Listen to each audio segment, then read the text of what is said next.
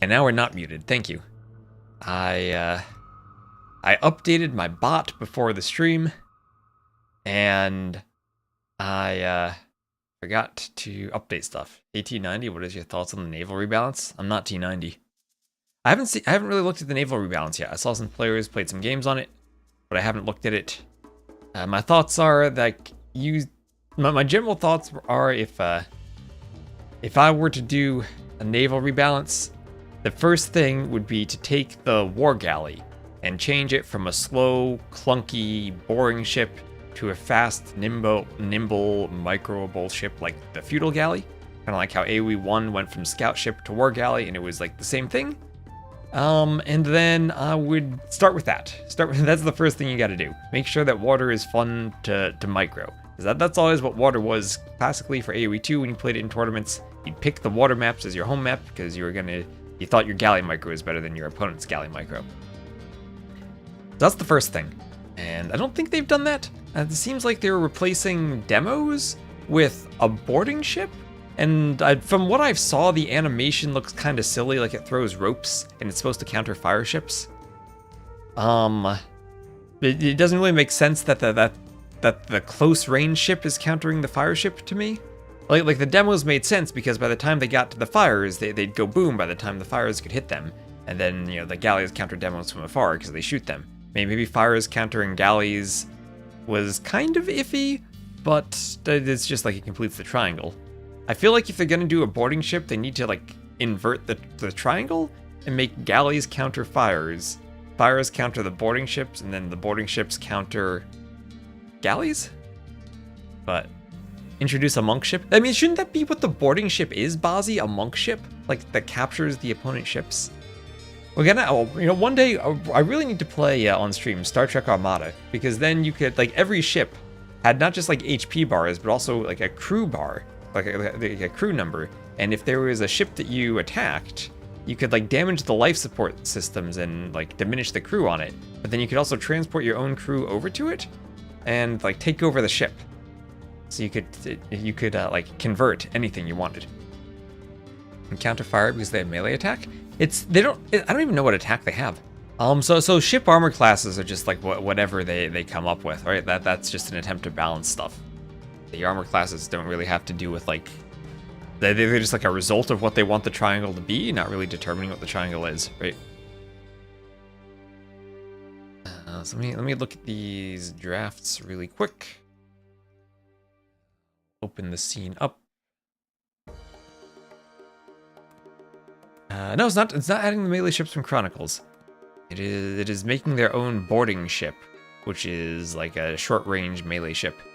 I mean, it's kind of a weird thing, right? Because for most of AoE 2's history, naval combat would have been ships ramming each other, and then boarding and trying to take each other over.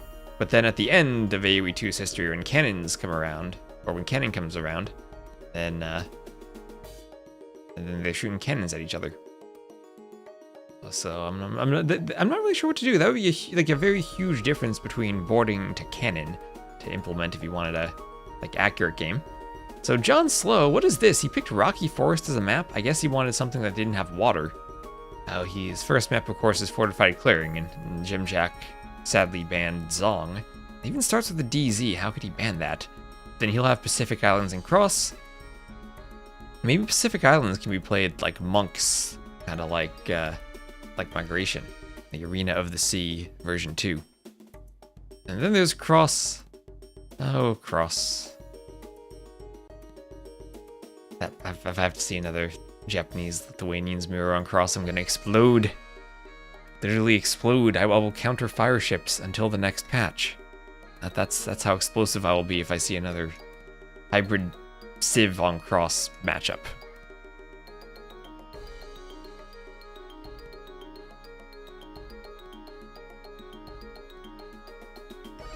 So Civ draft here.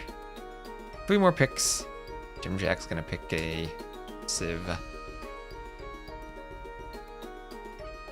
Has the Inca already, but I'm looking at those Civs. I'm seeing some hybrid Civs, Dravidians, Lithuanians for Dziamdziak, Bengalis, Malay, Armenians, Japanese for JonSlow. Oh, and then there's that Italians pick, those hybrid Civs.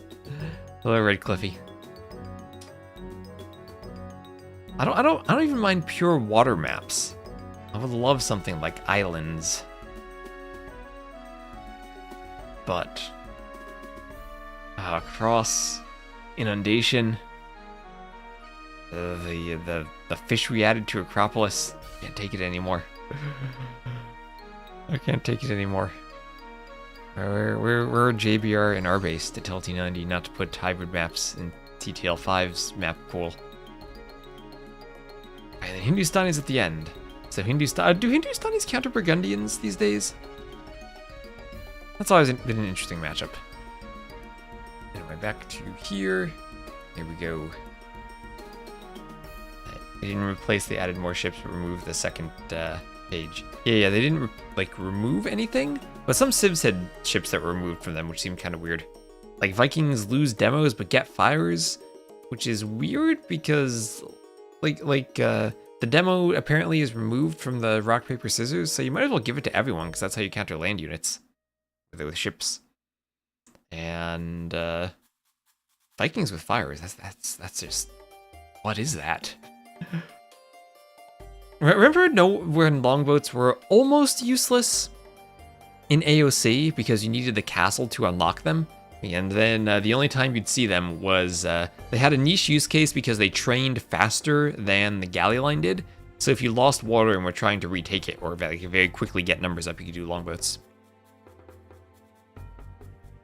So this is on the Hindustani Burgundians. More range versus more damage gunpowder. The Ghulams technically have extra damage versus the hand cannoneers.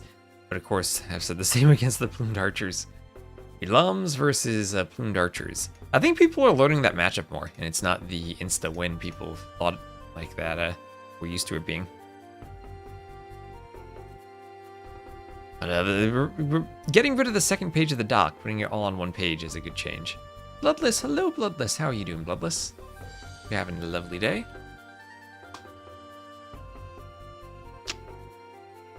And we're gonna have this set, and then also in about 2 hours, that's be 4:30 my time, so 20:30 GMT, we're going to have more Stronghold Frenzy.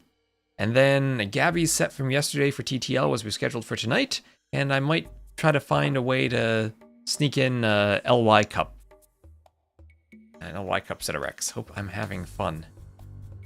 We're just getting started here, and I'm looking forward to having fun. Because Fortified Clearing is a map that was picked by JonSlow, and that means we're gonna get to see a closed map. Gonna get to see a closed map played. Well, maybe. Maybe JonSlow just wins out. Let me check. I think he was the higher seed. He was on the left of the draft. There are some water maps though, so I figure the map pool probably does favor Dziamdziak. Wean Dinchester versus GGOut Rex after this. Oh, I'll see what we have time for. Depends how long this set goes. If it runs to 20:30 GMT, then we're just gonna hop into a live set of Stronghold Frenzy. Did I cast your last SF2 match versus Warrior? Did I? I've casted so many of them, I forgot what I've casted. There were some over the weekend that I know I didn't have time to cast, and I need to get caught up. There's a lot of casting I'm gonna be doing this week. So this JonSlow is a 6 Skirm player? Yes. So maybe I didn't. I don't think I did. I know I casted your first one. I don't think I casted your second one yet. But thankfully we haven't had a patch, and hopefully with the water balance we're not going to have a patch for a while. So that would mean, as Dziamdziak has a lobby, that the Rex are not going to go bad. Very curious for the Todai G game. No spoilers though. Okay. That's a very curious map. I'm interested to see what players do on that map. Very, very interested indeed.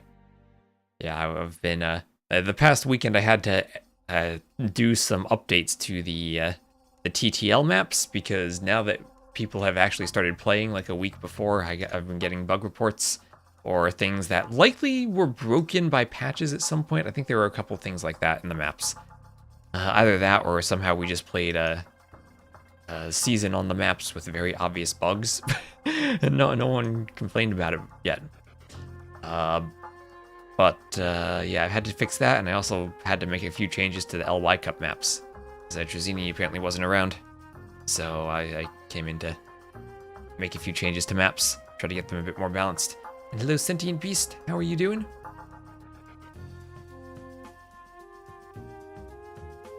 How art thou? Yeah, they're in their lobby. On the other hand, Hindustani's tech is just cheaper vills, which means it's less costly to replace Lost Eco. I think Burgundian's Eco is overrated. I don't know what to think of Burgundian's Eco. It feels really strong when you play with it, but then I'm also the type of person who likes to be super greedy and go for that Castle Age 2-man saw and crop rotation. Hindustani's are your nemesis. Oh no. I want this JonSlow guy to win, Avorin. Really? Alright, I'm going to do a quick 30-second ad, and hopefully that doesn't take too long. Petito's in the lobby. What's he doing in the lobby? He's not an admin for this, is he? I didn't think he was. Maybe he is.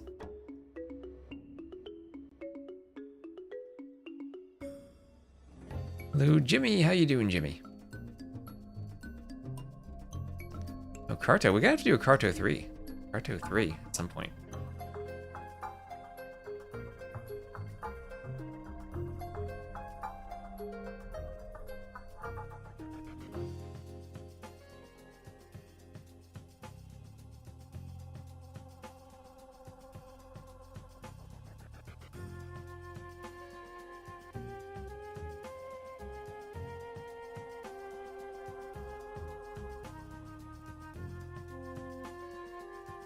Teutonic Knights doing the dance.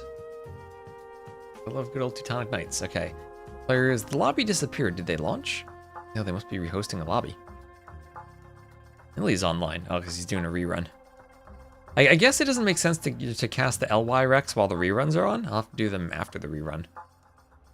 So maybe I'll do Leary versus Sebastian, and I might cast that after Gabi's TTL set. So I'll cast that tonight.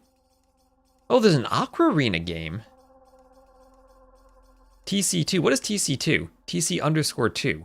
I use TC no_2 for cartographers too. Did I watch some Ling Yuan Cup? I didn't watch too much this morning. I saw there were people streaming. I saw like a game or two, but I wasn't getting too many spoilers before today, or before I cast them. The antagonist is doing some practice games against Warrior. Nice. Or just non-spectatable games, not private. I mean, you can see the map they're practicing. It's not private. So where's this JonSlow fella in this lobby that I heard about, that I saw and no longer see?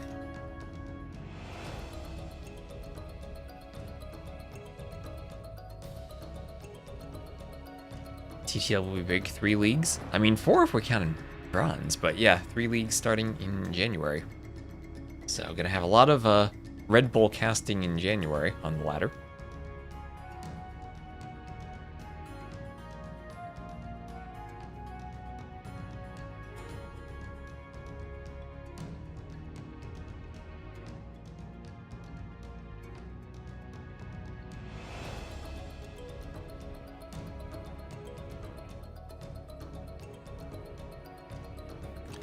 And also, I might do some programming streams at some point, because I have some programming work I want to get done, and I might stream it.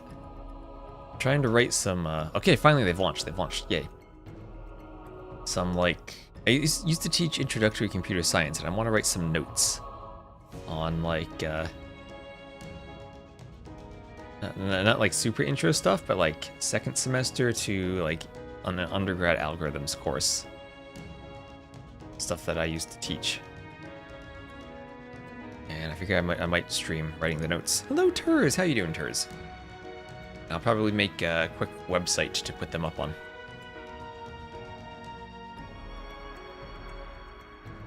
Back into my Java and maybe do some like Jordan did some fun Code Wars problems. I liked those streams a while ago when he was learning Python. I might do some probably more fun, more advanced coding stuff like that. Did you hear Turs? I didn't hear Turs, but I saw him writing in the chat.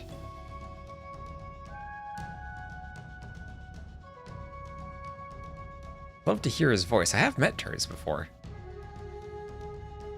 And here we go, TTL on Jungle Swamp. Make sure I'm paying attention to my YouTube chat. It's a lot of AoE. Lots of AoE these days. Okay, so what is Dziamdziak doing? He is picking the gray color, the gray Mongols. This gives me flashbacks to Jordan playing pocket gray Mongols and going scouts with them on 4v4 Arabias in the Tyrant Wars before scouts from the pocket was the meta. Anyway, Dziamdziak will be the gray Mongols to the southeast, and JonSlow will be the green Georgians to the north. The map is Jungle Swamp. I edited the map recently to make sure that players were guaranteed to have wood lines, because a couple times they didn't actually have a wood line. So that's a new thing. This version of the map, I do have 5 deep fish in the middle of the map.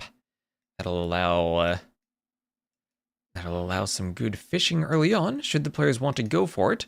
But they might also decide just to go for the hunt, because there are a ton of deer on this map, and our Mongols player might just push in some deer, or maybe mill some deer. Do both. Do a mill on the berries and get the deer. Relive the glory days of when AOC Arabia would give you 8 deer as the Mongols. Oh, that was nice. Tears is the quintessence for harmony. The quintessence. Can that be used as a noun? Like quintessential, obviously, is a word. If you had the quintessential cookout. Quintessence. Well, I'll have to figure out if that's actually a word. Quintessence.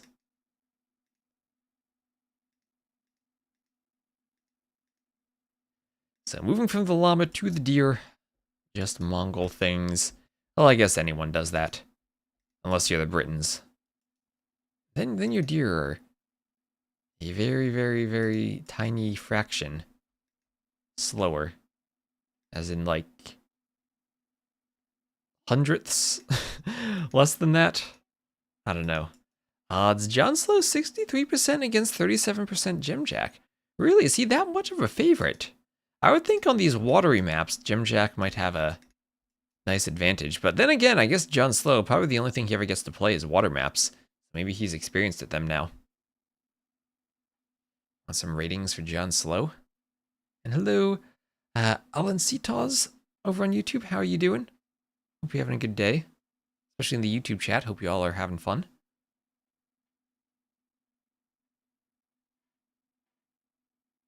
Really need to find time to edit YouTube videos. I should probably edit some videos about the water balance. And hello, the James Spark. How are you doing? And here we have the forward-ville for Dziamdziak to dock. Forward-ville for JonSlow to dock. But he's standing around. He probably needs to click through the menu and find the dock hotkey.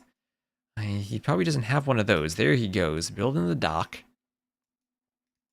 When playing Mongols, Dziamdziak opens men-at-arms in 18% of 1v1 games via AoE Pulse. What is AoE Pulse?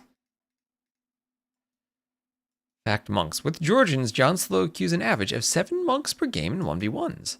Alright, yeah, dock map. Dealing with allergies, oh boy.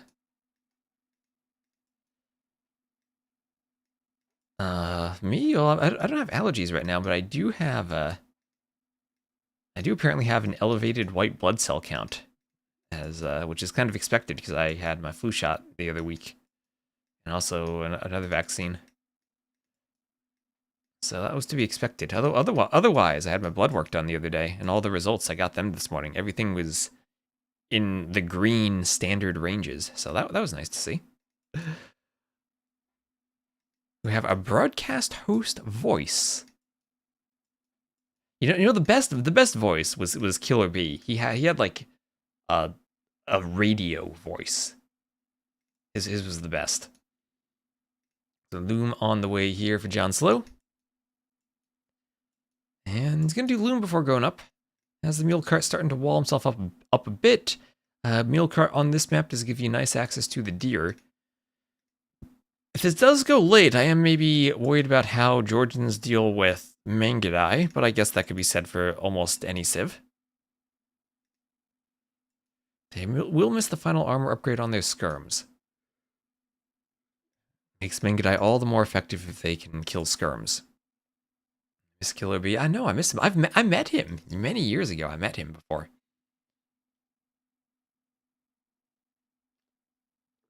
in like, that would have been January 2018 when we had our Brighton meetup. The hot tub meetup. But yeah, I miss him. So Scout will whack the fishing ship. Fishing ship will run away. 30 seconds later, we'll kill the fish. So that might be the case. Your Dziamdziak. What do you do here? I guess you have to open fires.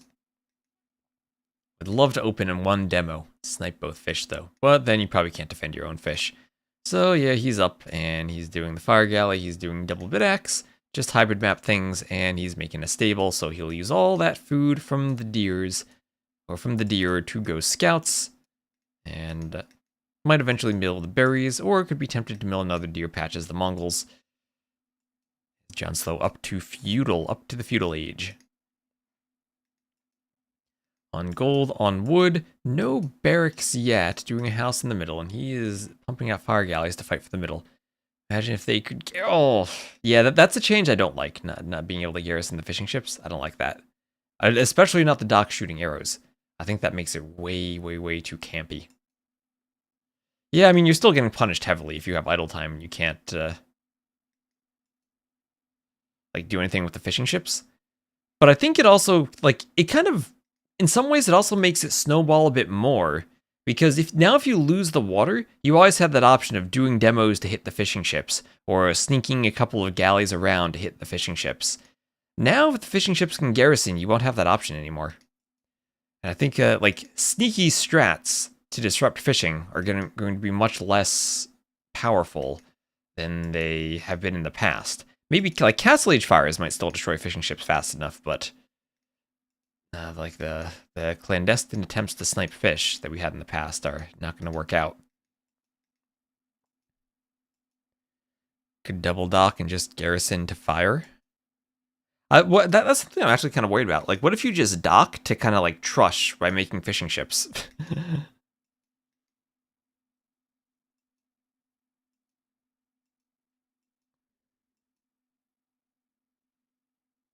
So, Scout Raid at the same time. Oh, no, no. Scout Raid. So, while JonSlow is focusing on the water, he also has to focus on some quick walls.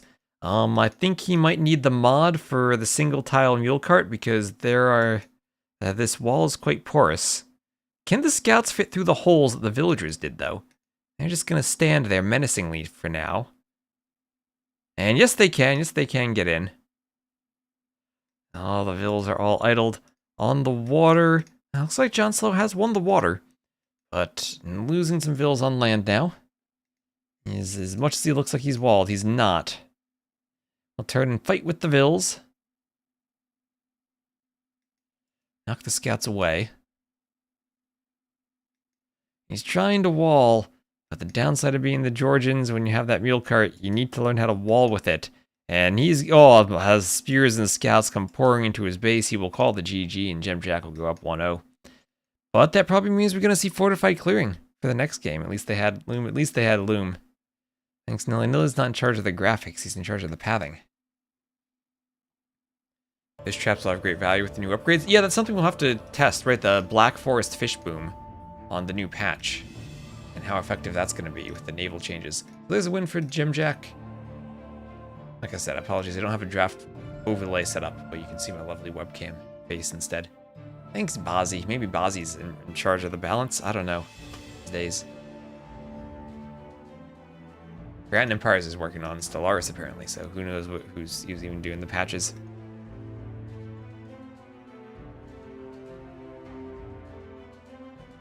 And a nice combination of coffee and some water. To stay awake and stay hydrated at the same time.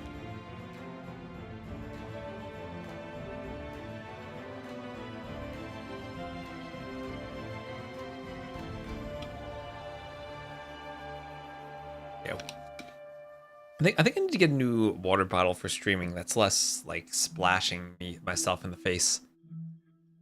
If anyone has like water bottle recommendations, I'm open to them. It just has to be very important that it does not spill, so that when I whack it and knock it over like I've done in the past, I don't ruin another keyboard by spilling water all over it. That's my water bottle requirement.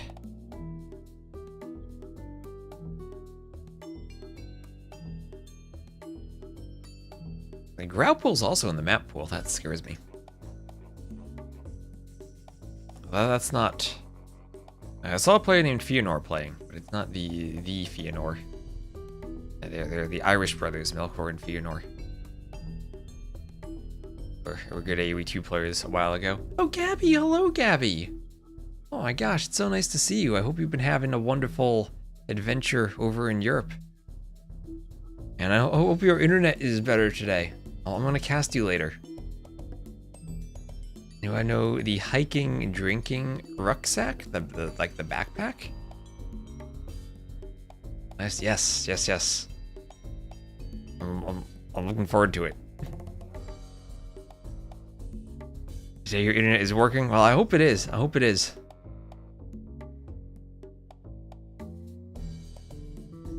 Alright, so we're 15 seconds away from Dziamdziak and JonSlow. Game number 2, and it will indeed be JonSlow's home map of Fortified Clearing.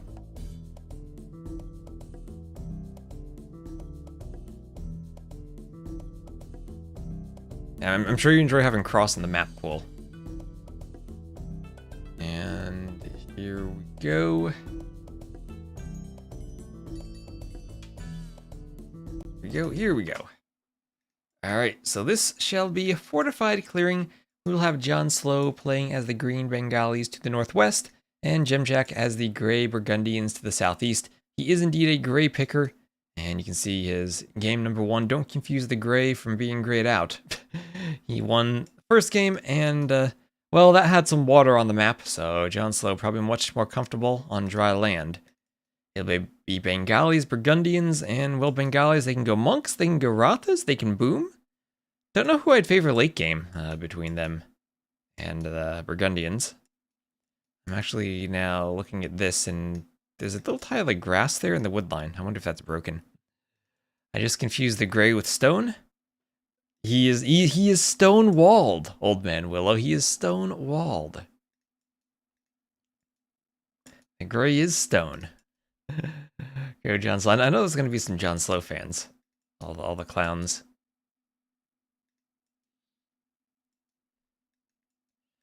I have a lumber camp. I would have loved to see the lumber camp in the little nook. But technically correct, the best kind of correct. Yes.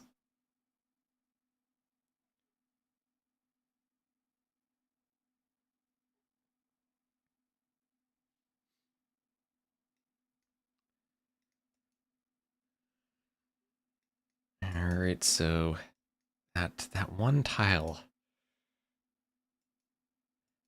That's that grass terrain. I'm not gonna look at it. I'm gonna hope the map doesn't break because of that. I always wish for a save that got back res for deleted buildings. That way the stone walls would actually be worth stone. Take the stone and move it somewhere else.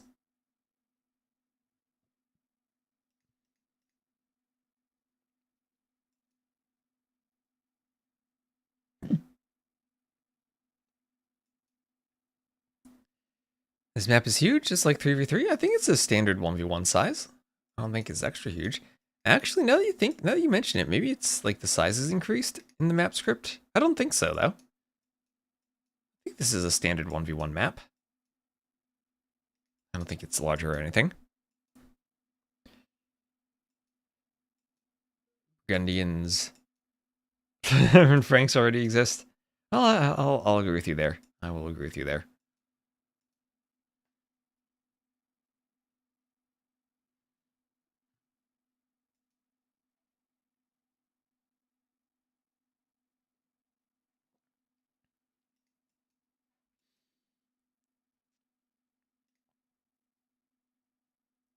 Deer pushed in under the TC. See another Veil coming out to lure in another boar.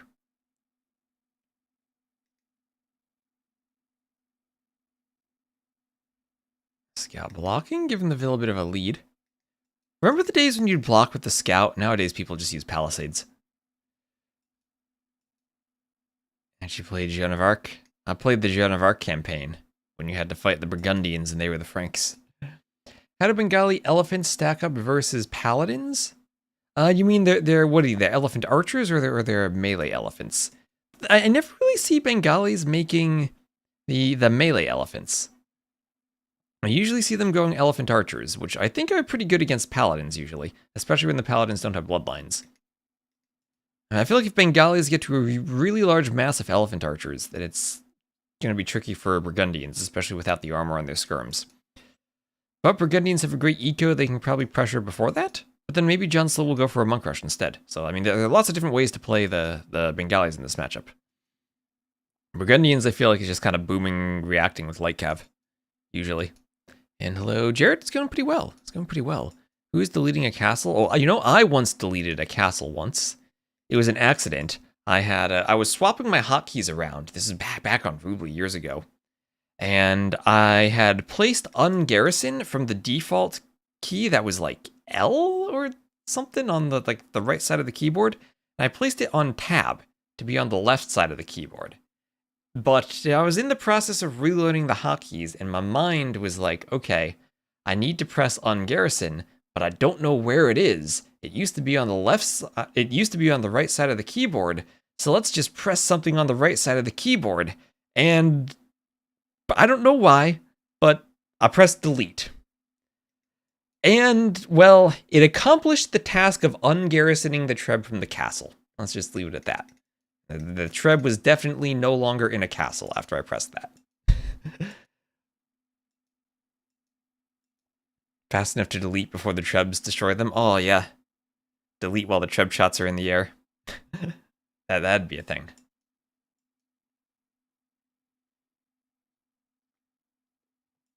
So JonSlow has bothered to wall up the sides. Dziamdziak doing that just now, but maybe the scout gets in first. Will be a Dark Age scout, though. Now, on this map, you do have the 1080 lower hit points on the stone walls, but you don't normally see trushes. I think it's just there's enough room on the outside to fall back to that you can very quickly wall to the TC and fall back, and you don't take as much damage from the trush like you would on Arena where you get trapped by it.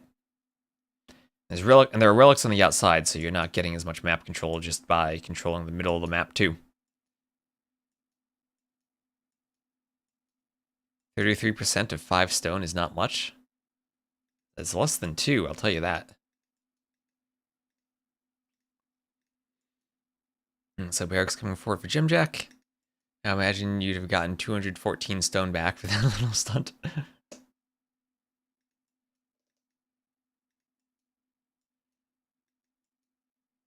That could be something like a nomadic civ. Could maybe get resources back from deleting their lumber camps or mining camps, and then could keep moving them and rebuilding them. I don't think deleting castles would be a smart play though. Don't know if that's something we'd want to encourage. So 2 vills out here walling with a blacksmith, and we'll see if we get blacksmith stable. And JonSlow just chilling in the back with his scout, and yep, blacksmith stable. From Dziamdziak, he needs a bit more food to be able to go up. We'll add in another farm. Market and blacksmith from JonSlow as he is going heavily onto gold. And what does this mean? I think this means we're going to have monks versus scouts. Oh, yes, I love a good monk rush. And JonSlow looks like he is going to deliver the monk rush for us. That's to the Persian TC HP bonus.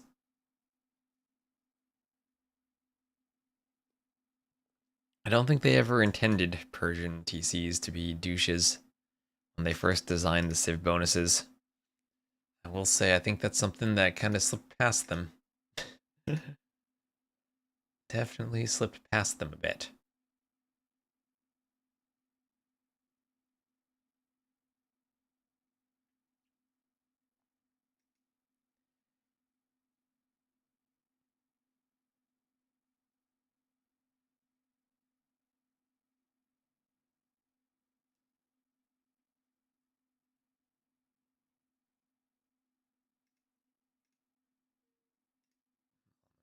Tab around, make sure I got my chat where I can see it.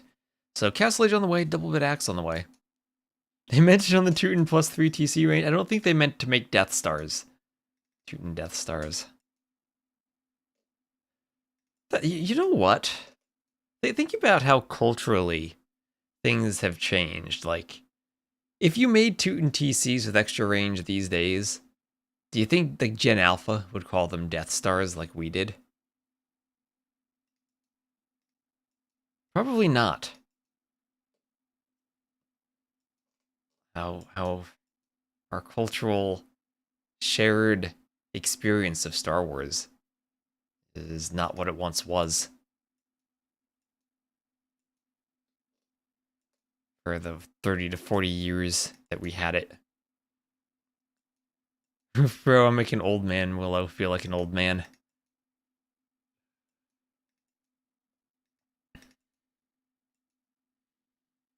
Consult Lewis for the modern naming conventions, I suppose. Those, I mean, there are people. It's hard to believe, but there are people younger than Lewis. Alright, ooh, and the scout right into the spear. There he goes, poking, and down goes the scout. Double monasteries forward from JonSlow, in a position to wall in the vills. He's got his quick wall game on point. Spears will plug up the other hole, so the scouts don't have to, or so he doesn't even need to wall as much. Only if you could cut up Star Wars into 30-second shorts. Yeah, respect the spears, look at that. He's done barracks for the monk rush, and now has pikemen on the way. Alright, pikemen. So after seeing the stable, going pikemen and a workshop. So we'll have a tower in front of the stone for Dziamdziak. It looks like Dziamdziak might try to go for a castle defense if he sends Vils out to stone. Not adding in any extra TCs. Just going for stone. Remember, Burgundians do have good monks too. They could go like devotion and atonement should they want to defend this. The Burgundians, they have the full monk tech tree, right? No, they just missed heresy and theocracy then. Okay. Yeah, no heresy though either. They do have theocracy, but no heresy for JonSlow. I mean, you could just play this full Castle Age monk defense. And I don't know who has the better eco there, the early and cheap eco upgrades or the extra vills. Maybe it's the extra vills even. So monk wants a conversion on the scout. The pikeman is there.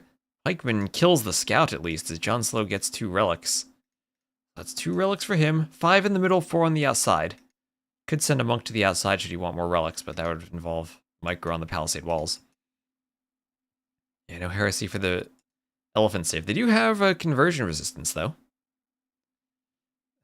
Less bonus damage, more resistant to conversion. Bengali's importing those Sicilian elephants for the reduced bonus damage. And okay, Elephant Ram time, let's go. Elephant Ram, monks can heal those. And the Mangonel out, so it's going to be a tower defense from Dziamdziak. With the university, he probably will go for guard tower. Maybe a bit too late for fortified wall. Let's see, he will have some scouts still hoovering around in the middle of the map. Gotta make sure we don't confuse them for stone tiles. Yeah, I need you to keep me on point, chat. Don't let me confuse them.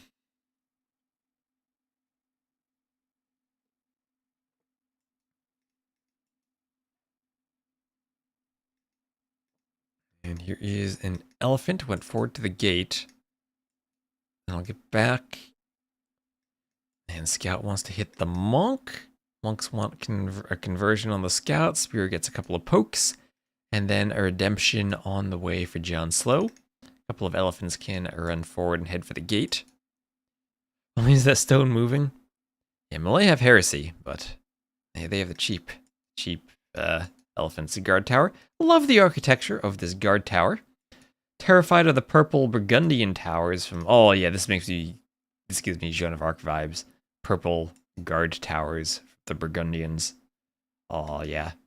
We'll leave him in gray. Leave him in his color. Monk wants a conversion. Monks can heal the elephants from afar, so the gate probably should go down, especially with redemption on the monks. Elephants to keep the pressure up. Monks to convert the mangonels, force their way in through the gate. Nice mangonel getting a splash on all the elephants. But monks can heal them up. Monks can heal them up. And that gate almost down. Monk wants the conversion.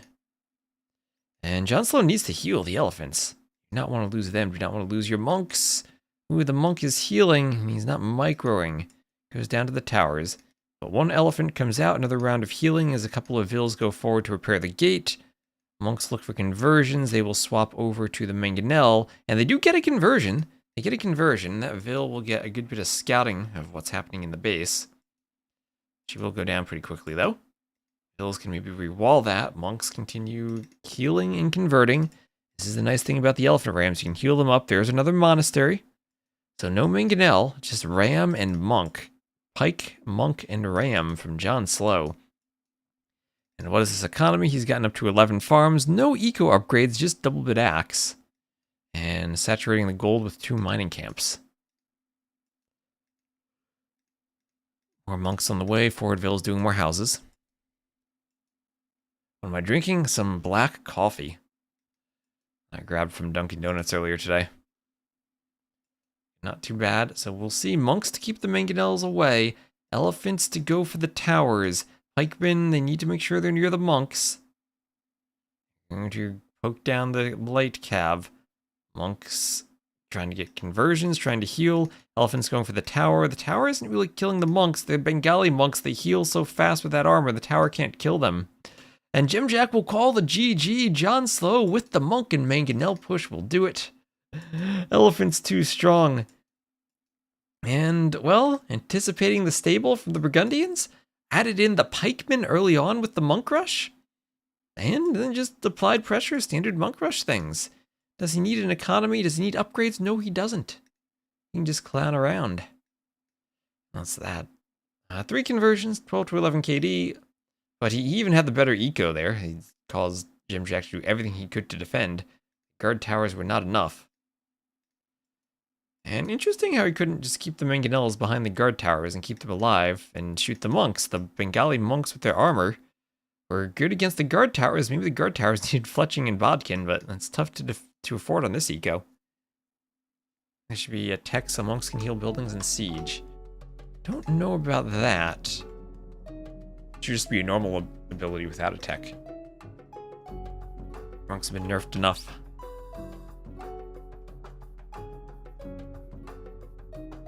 Alright, and next will be Pacific Islands, another map where obviously JonSlow is going to go monks.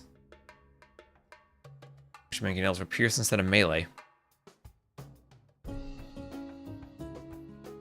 So much additional investment in monks. Yeah. Baron, hello! Monks should not be able to heal the Ellie Rams? How do you repair them then? Just no repairing the Ellie Rams? Should be able to convert them from a distance. Maybe they should just be adjacent to heal the elephant rams. And slows the entire circus. Vils? What would Vils do though? Vils, are they gonna hit the elephant with a hammer to repair it? I don't think that's how you heal an animal.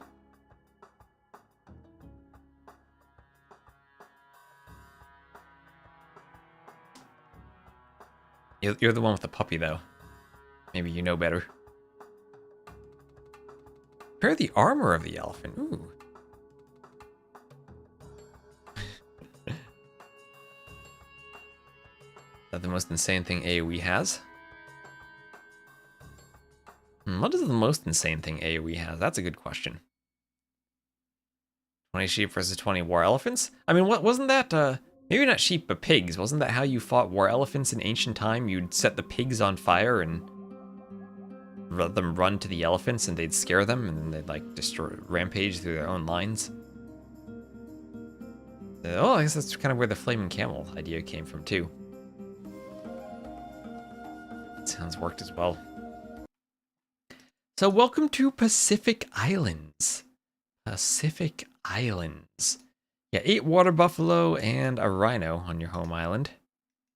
I don't know why it's only 1 rhino instead of 2, but it's 1. You start with the transport and you start with a nice little hut. And there are 2 islands in the middle. Dravidians against Malay. Malay, of course, not just a hybrid civ, but also a good monk civ. Only miss fervor in theocracy, but they can pump out the monks very well. Team bonus, extra line of sight on the docks. They can do thalassocracy to trush with their harbors, which could be a strategy on this map. If you get a whole bunch of harbors shooting arrows, could be fun. Yeah, they have that. I remember that from Rome Total War. You'd use the pigs. You also had dogs there too. I don't know if the dogs were ever that good, but you did have dogs. One of my favorite elephant unit, the Persian war elephant. You can't beat the classic. Not by far.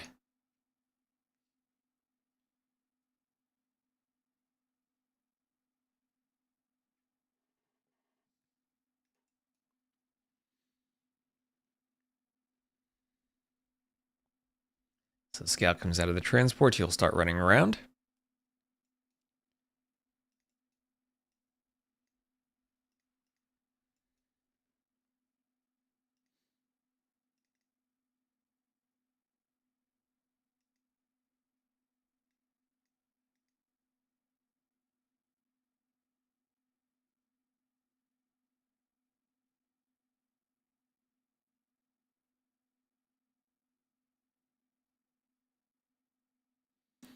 And TC there hunting the boar.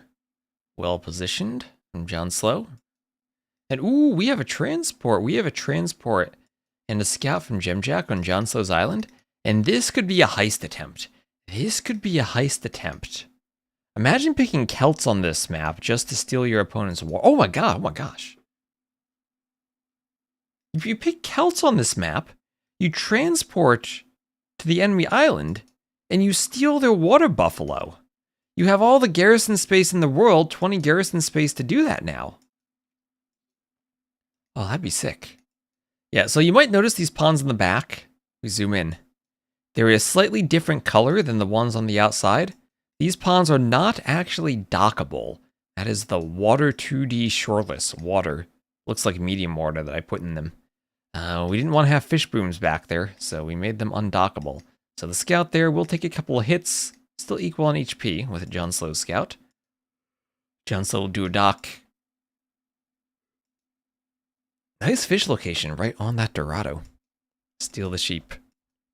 I've seen that before. I think it was Sebastian doing that a couple times in Warlords when, I think Warlords 3, maybe, when this map was there? I forget if it was 3 or 4. Yeah, I saw him do that. Quite effective, actually. But Celts for that, right? Wood bonus for the water map, and then you eat TCs in the middle after stealing the buffalo? Maybe it could work. Maybe. Gotta unlock that. Gotta unlock all parts of the brain. And if the galaxy brain plays here, right?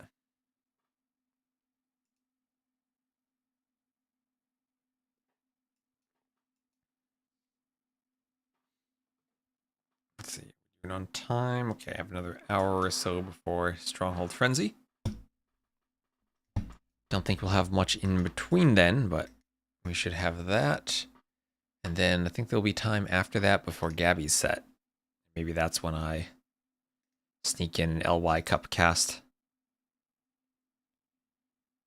Yeah, that's in an hour. Then we'll have 23 GMT for Gabi. So yeah, I think I'll fit in Leary versus Sebastian then.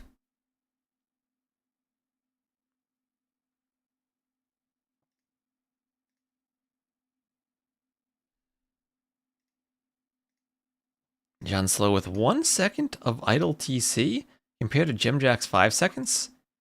He's going to stay Dark Age for a while as the melee. Probably go for that melee delay. And I wonder if he'll fast castle on this map.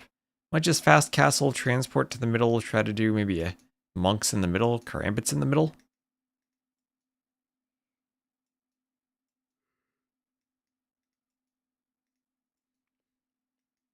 Some more vills popping out over the TC.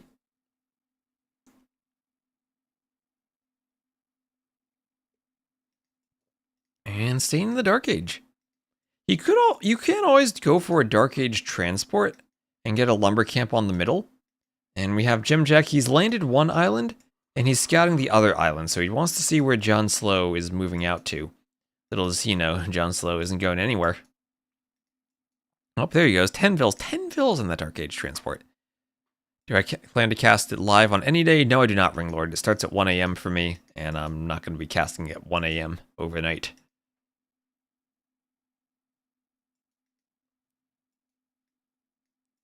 Some villas coming forward. So I think Nilly and Mem should be casting it, and Lewis should be casting it on Harris stream if you want to see it live in English. But it's I'm not going to be able to do it live. I cannot mess up my sleep schedule that badly. 1 a.m. is my map scripting time, as our base would know. So militia into men-at-arms. JonSlow has not scattered this somehow. Scattered the area earlier and hasn't gone back to it. He's luring in a rhino. The militia have not found the mill yet. Maybe they'll come around and see it, though. Yeah, and there they go. Just as the rhino comes in, Vils will shoot and kill it. And there are the men-at-arms. JonSlow gets down a quick house. I'll have to delete that. And he has to fight men-at-arms with villagers. We'll see how that goes. I wouldn't think that goes well. These are still Dark Age villagers. At least he did Loom before clicking up. And he was streaming it on YouTube as well. Yep. When I cast it, I'll definitely be doing my, loading the Rex and Capture Age and doing my own point of view. So I'm not going to be using the clean feed that they had, that the other streams are for. I think Mem was probably doing his own point of view too. So if you want to see the, I guess the higher quality instead of something that's just restreamed, that's what I'll be doing. And I'm not going to cast all of it. Like there's also TTL and Stronghold Frenzy I want to get to, but I'll try to cast the more interesting sets, especially as we get into the playoffs. So 1 man-at-arms isolated from the others. Tower going up for JonSlow, and JonSlow for the most part has done a decent job of walling this, but needs to get the tower up. And use the tower to kill some men-at-arms. Has to keep the men-at-arms away from the base of the tower. And be careful about the Vils. Ooh. Tried to pop out a Vil to garrison that one, but wasn't quite in time.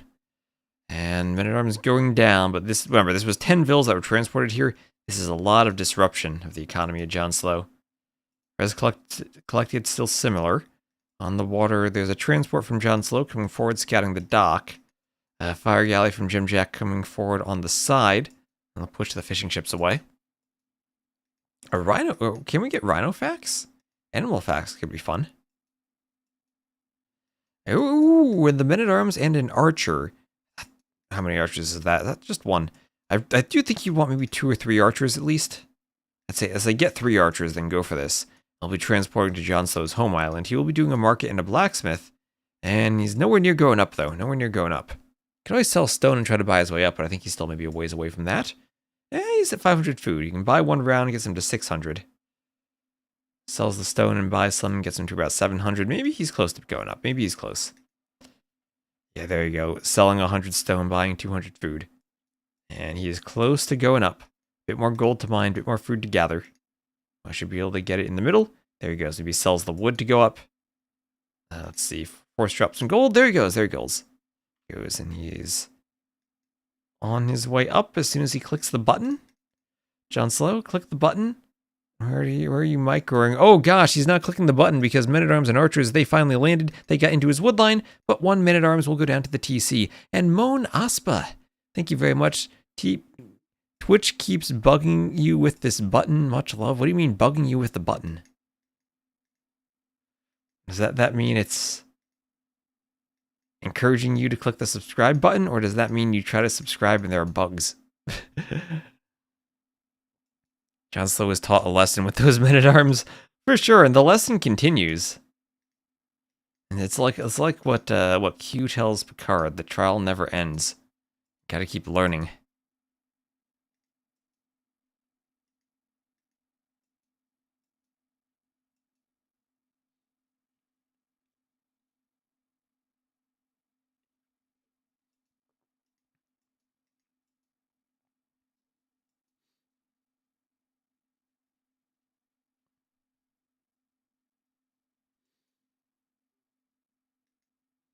Let's see, will a fishing ship block this?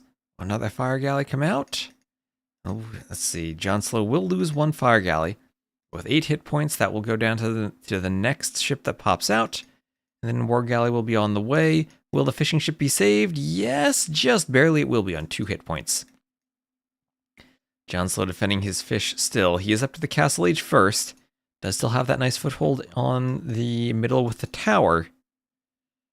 Dziamdziak as a whole, though, up by 500 resources collected. Hasn't had that disruption of the men-at-arms that JonSlow did.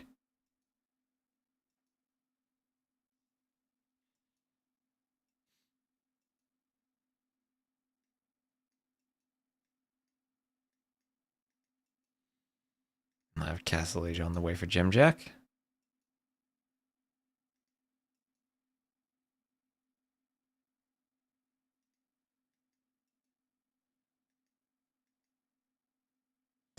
More fires coming forward. Nice positioning to hide this weak one behind the other ones, but finally does go down. And ooh, what happens in this fight? Will that fire get a kill? No, it won't. Will it sail away? It is faster now that it's upgraded, so it can get away. JonSlow will be docking the middle. Docking the middle. As the fire comes over, maybe some repairs on the way. There we go with a repair. More fires coming around. Archers coming forward on the tower. Tower snipes them off. Those coming out, fighting the archers under the tower. And the archers go down.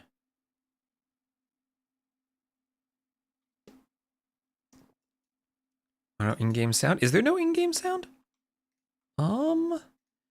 No, someone should have pointed that out earlier. Now there should be in-game sound. Thank you. Because I needed to go and click a button in OBS, and no one pointed that out yet. Sorry about that. Only took 3 games before we realized it.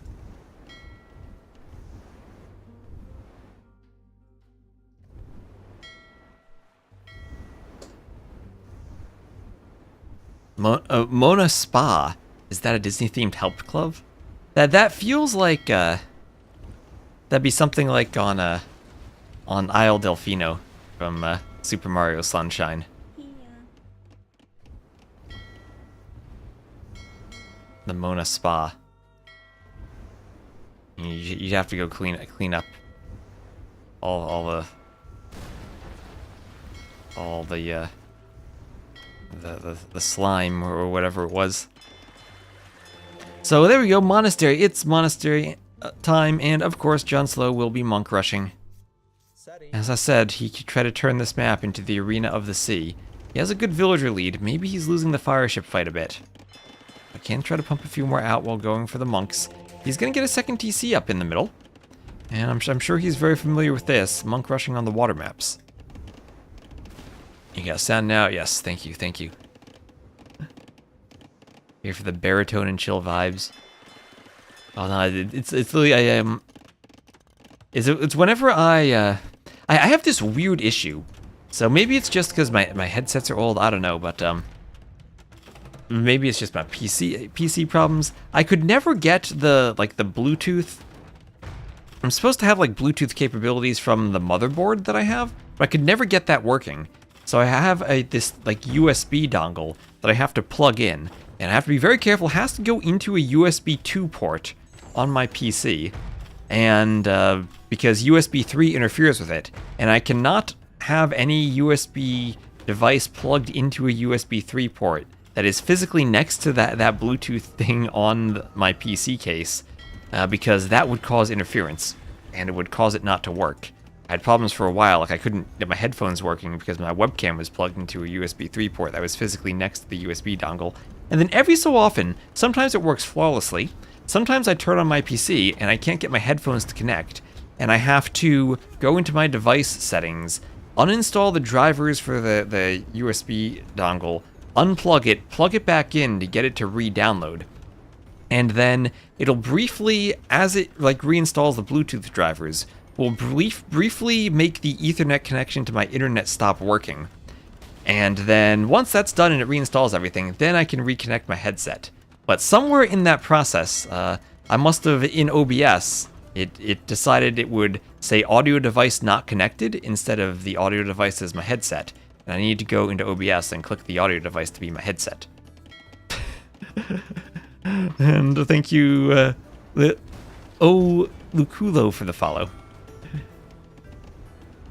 Get a PCI Express module then? I just bought one yesterday, even the drivers. Yes. The stuff I have to do to get a stream that works properly is way more involved than it really should be. It shouldn't be this hard, but it is. Like the freaking Python server I had to write to send my mouse cursor to OBS because Capture Age didn't have a resizable mouse cursor. Random stuff like that over the years. You build up hacks. And we'll have a converted scout as JonSlow continues to monk rush in the middle, and he converted the workshop. He converted the workshop, and he's held enough on the water. Let's see, it's now 7 fire ships to 0, so he's lost the water.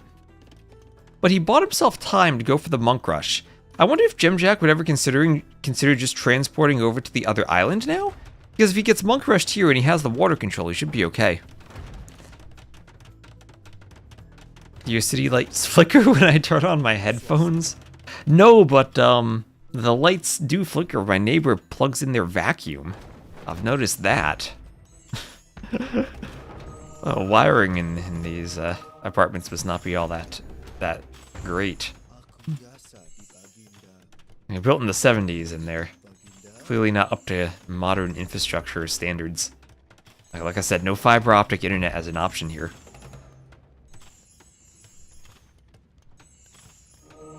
One of those hacks are dope though.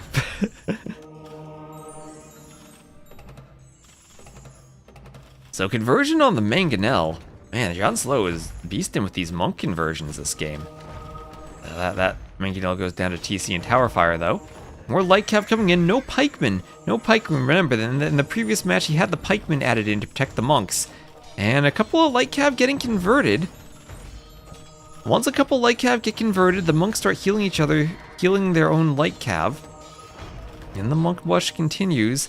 Another mangonel popping out. Has to be careful of the TC fire. JonSlow, don't walk under the TC with the mangonels. There he goes, pulling back. And after the light cav raid, he still has the monks alive. Monks, 100 gold versus 80 food for the light cav. Probably a bit cheaper for the monks because you don't need to do the farms for them. Remember, there's a bit of a wood cost involved in farming too. Sounds like a fire hazard. Probably is. It's a good thing the smoke detectors that are hardwired in this apartment also come from the 70s. I'm replacing those soon. I had an electrician come by this morning and have him look at some of the electrical outlets here because some of them don't work. And we're gonna have them replaced. And I figure that's the type of thing I want to make sure someone who knows what they're doing is doing it. Like, I probably do a lot of it myself, but that also sounds like a bad idea. So monks, scout will pick off a monk. Monks want a conversion on the fires, and JonSlow doing that F tier Malay castle will take control of this central island. I wonder if there's ever a point he thinks of getting back on the water. Oh my gosh, the mangonels killing the villagers. Somehow JonSlow killed only gray villagers there and not the villas he had converted. What a mangonel shot that was. That's one of the best mangonel shots he's ever had.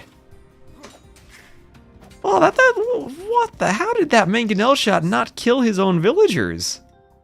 That was crazy. And he'll get a TC up. Dziamdziak still has the score lead, but he's down by 20 vills. I mean, more than 20 vills when you consider he has 3 fishing ships, and 3 fishing ships on this map should be getting pretty inefficient rather soon. And looks like Dziamdziak gonna have to migrate to the other island. I don't think he has much hope of maintaining control here. Krampus could come out. Reminds me of the half-friendly finer bonus for the Jurchens. Random deer walking under the TC, getting funneled. Always look for the deer funnels.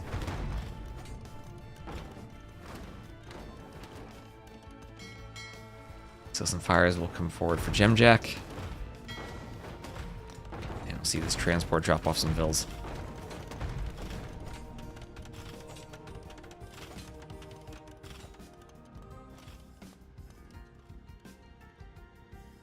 At some point, I do also want to, speaking of a hardware setup, upgrade the microphone.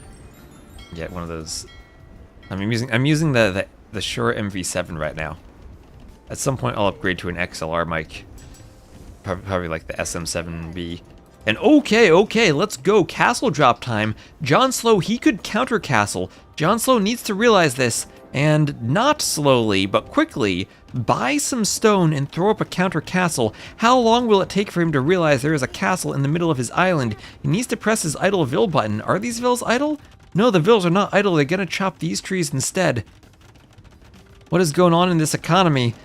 Dziamdziak's gonna have a castle right in his face. I thought he was migrating to the other island. No, he's going forward for a castle drop, and he's going up to Imp. JonSlow does not have food for Imp. If JonSlow had noticed this, he could have just deleted the mining camp, done his own castle, and gotten it up faster. But no, this works. He might even lose his market now.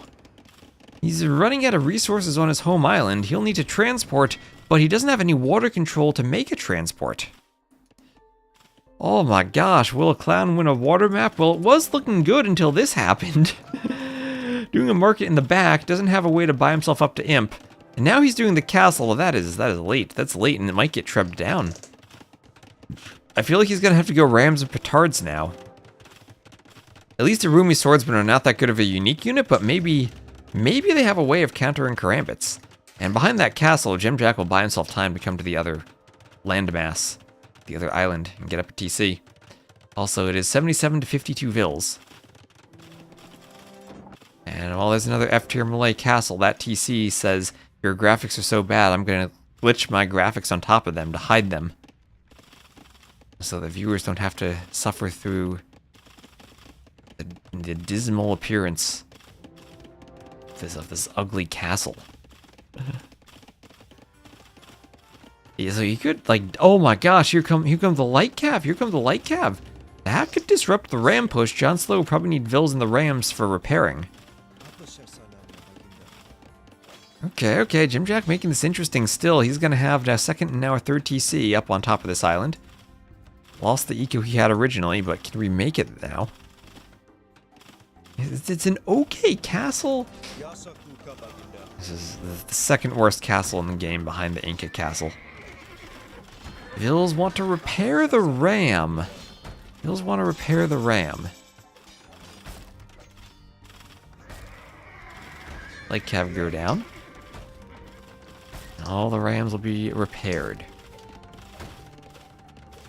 Alright, and we'll have a monastery going up here for JonSlow.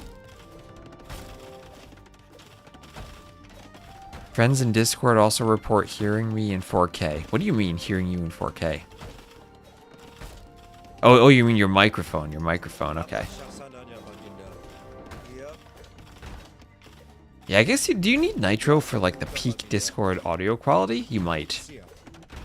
I know you need it for the highest quality of like video sharing. Occasionally I have to go Nitro if I'm gonna like stream something on Discord. So one Treb is out, but the ram push did succeed. The ram and Karambit push did succeed. A couple of converted Karambits here. Or no, are those Arumis? Are those Arumis? Oh, those are Arumi swordsmen. They look so similar. I never realized how similar they looked. But there you go. The castle is pushed back. Dziamdziak has bought himself time. But how much time is that? With the, let's see, pathing. Yeah, where's that mangonel going? Not on the transport ship. Nilly's got to fix that. But now it's time for another monk push. Ooh, there's a relic there. JonSlow doesn't have the stone for another castle. Could go for a monastery. As that mangonel comes over. Mangonel is going for the fires. And oh, JonSlow buying himself another castle. Monks want conversions in the fires. They got a couple. And mangonels will almost hit the fires. Monks want another conversion. He's going to use 4 monks for 1 conversion. There's nothing else for them really to convert. We'll have a defensive castle here for Dziamdziak. And maybe the possibility for Trebs. He has Bodkin coming in for the castle. He's always going to pick up that relic himself. Yeah, Miguel forgot his bags. Had to go pick them up.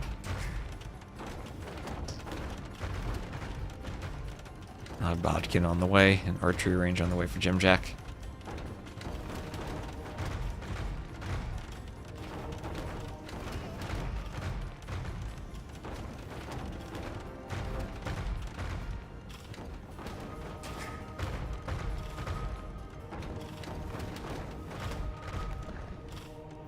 You can just select studio preset for audio.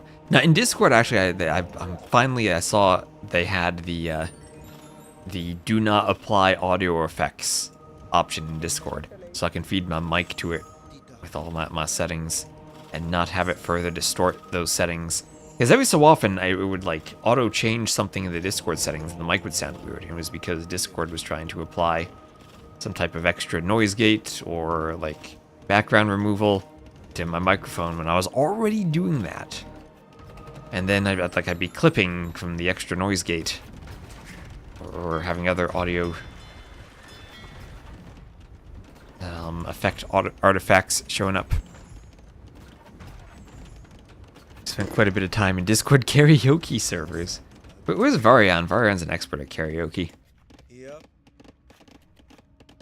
So Crambit's running around.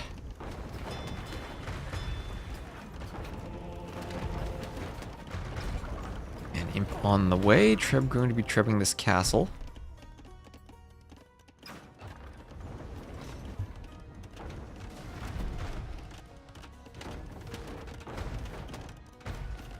And Treb goes down. Mangonels pick off the Treb.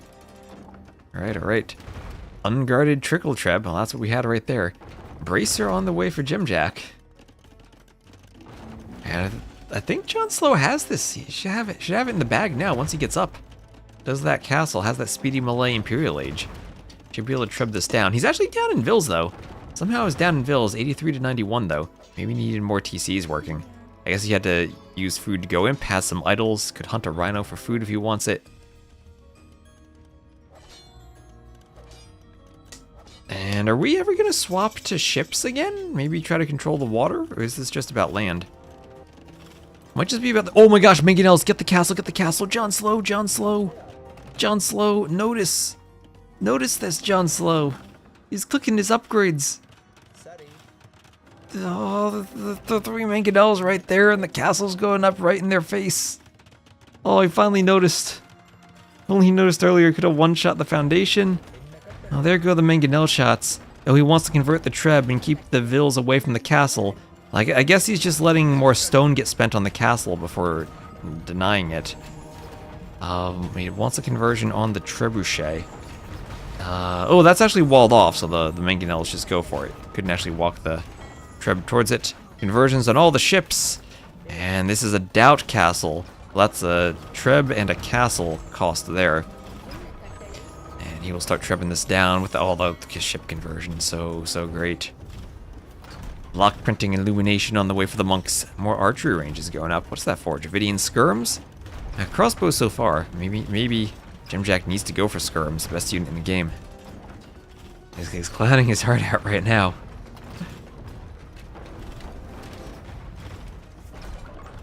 Now there goes that castle. It doesn't look like Dziamdziak was able to delete it. And the other Trebs could go for this castle up here to the north.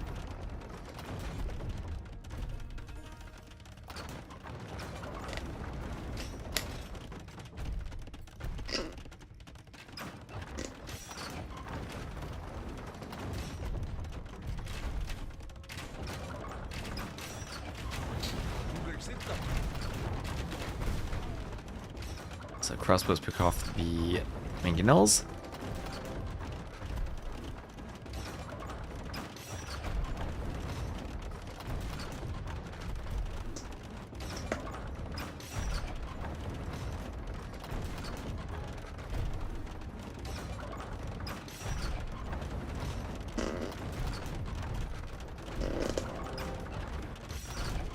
Trebs still shooting the castle. This castle is being repaired but goes down. Not enough repair vills for JonSlow as Dziamdziak takes the score lead again. He will lose a castle though. Still has a slight vill lead. I mean, in terms of resources collected, his economy, despite JonSlow's huge eco or villager count earlier, we have around 9k more resources collected for Dziamdziak. It feels like JonSlow still has this, but needs to maybe win the Treb fight, get some repairs on his Treb properly, get another monastery up. And no one really has any water control. No ships for anyone. Monks, oh my gosh, the monks really want conversions on the Trebs, and they're gonna force the crossbows to engage. But conversions start coming in. Crossbows picking off monks though. Not enough conversions. 8 crossbows left. And JonSlow needs more monks. He needs more monks. Maybe Dziamdziak will hold on. What is this? He's holding on somehow. And we're getting reset to a point where both players have one island. Dziamdziak has some cannon coming forward. He has one cannon left. Needs to train more. The repair vills go down and JonSlow will lose all of his Trebs. And now be down by 10,000 resources collected. Somehow, some way, Dziamdziak has kept his economy running. Despite I mean, he also has the KD lead. So what happens on the water? Dravidians have shipwright. They have fully upgraded everything at the docks. At the dock, the Malay, same can be said for them aside from heavy demo. But if you want to play water, both civs will be great at it. Double bit axe on the way. Thalassocracy, also remember the harbor tower docks. That is a tech for the Malay. Full Hulks play. No Hulks yet. That's a future patch. That's a beta right now. What is happening here? Some transports here. Vils and a ram. JonSlow with the defensive castle at home, and how did Dziamdziak hold on here?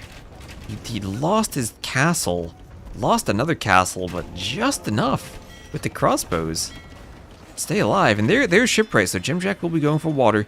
Shipwright is an insane tech. Ships cost minus 20% wood and build 50% faster. It is amazing, and maybe he even wants to start thinking about lumber camps on the mangrove shallows to collect the wood, the extra wood on the map. You're from the future? Well, this game is from the present.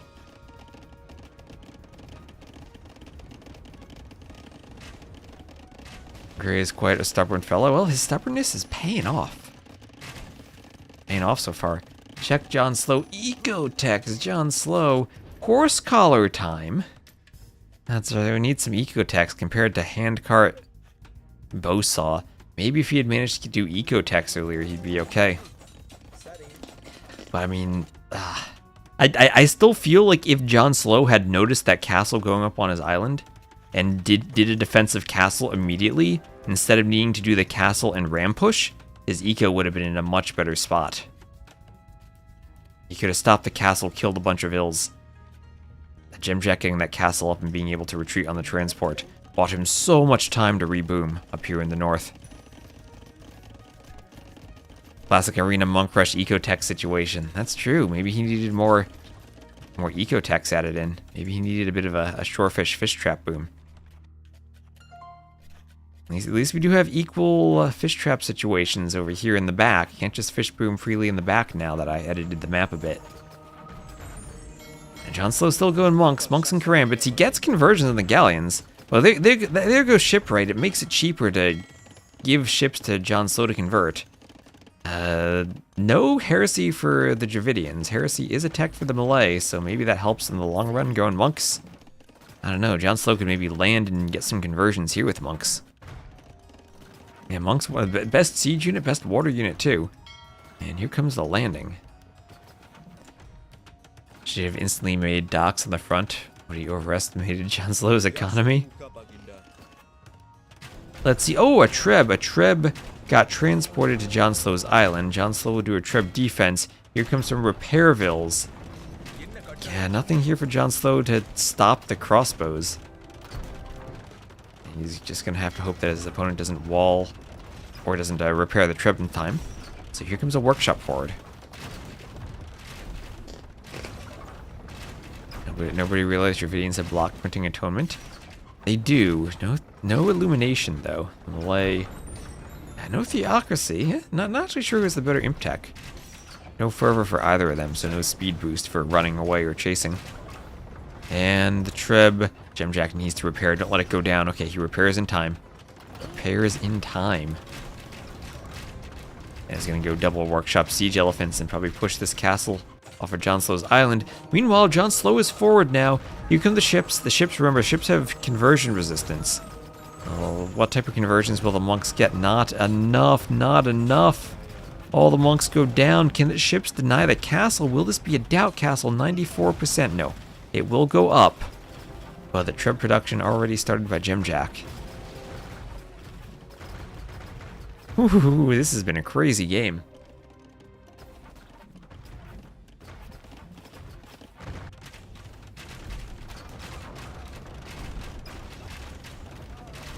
Counter-trebbing from JonSlow. And Karambit's not enough HP to hold up against the crossbows and kill the elephants. Gonna have to get the elephants closer to the castle for them to engage. Arbalest on the way for Dziamdziak, finally able to add the Arb tech. He'll be missing some armor, but otherwise it has all of his attack upgrades. His chemistry also is in for him.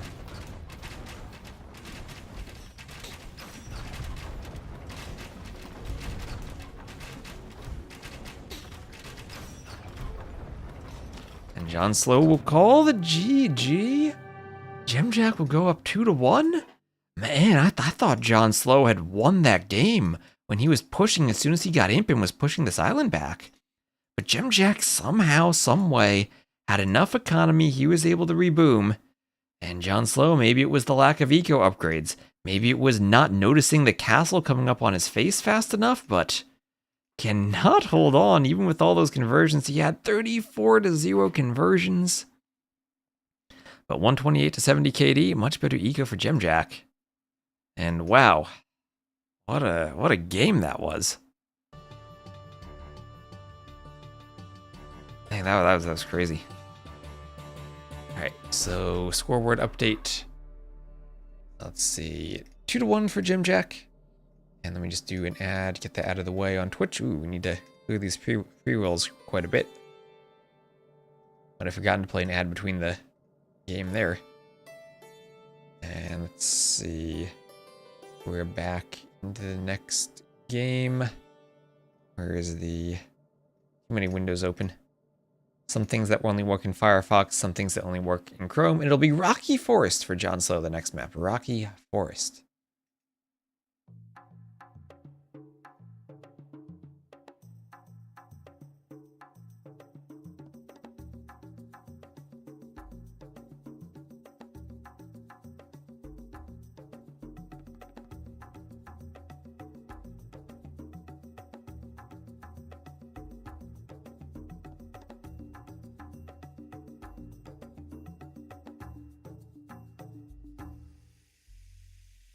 All right, here we go.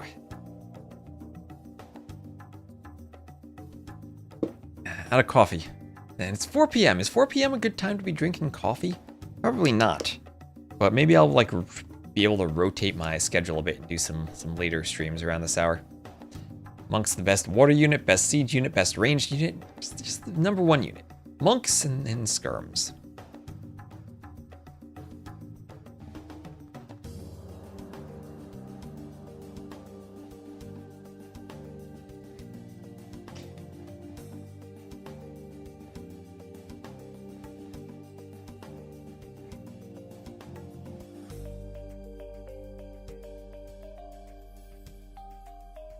Oof, so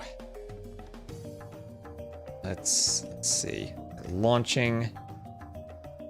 There we go, 1 minute spec delay. It'll be Inca for Dziamdziak, Armenians for JonSlow, and we might see a Drush, like 5 militia Drush Eagles. For Rocky Forest, Aztecs for a 5 militia Drush have been fairly popular. JonSlow's Armenians might just be able to mule cart his wood line to the middle of nowhere and avoid the drush. Great time for coffee if I plan on going to bed after midnight. Maybe I want to plan on that. I feel like I'm still tired when I drink coffee though. I haven't had a consistent sleep schedule recently, but maybe that was just kind of side effects from getting some vaccines the other week. Seeing as how my lab work indicates my white blood cell count is still pretty high. Maybe I was just extra tired. Oh, that's what I forgot. I was gonna get some Visine today, or some eye drops, so my eyes don't get dry while I'm streaming. I just settle with hoping that I can keep some moisture in them by drinking enough water. And here we go. Whoosh. Monk skirms for the next DLC. Monk skirms? What the heck? What would that even look like? Like a warrior priest, maybe? Like a skirmisher that could heal your units? Or I guess it'd be like the Jedi from Galactic Battlegrounds, right? They had a melee attack, and they could also heal. Imagine if that was a skirmisher. Imagine if that. Ellie skirms like Ellie genitors. Right, so the map is Rocky Forest. If you saw this in the Lingguang Cup, or in the Lingguang Cup, this version will be slightly different. I think a couple of changes are I keep the forests farther away from the players, so you don't have a nearby wood line. If you want to walk all the way out there for wood, go ahead. I made a change earlier today so that players will consistently have at least one patch of deer next to their opening. It might not be exactly in the middle, but it will be somewhere with a straight shot at the TC for you to push them in. And also the rock terrain, I think, is a bit more obvious where you can and cannot wall on the map. Just a bit more obvious, so you know where to place your lumber camps. So JonSlow will be to the south, he will be the green Armenians, and Dziamdziak to the north, he will be the gray Inca. JonSlow, after a tremendous game 3 where he came up a bit short, now will play his home map and try to force a game number 5. That would be on Cross, the final home map for Dziamdziak. And hello Matza, you thought about walling your opponent out of the middle with a wall and 2 mule carts. Did anyone try this before? I haven't seen that before on this map, no. I know a while ago, Ornlu and I played a 2v1 show match against Hera where we had to go for a 2-minute delay before we could do anything. And we played a game of Land Madness where we had Ornlu, he randomed Armenians and went for a mule cart wall on the rock terrain to keep himself safe. So it's definitely an option, but I have not seen anyone do this on Rocky Forest yet. I mean, you could also wall yourself, right, with 2 mule carts and a bit of walling.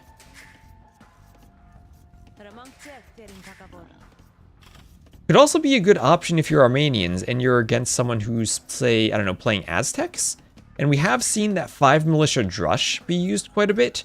You could do 2 mule carts and then a few palisades and wall yourself in on a lumber camp. Maybe slightly less efficient for dropping off the wood, but you can see JonSlow doing that. 1 mule cart here, 1 mule cart here, and then a couple tiles of palisade, and you're safe. So I don't think they run when they're drush, so you can use them as the wall. They'll go monks beside Dziamdziak, maybe gets eagles. He might go fortified churches. Right? Oh, what is this? He's going to the hunt in the middle. This would be where the 5 militia drush would be kind of devastating if JonSlow is in the middle.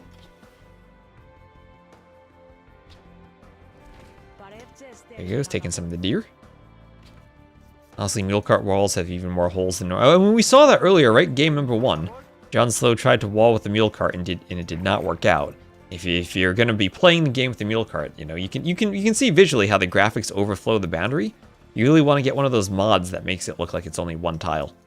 Then you can see more properly where you're walling. But yeah, the mule cart walls are a good idea. That's probably a bit underexplored on the rock maps. Even on maps like Shrubland, or whatever, or Shrubland, or whatever it's called, or like Enclosed, we have that 1 tile of rock terrain around the outside. You could wall to the terrain, use a mule cart, and then continue walling and have a full wall off. Do I know the mule cart only? The mule only mule cart mod? Yeah. That's what I'm saying. There are mods that make it mule only, so it's 1 by 1, and you can see it more clearly. That way you can wall with them a bit more easily. So Eagle for Dziamdziak, and he now will come forward with 2 militia. JonSlow will scout that, and he will do loom as the militia are on their way. And the loomless Vil will have to run back. And, well, he can just run simply. He has the mule cart. We'll have enough Vils to take a fight once loom comes in. And there he goes, punching down the militia. They are just Dark Age militia, not Feudal Age men-at-arms. So the Vil's probably fine to take that fight.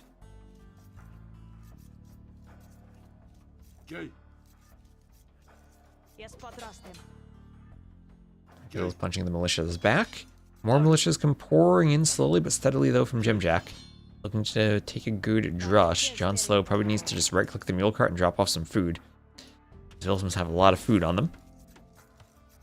Well, he did win on Fortified Clearing, and he did almost win with a Monk Rush on a water map. So Mill going up there for JonSlow as he comes back to the TC.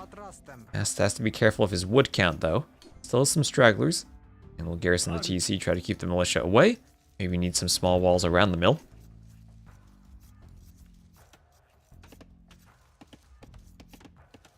Some palisades going up for JonSlow around the mill there.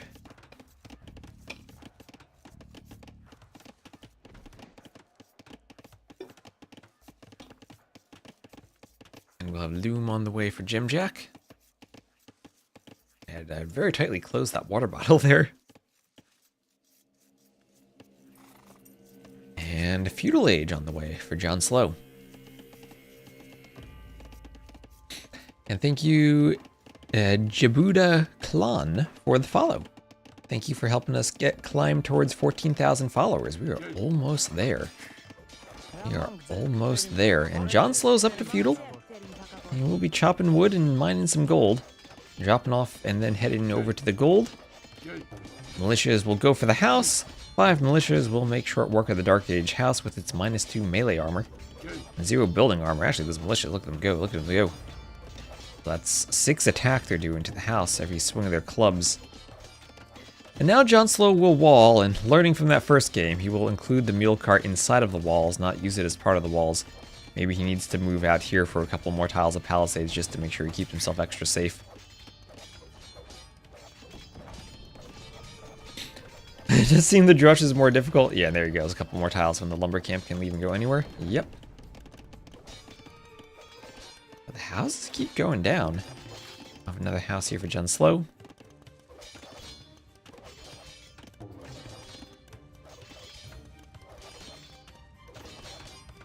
She's going for the house. Here's JonSlow up to feudal. He's not even leaving himself farming space. He's doing a market. And does he want to FC off of this? He's probably going to sell stone and FC. And then go fortified churches. There's the market. There's the blacksmith. He doesn't need houses. He doesn't need population space to go up. He just needs that blacksmith, and then he should be able to click. Let's see if he'll buy some food. And he'll sell some stone and buy his way. Now, the problem I'm seeing here is how does he ever make fortified churches if he does not have another mule cart? Because he's finished his straggler trees. How much do mule carts cost for the Armenians? Because he needs to buy more food or drop off more food somehow.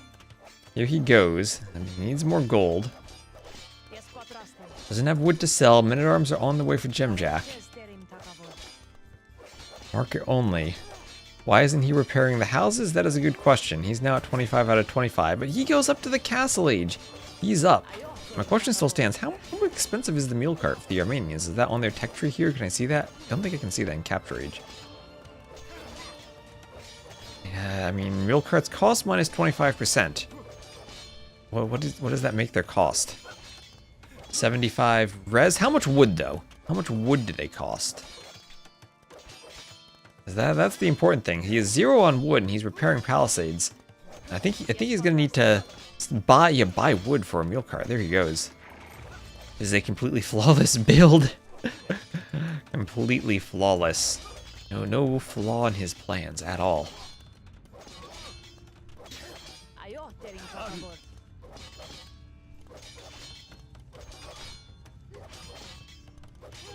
Those men-at-arms on the food would have hurt. So he's scouting forward. What does he do? Go around the outside and maybe try to do a fortified church on the gold? I guess it's a bit late for that. He'll probably have to do a defensive church on his own gold. Make sure he gets his first relic at home, then go forward. How do warrior priests do against men-at-arms? I guess they'd wreck them. They have such better stats. 24 -2 2-minute idle FC. Perfect.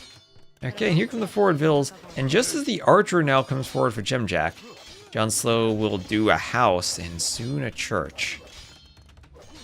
We'll have the wood for the church. Might have to do it kind of by the TC at first. Let's see. And there's the fortified church on its way up. And nothing will be there in time to deny it. And the vills can garrison, stay safe. A couple more walls here for JonSlow, but he gets the church up, gets the relic in the church, and will even pick off an archer with it. So nicely done. Can delete the palisades now. And just gather from the gold. And can just gather from the gold.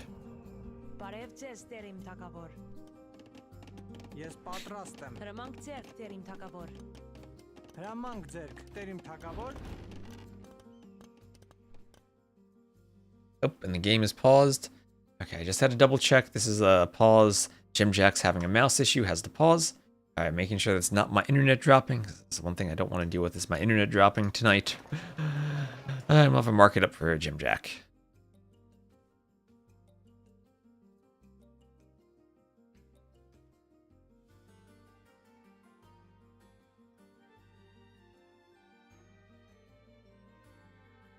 So again, thank you all for tuning in. Hope you're enjoying the Titans League. I am excited to be casting a bit of this because, like I said, I did adjust all the maps a bit from last season to make them work for this. Do I only have one ISP choice? Yes. I have one ISP choice. And no fiber. Good old coaxial cable with our American monopolistic internet providers. That's the Georgians. The Georgians have the fortified churches, and my opinion on churches is that in the late game, they are the best economic bonus there is. So JonSlow going to run his villagers into archers. The archers have fletching, and the villagers will have to fall back. You're not going to get anything happening there. One monk forward. Archers could probably pick that off, but they don't want to run under the church. Armenians just get one relic from their church, so you're not going to see churches everywhere like you would from Georgians. Armenians, the churches are for warrior priests and forward aggression. And Scorpion time. Scorpion time from the Armenians. JonSlow down 24 to 36 vills. He's had 3 minutes and 30 seconds and counting of idle time on that TC. He does not have food. He is mining gold. His food economy will be heading to the market and buying food. He's playing his food economy like he plays IRL. And Fortified Church in the middle, he probably wants that even more forward. We'll give him options to pick up relics there if he grabs more control of the middle. Or only one relic there, actually. The other relic's on the outside. I'm forgetting how the relics are placed for a moment. Martin believes in JonSlow. He believes in the fortified churches. Yeah, I mean, Dziamdziak can't stop that. We'll be on top of the ranges. We'll keep Dziamdziak off of wood. There's Sanctity on the way for JonSlow. He has more monks. More momentum coming forward. Only 3 archers. Men-at-arms out here, nothing left for them to raid. Archers out here, nothing left for them to raid. You don't have no food, then your food can't be raided. Yeah, Vill's trying to Vill fight by the church, but that's not going to work. Eagle goes down to the warrior priest. Warrior priests wreck eagles. There's Sanctity on the way. Does that give warrior priests more HP? Up to 95, maybe it does. A few Vills in the church. Not much they can hit without ballistics, but they can force the Vills off the wood line.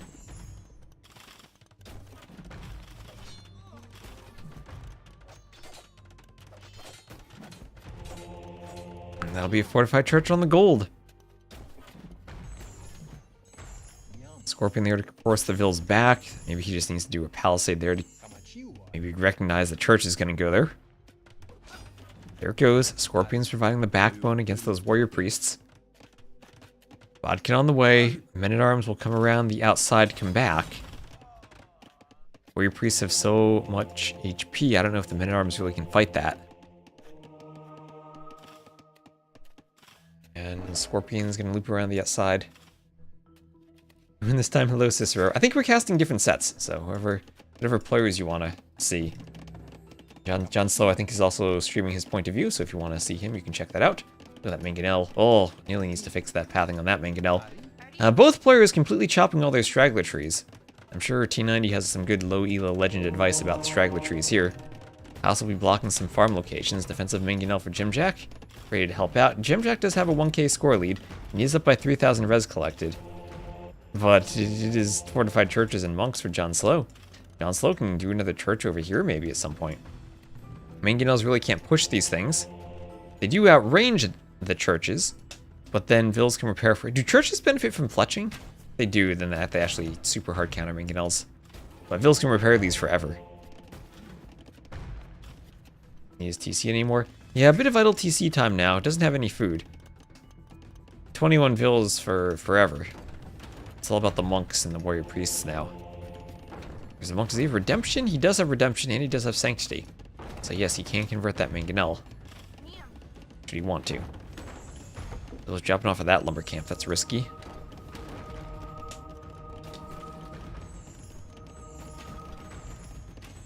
Dziamdziak trying to run the mangonel to the safety of the TC. Monkrus can come over here, maybe convert some Vills eventually. Crossbow converted, but taken out under the TC. Imagine if JonSlow had a bit of an eco here. I love his chaos eco build with 0 food. I'm enjoying this build from him. More Vills will go up, TC in the back, a couple of houses coming up here to the east. Monk goes down to TC fire. Crossbows pick off Vills. Crossbows pick off Vills. Crossbows go down to Scorpions, though. Can the Mangonel clear the Scorpions? Maybe not with a Monk with a conversion queued on that Mangonel. That 2 HP crossbow goes down. Could use a Ram. Always so tricky, right? Because he has 20 Vills. He can't really afford to do much siege. Just more Monks. Maybe he needs the Mangonel to pressure the town center. Then we have another TC in the back for Dziamdziak. He will be going heavily onto stone. That'll let him build a castle once he has the stone for it. Bill's idle on the wood line. Lots for him to micro.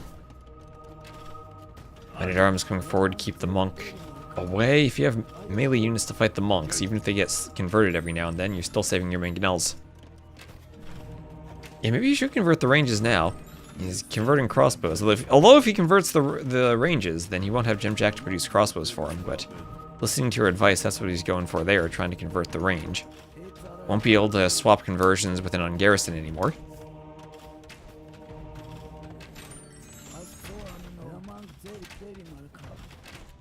But, ooh, can't quite hop in the church in time. Almost got there, but died just outside of the garrison range. One crossbow going to run forward. See if either player decides to micro that. JonSlow not going to pursue.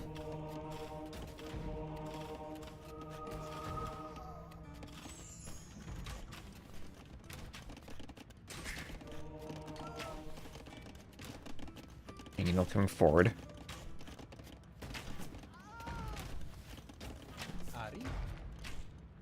Scorpion hitting the Vills on the farms.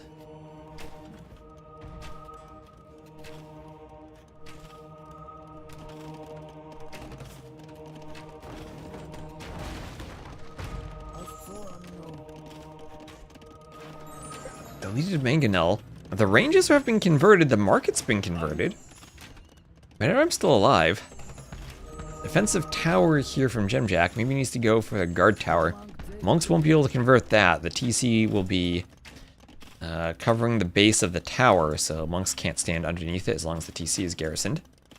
We have 52 Vills to 20, so more than double the Vill count for Dziamdziak.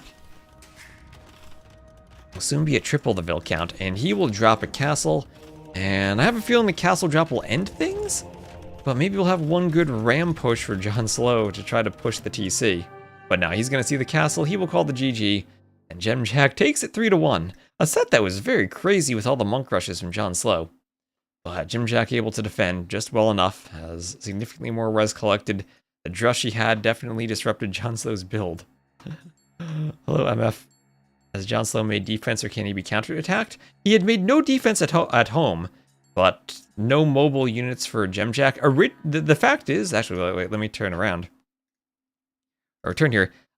There was nothing at home to counterattack because one fortified church protects the gold mine in the wood line, and there was no food economy. It's not like he's farming around the TC and maybe crossbows could sit out here and pick off villagers. No, there's literally nothing that can be counterattacked. Maybe he could have been in the middle, but crossbows were there. So no, I guess he couldn't be taking hunt in the middle.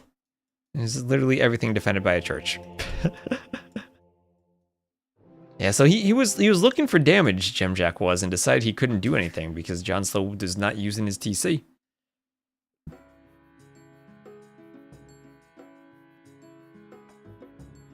Anyway, that will be it for this set, but we will have more TTL coming up later at 23 GMT. We'll have Gabi set. And I'm going to swap over to Stronghold Frenzy mode for now. So let me swap over logos here. And also update our scoreboard here. This will be the decider round in the GSL. It'll be Bruh. What's the set we're doing? Bruh versus Syscon.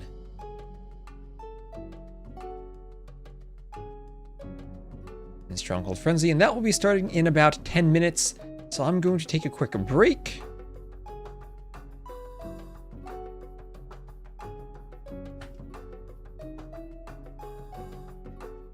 And let me just update my title. So Bruh versus Syscon. Can't have a valuable raid if your base is invaluable, right? Let's see. Let me also make sure on my capture HC and I've swapped the logos. There we go. And And on YouTube, I will update the thumbnail and the title real quick. Let's make a list of the sets. Casted, JonSlow versus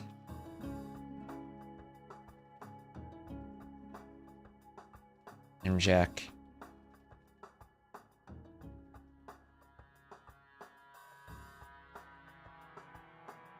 There, and then this will be Bra versus Syscon.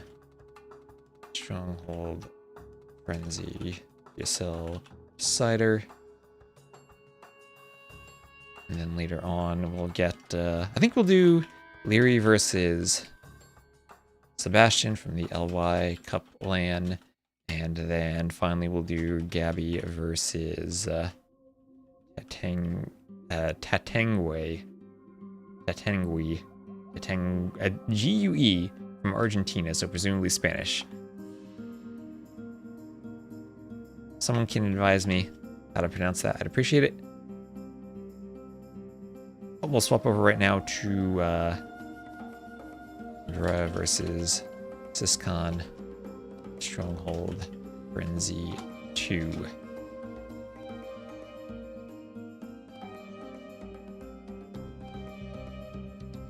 Thumbnail.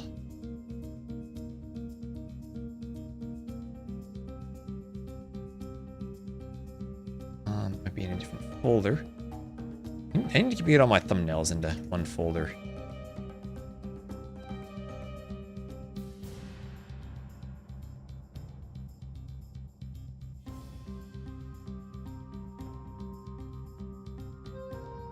It's not the opening round. Where did I put my thumbnail? Maybe it's in my events folder. I have 3 folders where my thumbnails might live.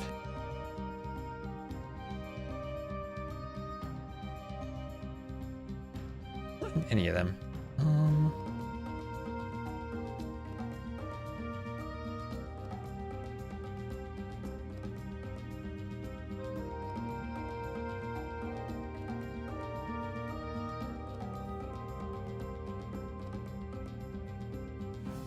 Use my opening round one just so that I have one.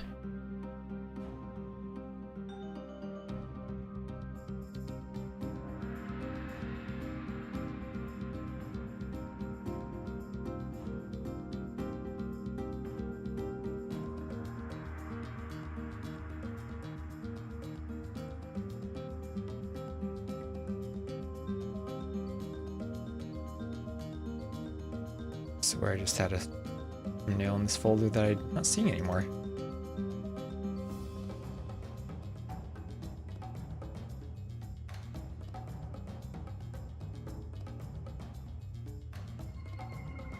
The heck.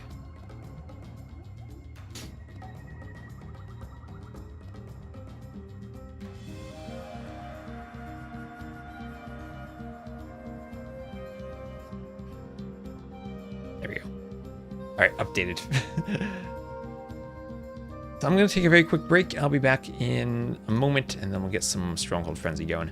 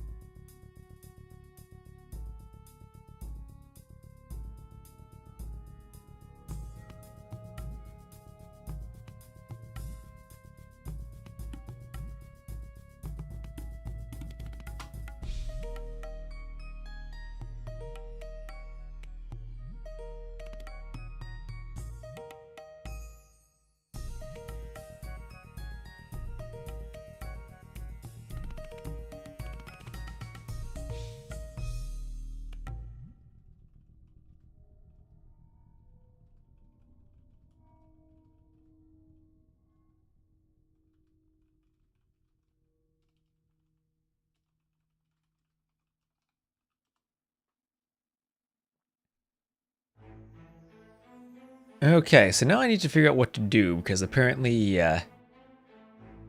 we can blame Rapture for this. The schedule that we had was off by an hour. They actually scheduled for 1930 instead of 2030, and they've played 2 games so far. And now I need to figure out: do I continue live or do I go back and cast the first 2 games? But then we'll have spoilers. So maybe I just cast game starting from game number 3. I don't know, because I am spoiled already because I've seen the score. Maybe we cast from game number 3 on. And then we cast live. We can always go back and look at Rex. I guess this gives me more time to do the LY Cup and do Louis versus Sebastian. The good old 3, 4, 5, 1, 2. Then you have to make it to 5 for that to work, though. But I think what we do is we go live now, and then we do Rex later on, like if it seems like it's worthwhile to do the Rex.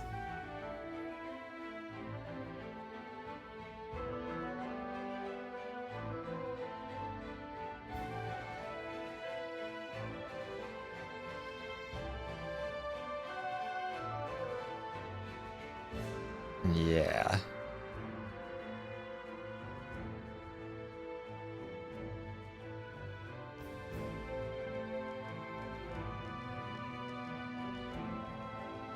Let's go live, and we'll stay live.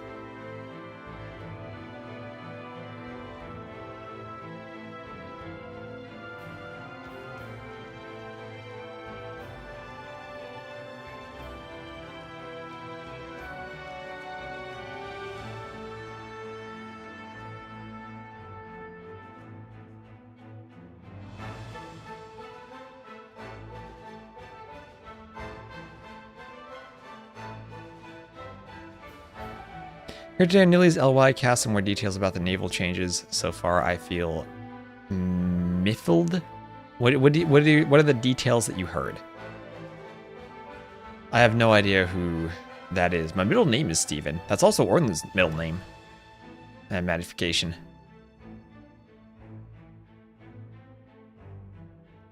Gnome what? Gnome what? We're gonna play Narok is the next map. A little Blood of the Hun.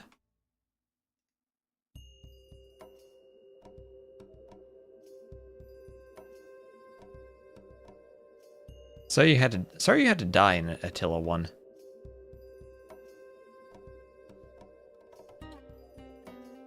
No, it's Steven with a PH, not with a V. Not the V, it's a PH. It's a properly spelled Steven. Although my father for years spelled his middle name with a V, even though that was incorrect, and his middle name was actually a PH. He didn't know for years. He spelled it wrong his entire life.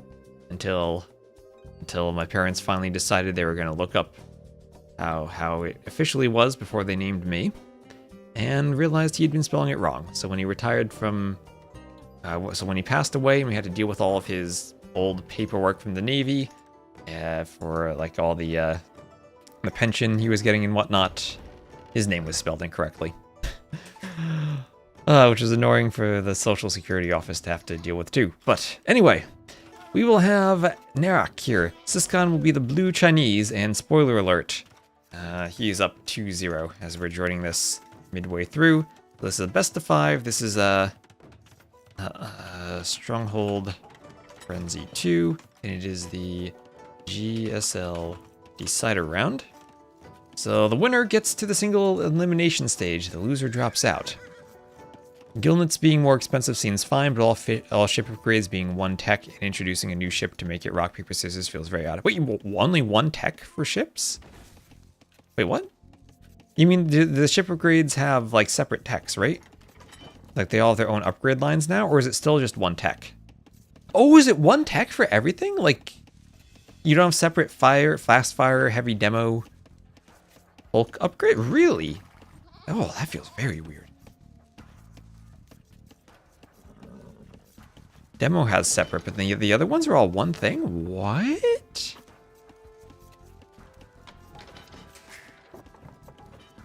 Okay, so hello, the two kings will meet each other over here. So Bra will be... So what was I saying? Syscon, the blue Chinese, to the west-southwest. Bra, the green Berbers to the north-northeast. And, ooh, look at that. Fortified tower graphics. Feels more in line with upgraded fortified walls. Definitely like a castle imp building. No, not a feudal age building. A social security office with a PH. No, they have an F. Yeah, you gotta pay respects to them. Don't want to be not paying your respects to them. Does Narak mean the Hindi hell? Does it? I don't know what it means. UP or Rapture or one of the admins can answer that. I don't know what it means. Gazelle gonna go through the gate. Ooh, no, don't, bruh, no. Oh, wow, that deer went back in. I was scared there for a while. I don't think you can push deer from opposite a wall. Actually, I don't think they get scared from, like, if the wall's between them. I've seen that a lot. I need to confirm that maybe, but I don't think it's possible to do that. The Rhino under the TC as the Gazelle keeps getting pushed in.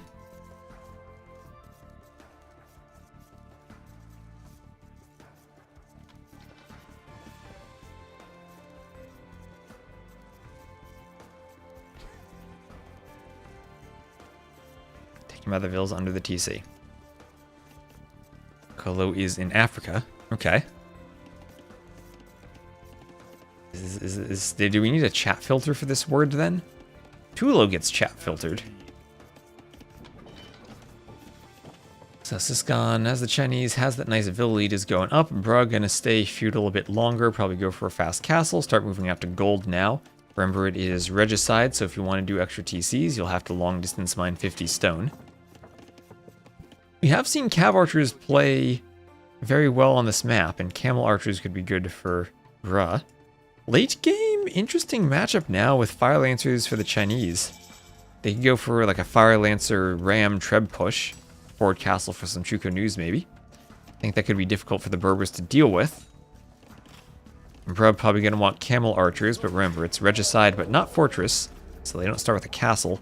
And Bro will have to keep his scout safe using that fortified tower.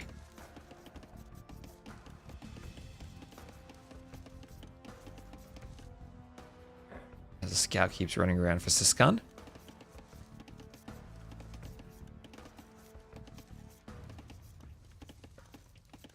Check something on my phone.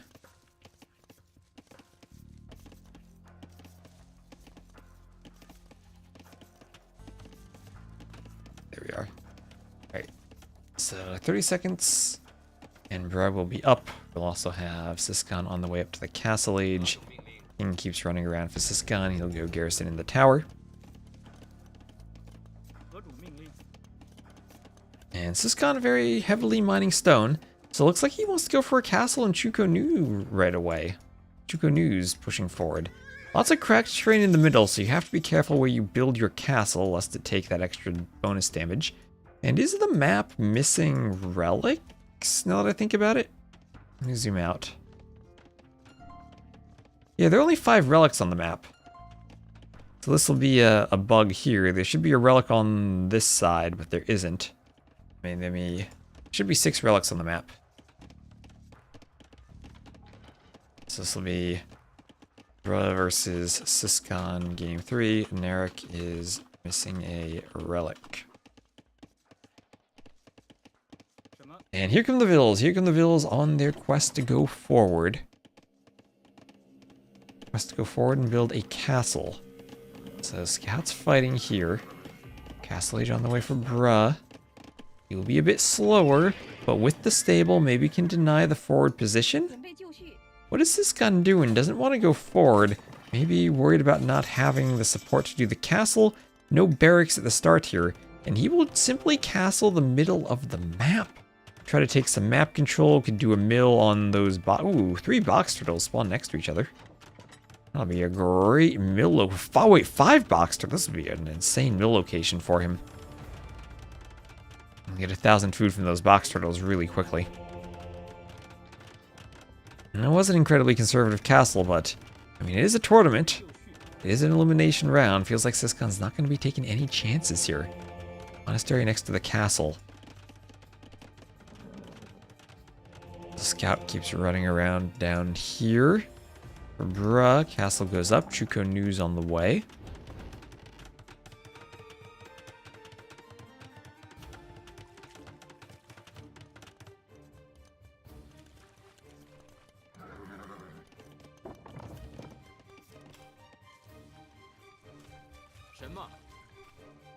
And here come the Chuko news. First one out. Trolling around a bit. And Bruh up to the castle age. Have some vills out to the side. They will start doing town center.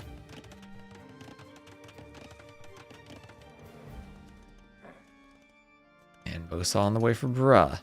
He's down by 4 vills. Up in resources though against the Chinese. That must be a good feeling. See how long that lasts.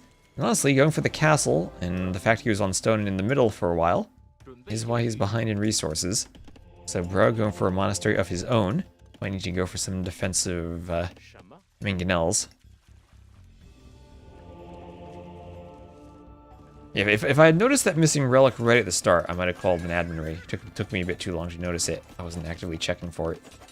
Surprised it didn't spawn out there. I wonder, you should be on this hill, and I wonder why it didn't spawn.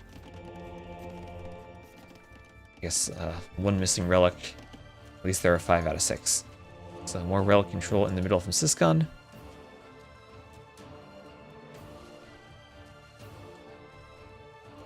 And Loom and Bowsaw on the way for Syscon. Struko News hitting the scouts. Wants a conversion on the scouts.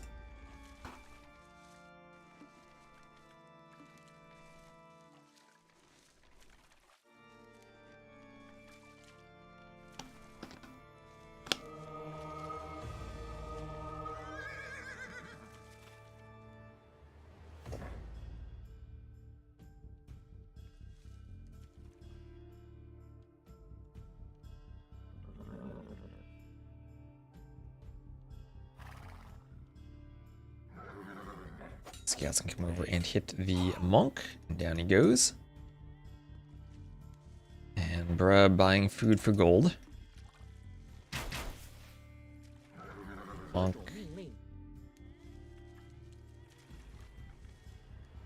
Bruh's name is so short, it makes this message shorter than I'm used to seeing.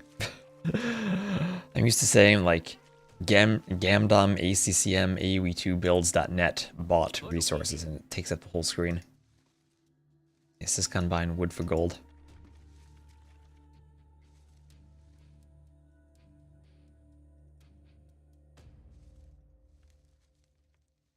This definitely could be shorter. Maybe this icon isn't needed. I guess the times are useful, but maybe this icon isn't needed. And just do like 100 wood icon and then an arrow for gold icon maybe. How they're collapsed over time is useful, but yeah. ACCM must be having a laugh at this point with his name. He's MYI now. It's like MYI ACCM AOE2 builds.net. So Chuko News still protecting the monks. Scouts want to hoover around and snipe off the monk, and that they will go for. Chuko News on the hill, gonna pick off some scouts though. And that's 1, 2, 3, 4 dead scouts and some HP off of the 5th. For 1 month monk, I think Syscon will take that trade. Already up 3-0 on relics, and he's going to be adding another TC as well. Res collected still similar, Vil count still similar. Bruh. So he has wheelbarrow and horse collar versus heavy plow, and now wheelbarrow just finishing for Syscon. So the Chinese also the longer lasting food on their farms. No crop rotation for them, but horse collar and their team bonus will be nice. He joined Wonders? Oh, that's true. Is he on Wonders now? Wait, did he? Really? What? I thought he was on MYI. Did he leave and join Wonders? Oh, maybe he did. He's not an Onimaru, apparently. Oh, okay. This could be nice for the scout if he finds the monk, but the Chuko News are there. Syscon paying attention.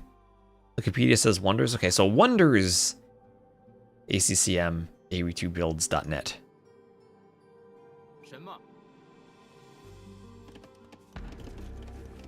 King in the tower.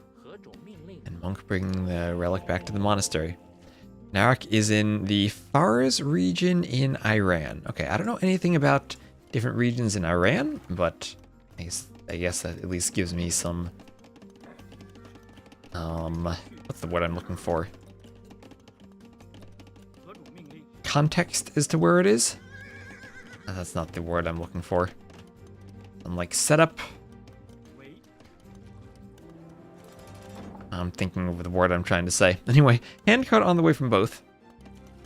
This is where I drink my coffee and hope that I have some coffee left. When I don't, I'll desperately be sipping for more coffee. Tiny bit left.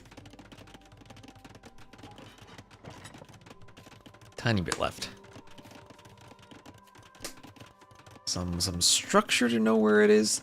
Oh man, this word is just it's eluding me. The empty sip. There's a tiny bit, just a tiny bit I can get. So 4 relics for Syscon. And let's see where the 5th is right now. It's in his monk's hands.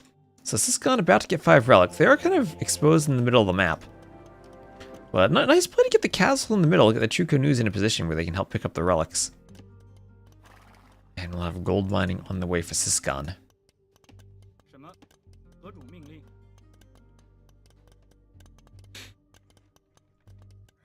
Ooh, Genitors.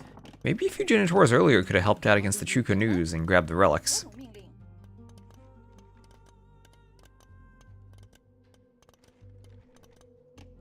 I'll be more grounded in where this is. That's really close to the word I'm thinking of, and I can't quite place it. Anyway. Oh, thank you T90 for the raid. Thank you very much. We're casting some. We just casted JonSlow's set of TTL, and you might want to go see his Pacific Islands game if you didn't see that. That was great. And we're going to cast Gabi's set is later tonight at 23 GMT. We're going to be casting that. So thank you for the raid, and welcome everyone. Thank you, Arenas Socrates, for the follow. We're really close to 14,000 followers. We're at 13,905, so appreciate the follows. And we'll have a monk going for some conversions on the Chuko News. Hello, Crash Test Dummy and Herr Commissar and Dan the Man, and everyone, welcome. Hopefully you didn't see any bugged maps in TTL today. If you did, it's my fault, so let me know, so I gotta fix them. You just came from there, but not from the raid. You clicked here, and then got raided anyway. The Bloodline's on the way from Bruh. And Imperial Age on the way also for Bruh. Imperial Age on the way, so about the same time from both of them. Syscon will have 5 relics. Vil count's about the same, but 5 relics will give him a nice eco boost. Res collected still about similar, but as he adds in more castles, we'll be able to get Trebs out and start pressuring Bruh. This is a game of regicide, so you have to be careful about that tower. But Bruh, he is going 4 ranges and going 4 range Genitor. And he will be castle dropping this forward. Oh gosh, why is Imp in this TC? Okay, so a bit scary that a castle will go up on the Imp TC, but I think Syscon's close enough to Imp that he'll go up. Every follow is +1 to my elo? I need to play some 1v1s again. Last I played, I was like 1900, but that was like a year ago. I feel like if I just grind out games, I should be able to get much higher than that. Mounted skirms, yeah, those are nice. And the fast 98, thank you for the follow.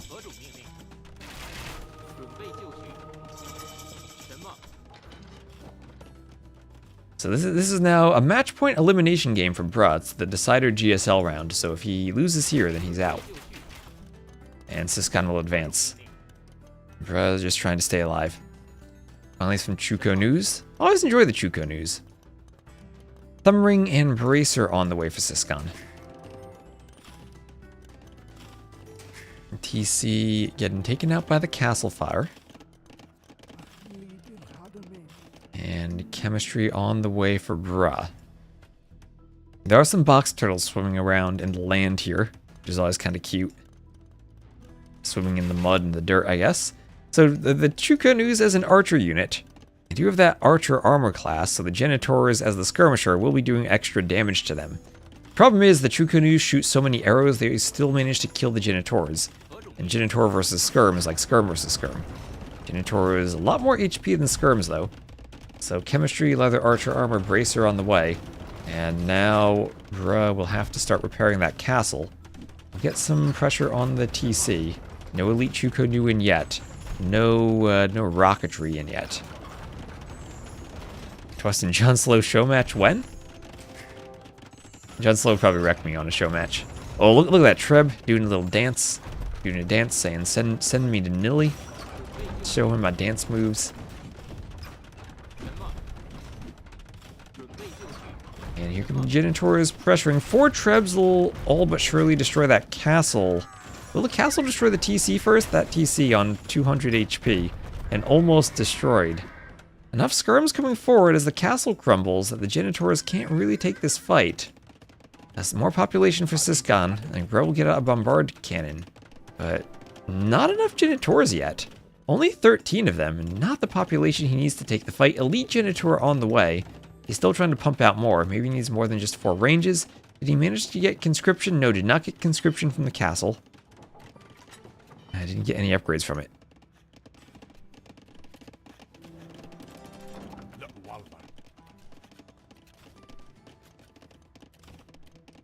And we'll have some Genitors maybe ready to come forward.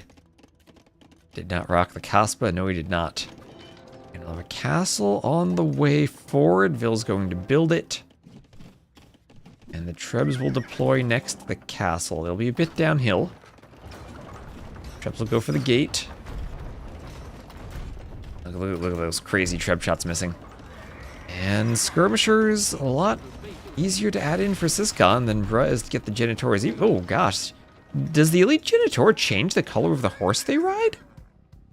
That guy looks crazy. He doesn't look like the other Genitor at all. Didn't they have more, like, darker black horses, kind of more consistent with cav archers? This is more like a light cav colored horse.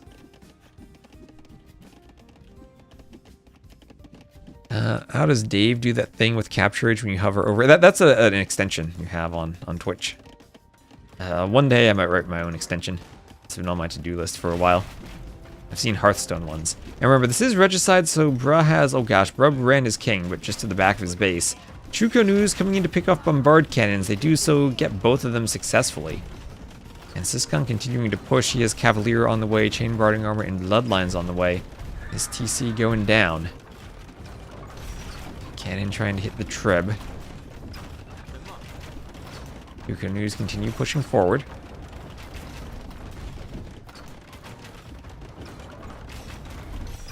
Cannon hitting the Treb. And Skirm's taking a bit of a weird pathing angle, but still not enough Genitors to take the fight against the Skirms. They have more HP and more base attack, more armor even. In any fight here, they should win. Bruh, losing cannons to those Chukonus definitely hurt. Maybe the Genitor number is enough that he can hold now? That's 34 of them. I do feel like I don't know what the Chukonus do or the Chinese do when there are enough Genitors out. And maybe Bruh getting close to enough? Res collected still pretty similar. Vil counts Bruh still ahead. So if he can get his military up to where he's at 200 pop, maybe then he could push this back.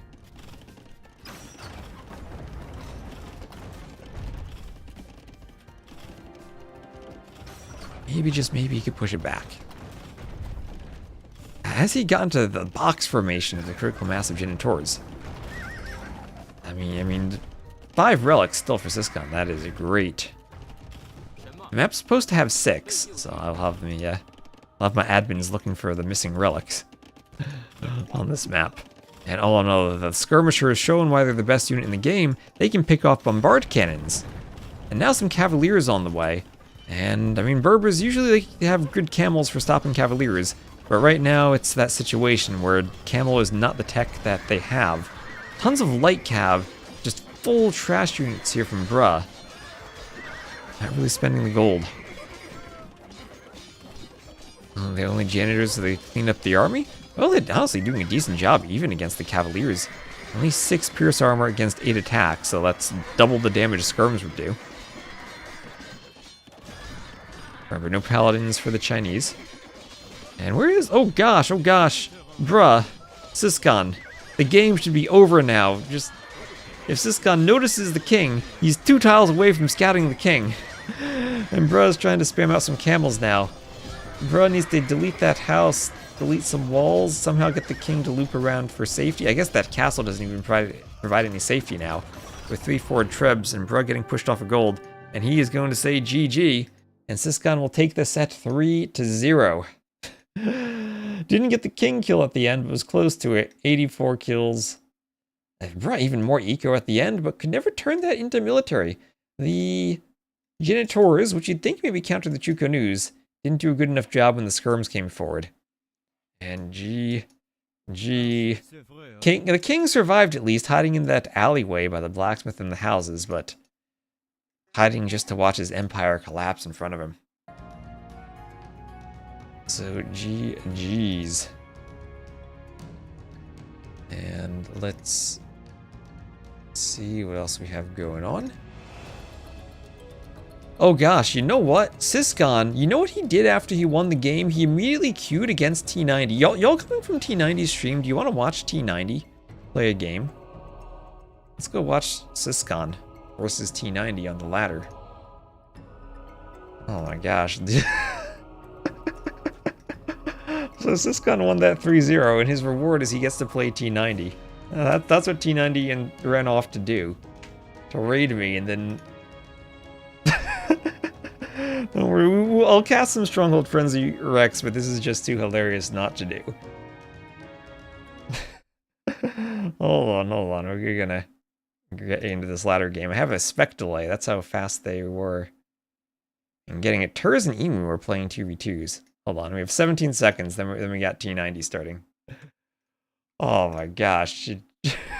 T90 raided us into watching his farms. Turs are not cost efficient versus skirms, yes, but only if you criticize his farms. That's exactly what we're going to do. Yesterday we casted a T90 game, and I sent him a screenshot of his opponent's farms. So only fair that we watch T90 now. So where's Freak? Thank you for the follow. I guess I'm going to turn off the Stronghold Frenzy logo. We'll do some Rex of Stronghold Frenzy after this. And we'll have Gabi's TTL set later. That's at 23 GMT. We'll have to kill some time for that. I was going to do more Stronghold Frenzy and potentially the Rex from the LY Cup. If you didn't see that today. I don't know if everyone's still doing their stream replays, though. I figured I'd do that after the replays are over. I don't know how long the replays will be lasting, though. Let me just check around, see what's going on.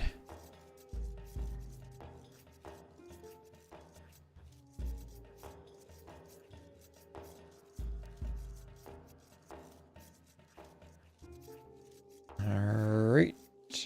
And make sure I can see my YouTube chat, too. Yeah, I'm also streaming on YouTube.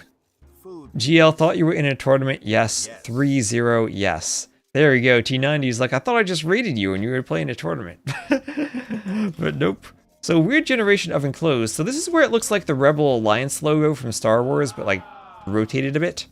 So T90 recognizing that, hey, this guy is fresh off of a tournament win and I just ran into him on the ladder. What's it gonna be? So this is not Stronghold Frenzy. No, this is a best of 1 ladder game. Oh, hold on, it's just a white space character. There we go. There we go, get caught up to real time. They could almost tower rush each other in Feudal. Do they know how close they are? Ooh, T90 doesn't realize yet. Maybe they'll realize soon. Tons of, what is this? Water buffalo on this map. Or a Ferengi ship. Oh, yeah, or a Ferengi ship. You're right. That's the Ferengi Marauder. Oh, yeah, definitely. Definitely the Ferengi ship. I see that now. Remember Star Trek Armada 2, where the Ferengi would come and try to steal your derelict ships if your crew ran out? Star Trek Armada 2, where they did that. It was so annoying. Like, you'd be on your way to reclaim your ship and transport some crew aboard, but no, the Ferengi would steal it.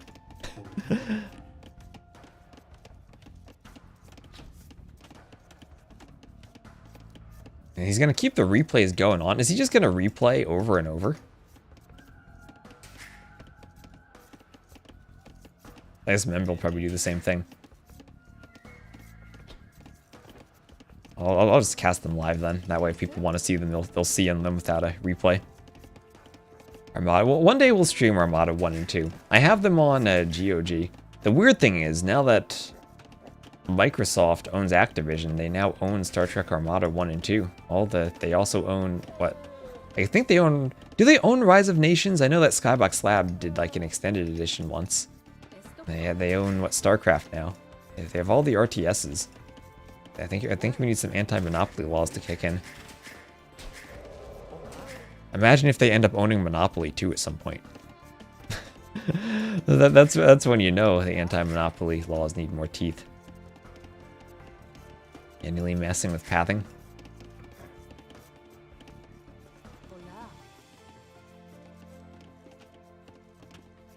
So this is what we were talking about earlier with the mule cart walls on Enclosed. You could do some mule cart walls if you are Armenians or Georgians. Are these too close in ELO? Let's see. Capture rate isn't giving me the ELO gap. If you do the match command, we can figure that out. Match. Will the spec dashboard tell us? Yes. So 2389 for T90, 2630 for Syscon. So huge ELO advantage actually for Syscon here.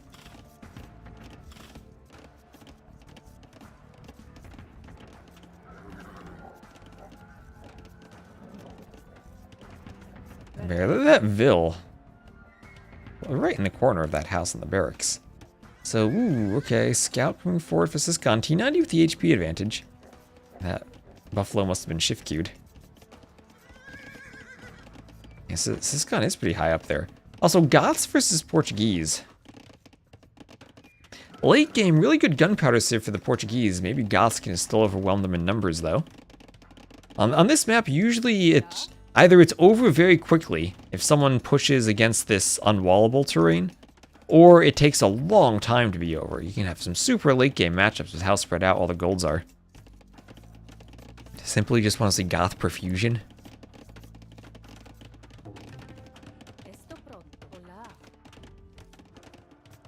Let me just keep an eye on the times. I want to make sure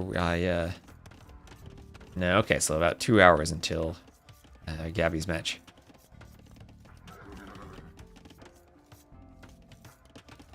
We'll see T90 playing. He never streams when he plays. He always takes his games very seriously. And look at this.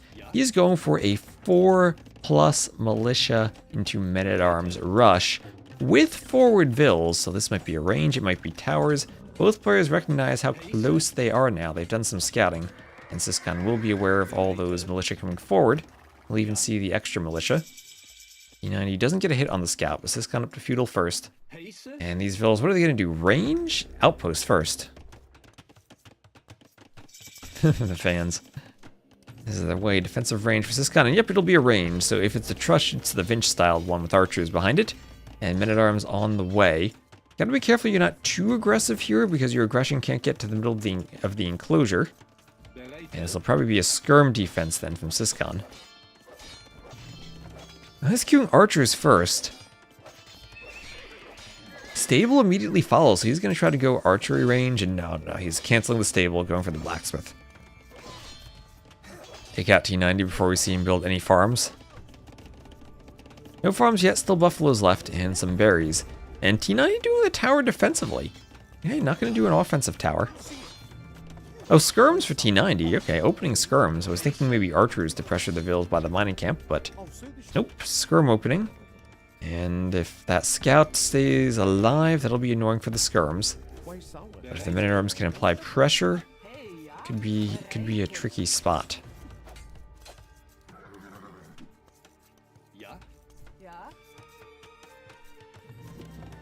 We have an archery range coming up for Syscon.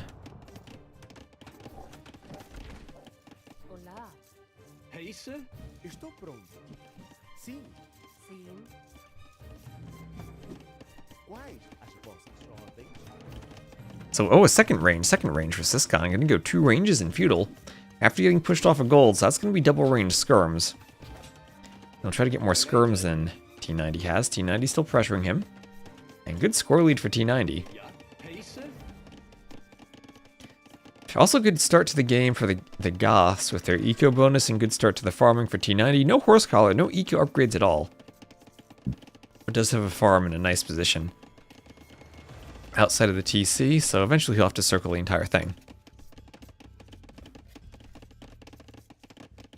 It's going the wrong way. What do you mean should have been a tile? I think you can get 8 around the farm, around the TC this way too. Should be fine.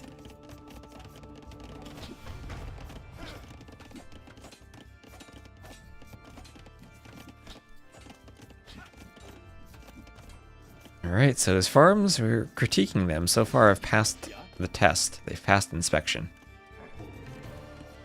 I'll need that like a farm inspector. To rate people's farms. And fail people if they use auto farm. So Skirm's fighting over here by the archers.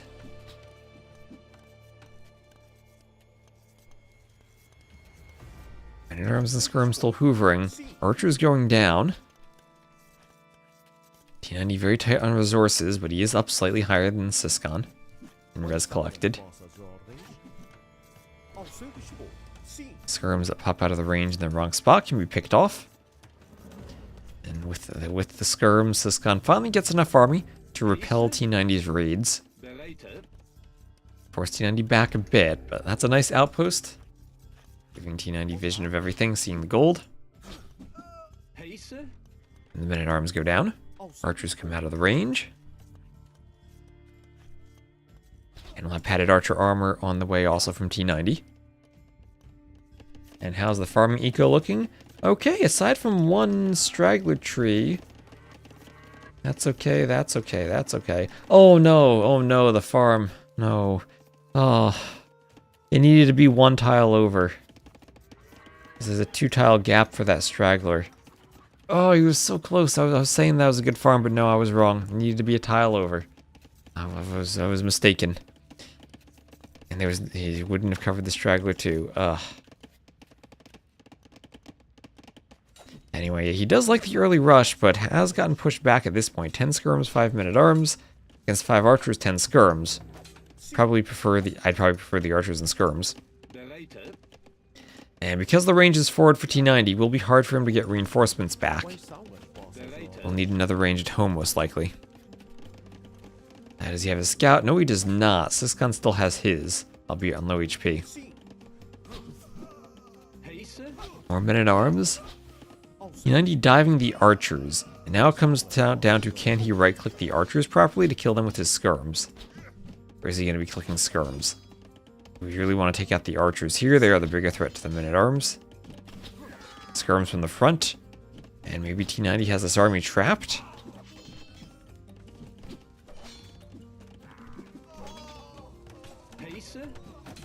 There's going down. This is 12 to 9 KD for T90. Still in the better KD position.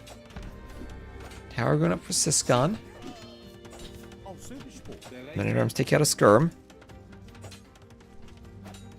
And he continues pressuring. Like the map encourages early aggression. The way it spawned, it does. And also, if they spawn opposite each other, it can discourage early aggression.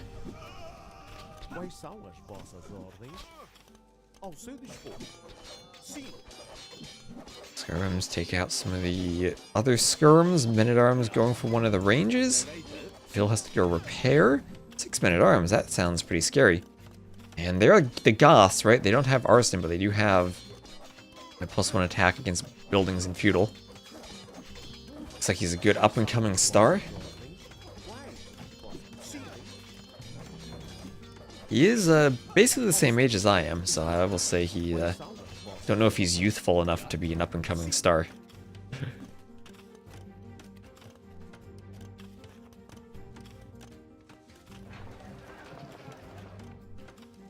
Market on the way for Syscon. More skirms on the way for T90.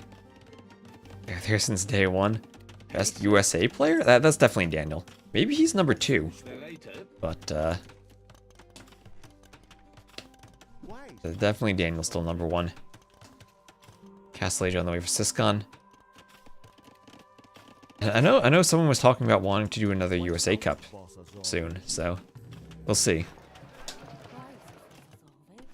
See if we get one of those. See if we can get Spring to come back, reclaim his old #1 spot. I think Spring won the previous USA Cup. I forget when it was. It was either Spring or Daniel. I remember on Voobly, Spring had won over Daniel in the finals at one point years ago. Where does Emu Warrior rank? That's a good question. Where does Masty rank?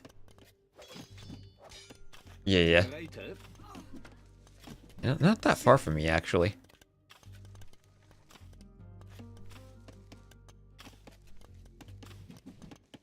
So both players up to Castle. Syscon up slightly faster. Ooh, a couple of big skirm picks there from T90. Every skirm matters in this fight. Syscon trying to split and run away and dodge. Avoid the skirms a bit. Skirms will keep taking them out.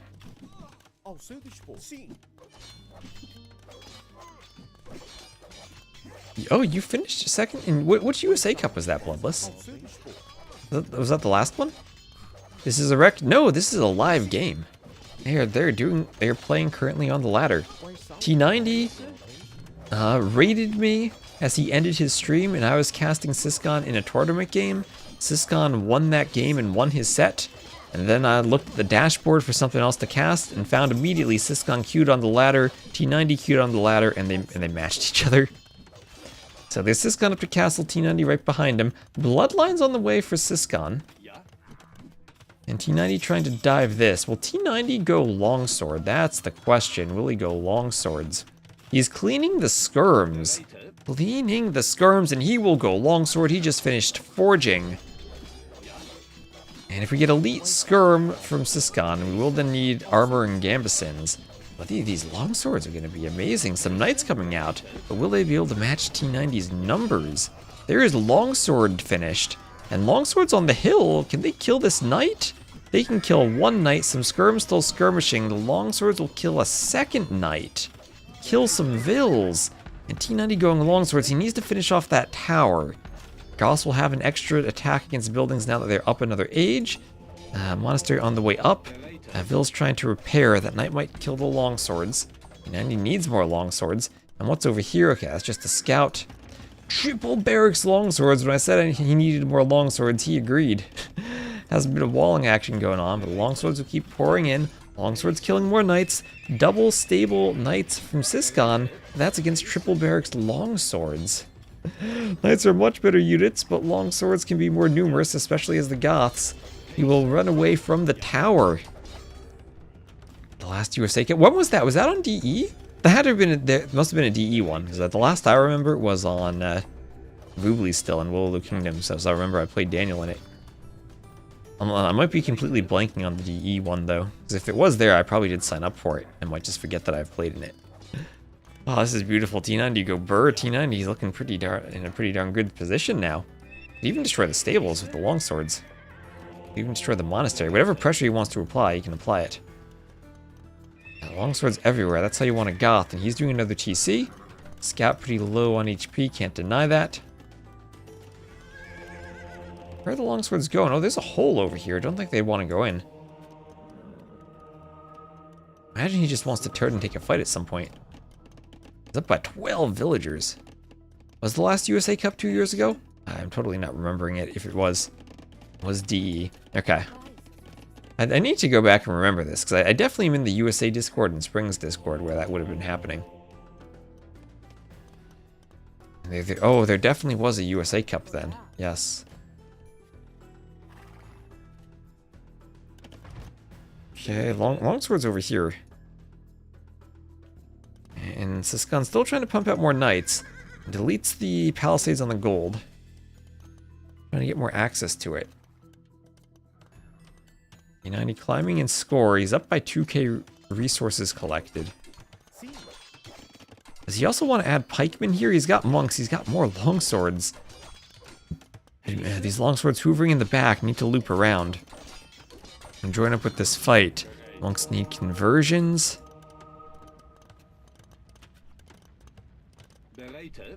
And more monks coming over as these get converted. Or no, the conversions never break. The monks keep walking. Nice micro from Syscon.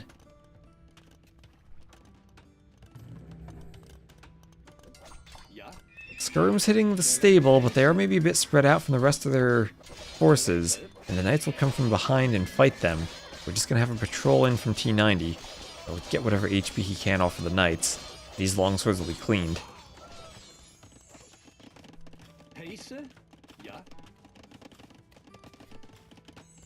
Okay, maybe T90 needed a few pikemen mixed in.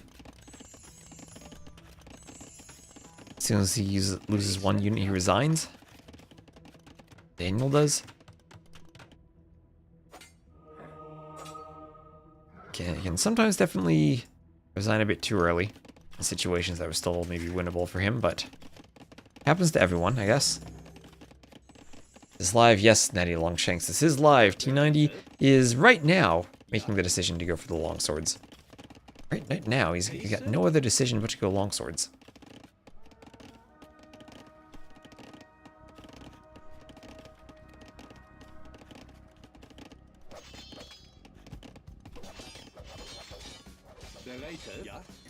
Monks and pikes still hoovering a bit.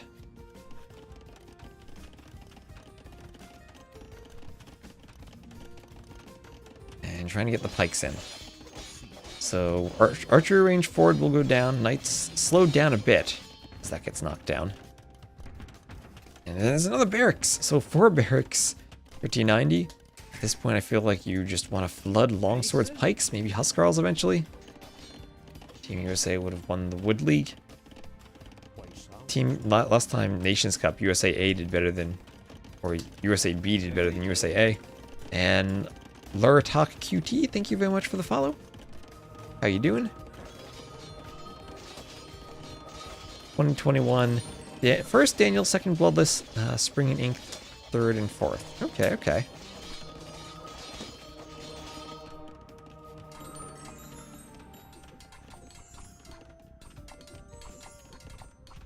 Okay, monks here getting taken out by the infantry units. A lot of longswords still. Those are good numbers of knights. Knights that won't want to engage in this fight. There's chainmail armor on the way for T90. House still there. T90 has Town Watch. That gives him some good vision. And I think he does. Yeah, he does. Also with that blacksmith, he'll know the castle's going up. So let's see what type of fight T90 can take here. If he can force something. Some longswords splitting up to go for the castle builders. Some pikemen splitting up to do that too. Can this castle be denied as pikemen fight the knights? I don't think so. But 83%, and the Neville's taking some pokes from the pikemen. Pikemen at least do have forging there. And that castle goes up very quickly. Oh gosh, I thought at least a couple of vills would go down. Go down from not garrisoning fast enough.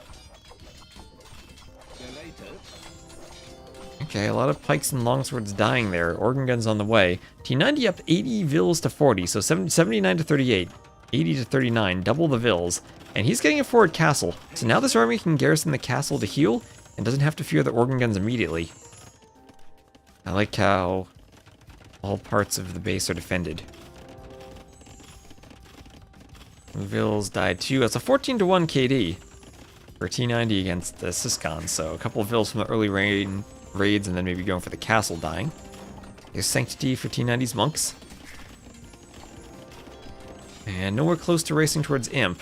We do have an Imp for a Syscon in the cards, and that could lead to a Treb push on this castle. Siege Tower! Okay, T90 looking for some memes. Doing a Siege Tower.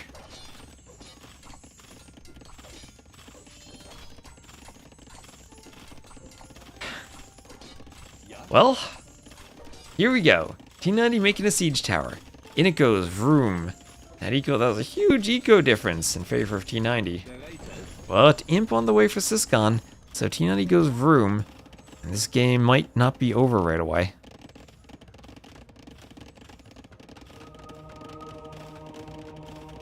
So Imp on the way. Will he be able to get a castle and go Trebs? Well, he has the castle, just will need the Trebs.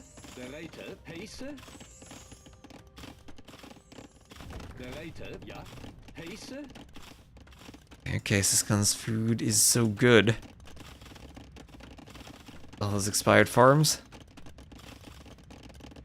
Why is it not GG? Because Syscon is holding on. He's trying to outclown T90.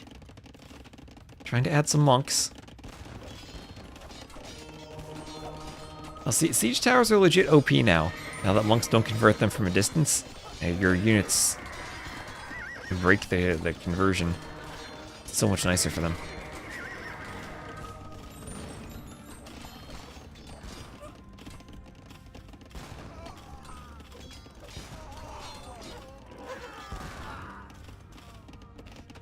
Organ guns still being organ guns. Remember, this is not sudden death or anything, but this is an imp TC from Syscon. And it's his only TC, so it's his only place to put imp. Does not want to lose that at all. T90 needs to find his imp. He needs to add upgrades in imp. And oh, he's going forward for another castle.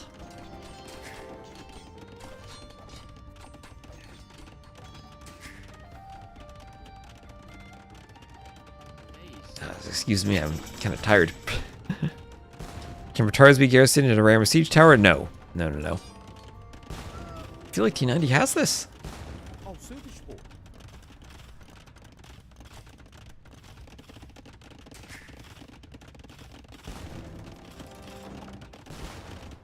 Is this even winnable at this point for Syscon? I don't think so. 40 vils to 108. 40 vils to 110. Remember, every game is winnable if you accidentally convince someone to do Alt F4. But, that's probably not going to happen here. Yeah, repairing TC is getting expensive, yes.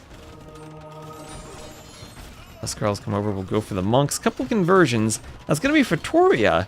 Oh my gosh, is that the key for Syscon? If he can get, like, 4 Fatorias, can he somehow match the economy?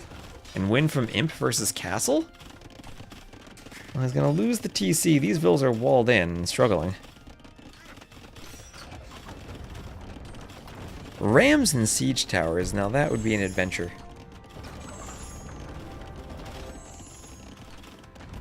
That'd be one heck of an adventure. Now let Trebing the castle. Have I seen phosphoring with Flemish meme tower? I haven't seen that. Feels like something he'd do though. I've definitely seen him using siege towers before. SP strat, hold on. Freaking ad block plus, why do I still even have you on Chrome? Telling me it's been updated? Yeah, updated so it doesn't block ads on Chrome anymore. Been using uBlock on Firefox now whenever I need a web browser. Is Bruh out? Yes, he is. He is out. After having lost to Syscon earlier in the decider round. So Imp on the way, Treb's going for the castle. Oh, and Don Pato Pesto, our resident Burgundian fan, thank you very much for the sub for 9 months. Thank you very, very much. Here comes a ram push from T90. Has he chopped through? He's almost chopped through. Treb's on the way. Where are these rams going? I feel like they should just go for the Tribs. Hills will attack the rams, and I think T90 will waste some rams over here. A couple of knights, very low HP. If that Vil were daring, she'd delete the palisade and finish off those 2 knights, but probably too much HP for her alone. And this will be a destroyed castle for T90. T90 is up by almost 100 Vils. He's up by almost 100 Vils.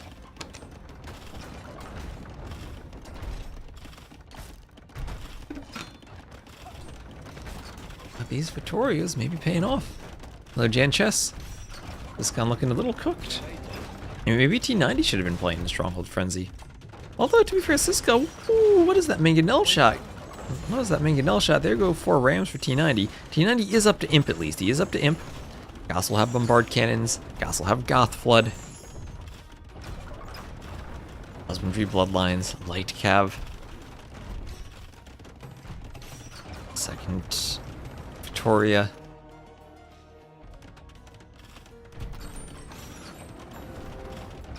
And 3 Treb should take out this castle. Down it'll go. Not enough stone to prepare for T90. And he's just about up to Imp. But no castle, so he can't do early Trebs. Goss could maybe... No castle, so he can't even do Conscription, Perfusion, Anarchy right now. Doesn't have... Oh, can't do Huskarls at the barracks. Does have Anarchy. Doing armor for Cav. Honestly, Huskarl at the barracks against the organ guns might not even be a bad idea. Some monks out. Yeah, anarchy, but no army. I'm gonna go light cav. He's 34 vils on gold with 1,500 gold. Please go cavalier. Why is he going light cav? And by a castle, I mean he could. He could just find the stone and mine it too.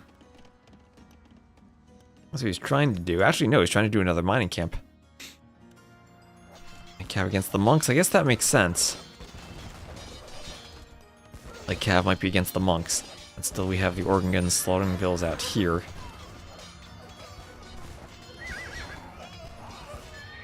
Vills all going down.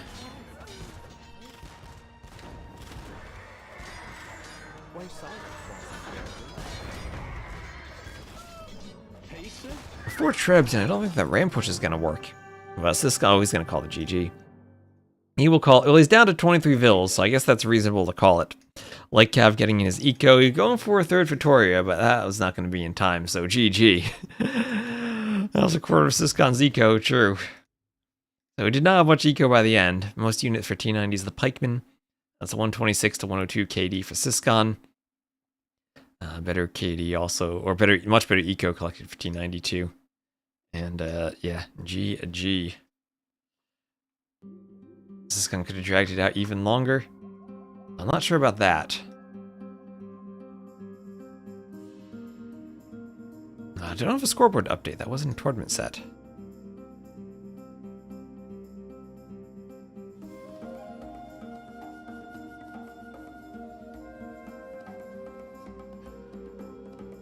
Let's do one thing real quick.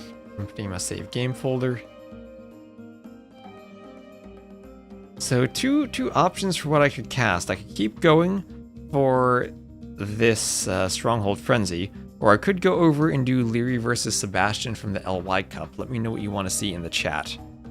And thank you, ZZZ Wake Me Up for the follow, and Yakman311 for the follow. Thank you for the follows. That's an appropriate username. I do need help staying awake this time of night.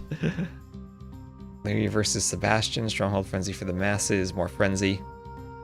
SF. Sounds like chat's saying Stronghold Frenzy. Alright, so Hot Sack, thank you for the follow. Okay, everyone's saying Stronghold Frenzy, so we are going to do that.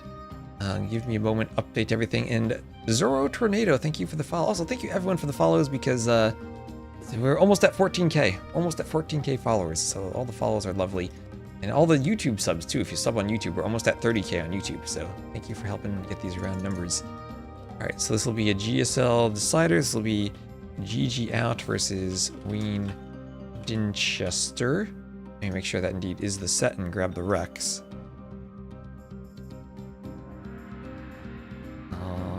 Where are we? That was today. Alright. Let me see if we have the Rex posted. Yes, we do. Haven't been following Stronghold Frenzy. What is the gimmick? It is a closed map tournament with maps made by the clowns. You saw a sudden disaster or Heaven and Hell. It's the same group of people who made a lot of these maps. I have my scoreboard reversed for the draft. Alright, I'm going to take a very quick break before we get into this though. So give me a moment, I will be right back. Swap my scene over, and I'll be right back.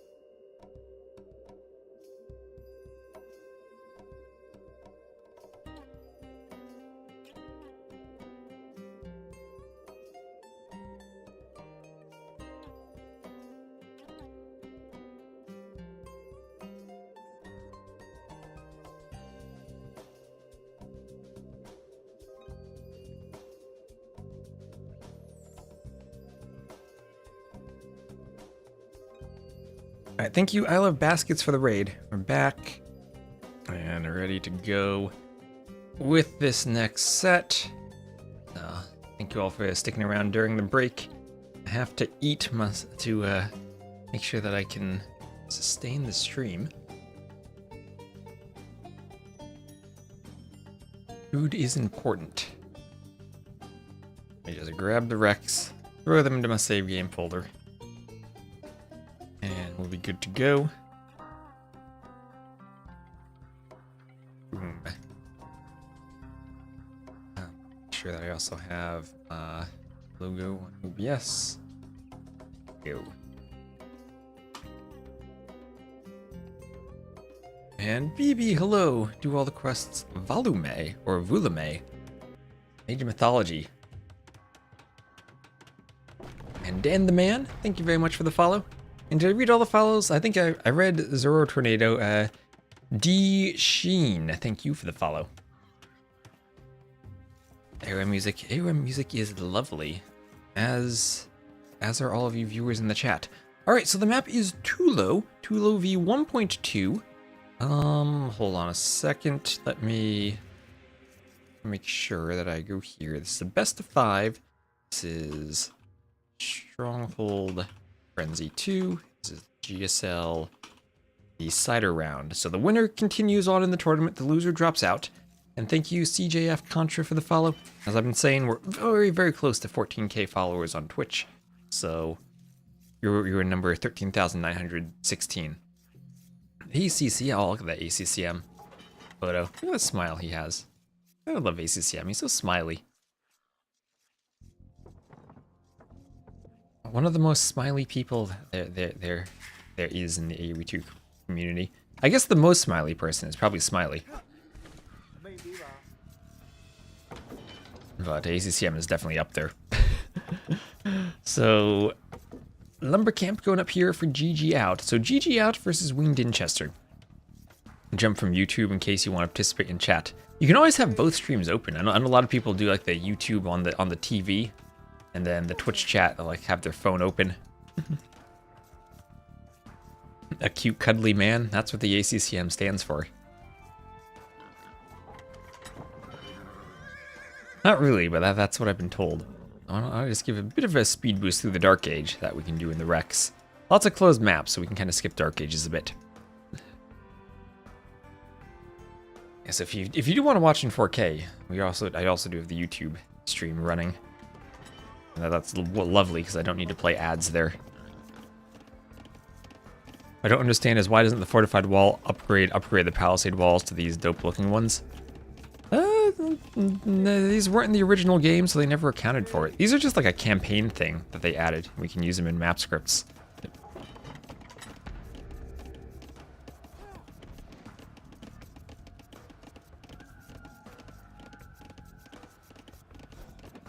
Okay. Honestly, probably a good thing that you don't have all the extra, like, Palisade walls that are slightly more useful in the late game. I don't know. I feel like it's either one of the most useful upgrades ever if you stop crossbows from breaking in as quickly, or one of the most useless upgrades ever because it's too late in the game for them to be useful. Dual wielding Twitch chat on phone and stream on YouTube. Nice, nice, nice. Okay. I need there not to be 3 tournaments running at the same time that I'm trying to cast, so that I actually have time to edit YouTube videos. So scout attacking the fishing ship. Fishing ship has to sail away. And we do have the dock from Wean Dinchester, no dock from GGOut. So with those 4 fishing ships and a slightly later uptime, that is a nice villager lead for Wean Dinchester. Also Byzantines Burmese. 8 civs in the game start with the letter B, and we have a B matchup here already. As here comes some militias and villagers coming forward for a dock. Now, this might be a later dock, but will be an earlier feudal. Fishing ship there maybe blocking a dock location slightly. Oh, is Wean Dinchester going to try to be annoying and block a dock? Maybe the fishing ships are just hovering around a bit. You don't want to let this guy get feudal and get a demo, because a demo will certainly put a dent in your plans. Hosting a tournament inviting Twest as the exclusive caster with a contract to cover every game. I have casted a lot of Aussie games before, so that would be a good time zone for me if I want to wake up early. 5 a.m. is about the earliest I can wake up and cast. If it is a LAN tournament, you're inviting me and you're paying for my travels, that sounds lovely.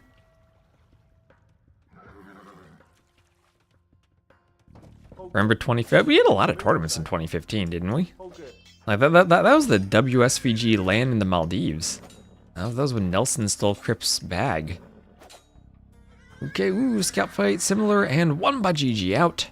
Won by GGOut. And all those fishing ships, early investment from Wean Dinchester, have gone down, so it hasn't gotten much of an eco lead and has lost the fishing ships. The both players adding in fire galleys. Slight advantage for Wean Dinchester. GGOut was a bit late getting the dock up, but didn't need the dock to clear the fishing ships. Still trying to teach a lesson with the men-at-arms. If only that were a demo. Exploding on the men-at-arms. Remember, you cannot repair men-at-arms like you can fire galleys.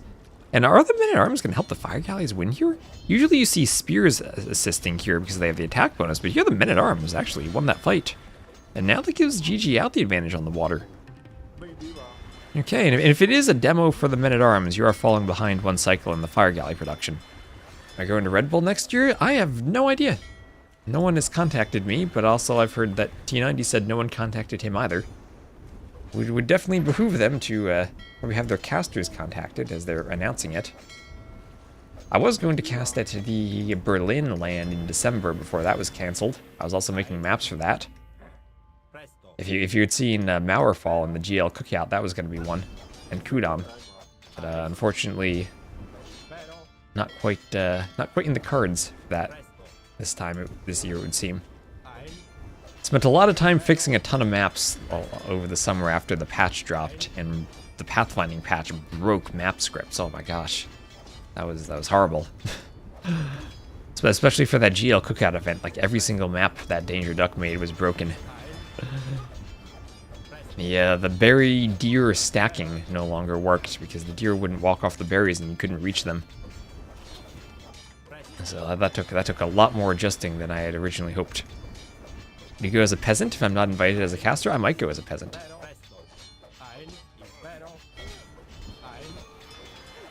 That's how I went to the previous Red Bull.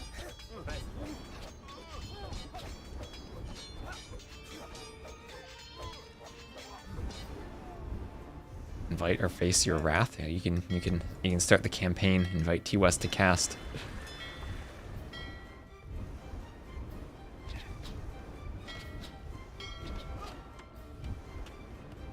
Men-at-arms go down. Yeah, fire galleys come forward.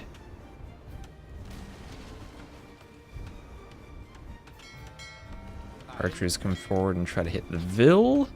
But GGOut still winning on the water. Up by 3 Vils, 4 Vils. There's the demo though, finally gets the repair Vil. That's the demo I've been looking for. Apparently they're getting weaker though in the new patch for the water, so I don't know what's going on there. I already saw Tato tweeting about it.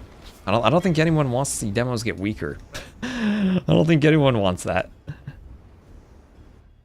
Let's start a copy pasta.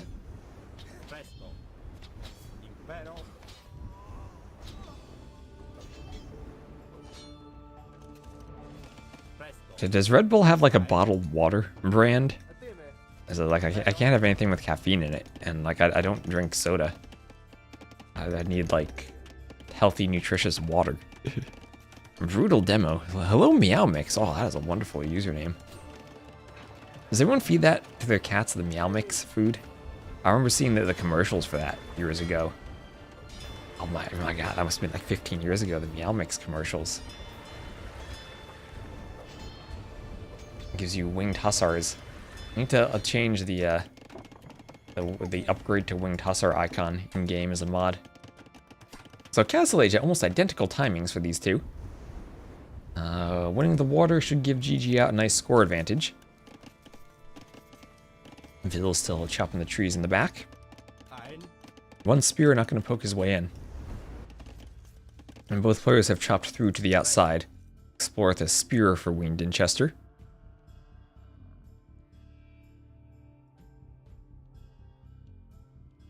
Why you rage, Ad?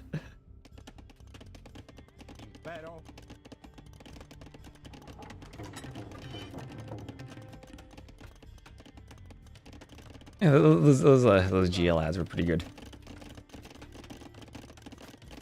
Am I Mormon? No, I'm not religious. I just caffeine gives me migraines, unfortunately. I had one coffee. I can do one coffee, and that's about it. But if I start like drinking energy drinks, I end up vomiting. It is not a fun migraine experience.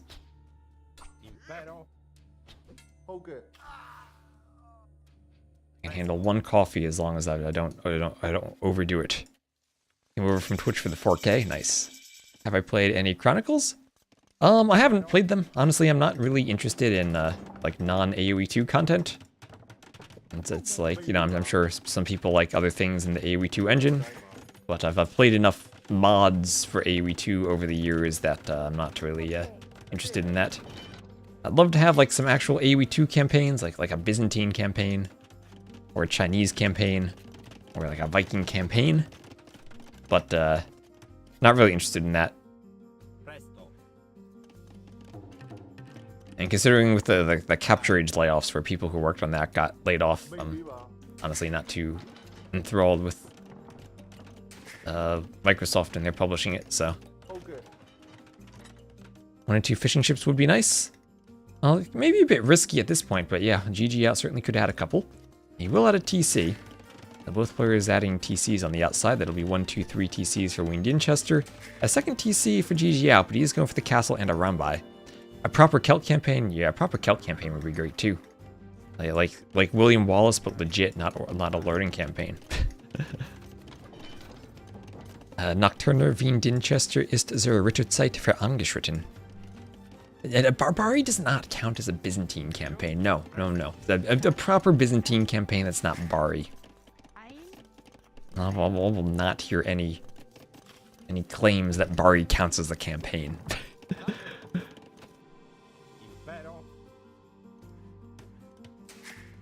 You need a proper full 6 scenario Byzantine campaign. That's what I want.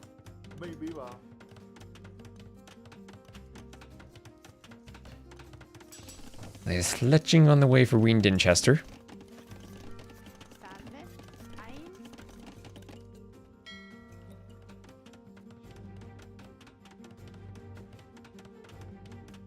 All the budget for the DLC will go to the Mel Gibson voice acting. Yeah, William Wallace was, I mean, had that voice actor. Oh, that was brilliant. That was probably the most replayable campaign because it felt like so much fun. Like you were going on this epic adventure with that voice actor.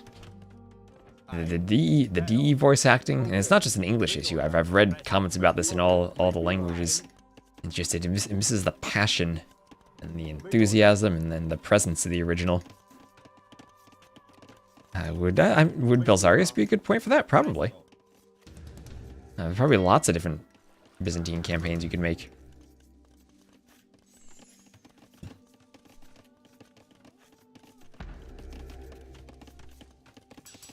Padded Archer armor on the way for GGOut. Since they insisted on adding Romans into a game that already has like 4 Romans, did they ever add a real Roman campaign? Did they? Was there a Roman campaign for the Rise of the Rome thing?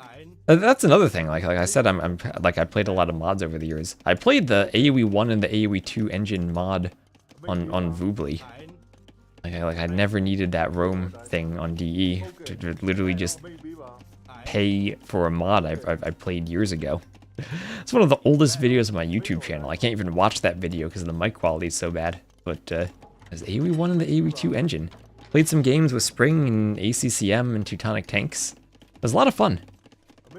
The spectator overlay even mostly worked. Okay, Arambai is getting the jump on some skirms, but forced back by monks. Nice positioning on the monks from Wean Dinchester to force the Arambais back. We have a forward Mangonel and forward Workshop. Byzantines are a great monk civ. And also extra credit to GGOut for winning a fire galley fight against the Byzantines. The timing was perfect on the feudal age up. ACCM mentioned. Is it me or going on an epic adventure with the voice actor sound dirty? Hey, after hearing that voice, I'd go on an epic adventure with him. No matter how dirty it was.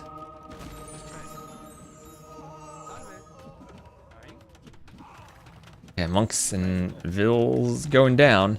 One around by converted, but that's not enough. Some skirms are going to come over, try to force the castle down. The Rambayas are coming forward. They'll force the skirms back. What type of fight are we going to have here? Mangonel on the way. The Vills going down. The Vills are going down. The Rambai trying to jump the skirms. Get within the min range. Now the skirms can hit the Rambai though, but the Rambai have enough attack. They can maybe deal with the skirms. The Rambai's going down. It's got to split away from the Mangonel. That castle 75%. Those Vills are weak. Those Vills are very weak. Elite skirms, are they doing the job? Where are the reinforcements? There's another monk on the... Oh, here come the Vills. Here comes the next village trying to raise the castle. Skirms OP, maybe not OP enough. Maybe Wean Dinchester needs to Byzantine a bit harder and get out a few more skirms. I guess now he has the castle right on his face. His opponent has the pawn, still could add in the fishing ships. On the outside, we'll have an incomplete stone wall. Okay. And Wean Dinchester might suffer from an archer getting through now that the wall is not finished. And imp on the way, imp on the way.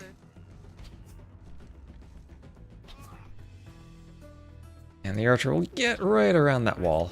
Oh boy.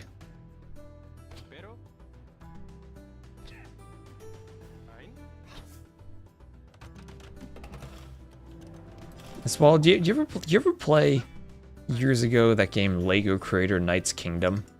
And like there was a wall that was incomplete and you had to finish it? That's what this reminds me of.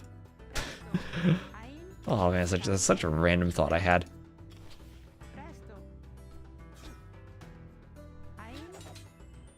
Okay, that archer will at least be ganged up on and killed by the villagers. And with a mining camp there, the Vill will go finish the wall. Castle up, still breaking through. A few are run by being queued, and we'll have Imperial Age on the way for Wean Dinchester. Imp on the way also for GGOut. Very close together. Byzantine castle, though.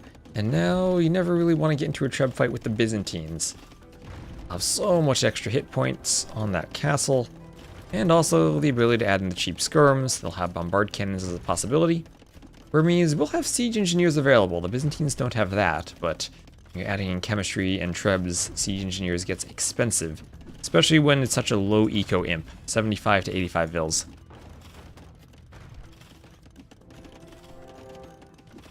I always thought Minecraft should have been a Lego game, but I realized capitalism. No one will buy real bricks if they can build it digitally.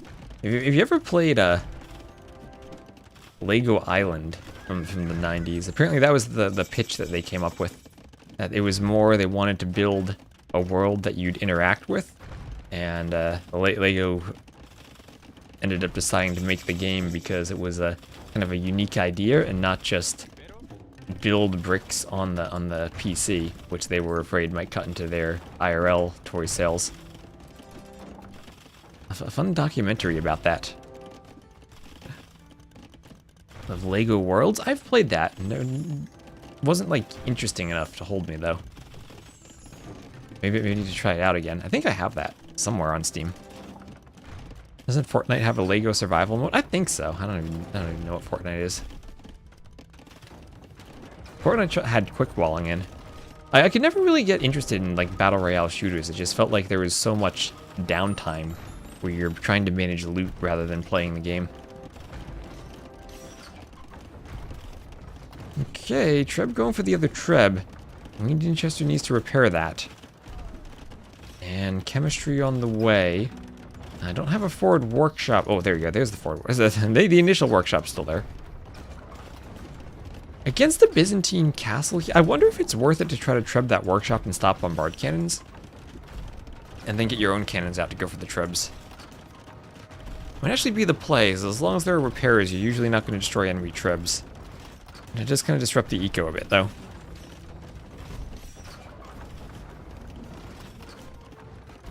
"35-year-old me played a lot of games and at a point where I demand nothing other than perfection." The way you write that, Dirty Squirrel, makes me think like you're 65 and 35 was when you considered yourself a kid. Which I hope is the case if I can still be a kid for a few more years. The crossbows pick off some Arambais and crossbow skirms as Wean Dinchester as the Byzantine takes a score lead. Monks want to convert the cannons, and all Byzantines. It is tough to fight the Byzantines in these castle fights. This is what the Byzantines want to be doing. And Wean Dinchester does it, destroys the trip, destroys the castle.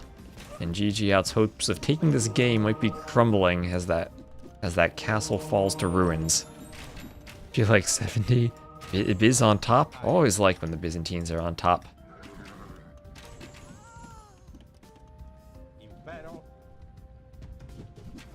And Parthian tactics on the way. Yeah, you can play Lego Island through your browser. I've played the heck out of that. On isle.pizza. Leary will stay kids forever? I don't know. If Leary's... I don't know if he's a kid anymore. I think he's growing up.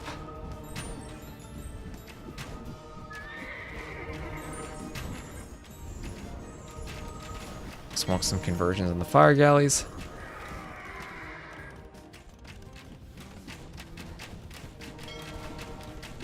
Taking out devotion, husbandry, ballistics. Now what I think the Byzantine unit composition will just crush. A couple more docks, then war galley fast fire, then dromans, and this castle goes goner. Does Star Trek Armada on GOG have online or server play? I have no idea. I own it. Maybe we could figure that out someday.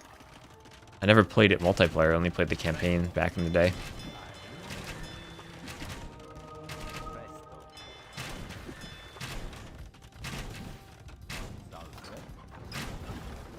Monk goes down, was trying to pick up the relic. Trebs immediately go for the dock, Droman's on the way. Maybe GGOut could do some demos. Do Burmese get heavy demo? Oh, they only get normal demos, okay, but maybe a war galley here. And then demos could be an option, just an option.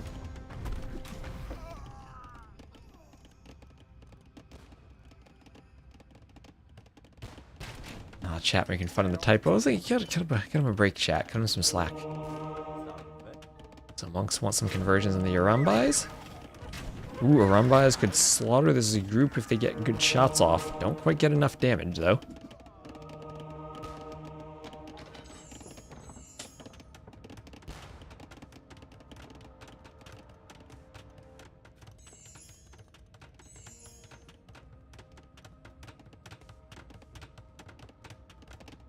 So a bit stalematey here. Monk's going to pick up relics. And Scout will get this monk here. And down he goes. I love watching the 5K and the 10K every year at the or every 4 years at the Olympics.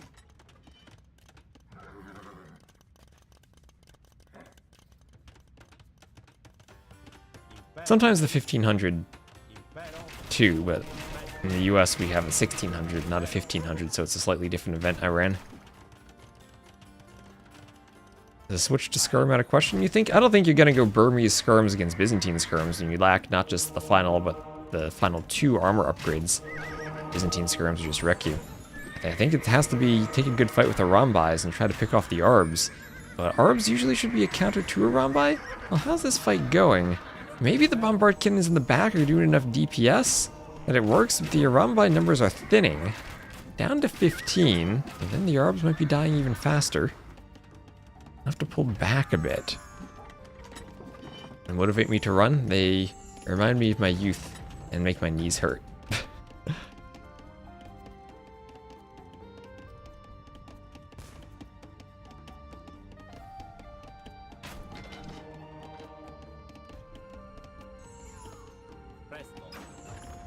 Trebs trying to push out. GGOut trying to push. He does have some forward walls on the side. And some walls on the other side for Wean Dinchester, holding off potential raids. Hard cannons can move forward. I'm still looking for the heavy demos. Where are these vills going? They're going to their deaths. This is the old you wanted to delete your vills, but you couldn't shift delete trick, so you would throw them into the castles, because Wooly never turned on the shift delete.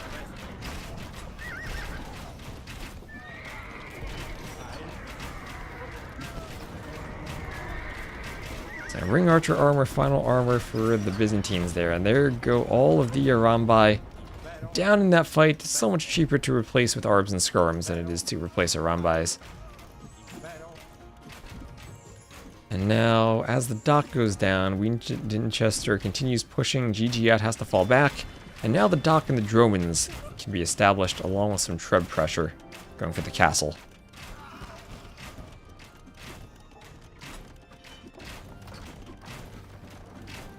Missed the T900 ending. T90 won that game. I got some good points on that ranked match against Syscon. So scale mail armor on the way. Treb gets picked off. Can continue to find targets. That's what I was reading. That the plural of cannon is cannon, with no S at the end. And that putting an S is a very modern change. Historically, it has been cannon. A cannon plural is cannon. And Treb's going for the castle. Desperate repairs from GGOut. And I think that dock will go down, and that'll probably be time for GGOut to call it GG. Like deer, yes.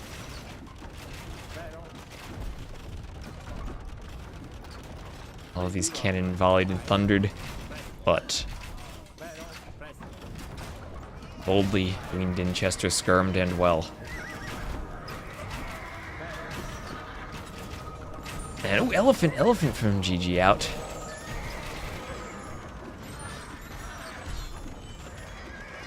And time for the Droman. Droman to hit the Treb and then the castle.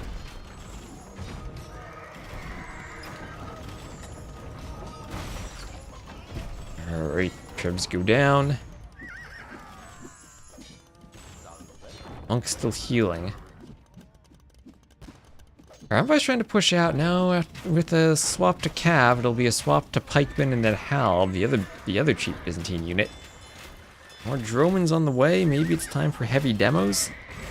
Byzantines will get heavy demos. They'll get shipwright. They'll have a great dock.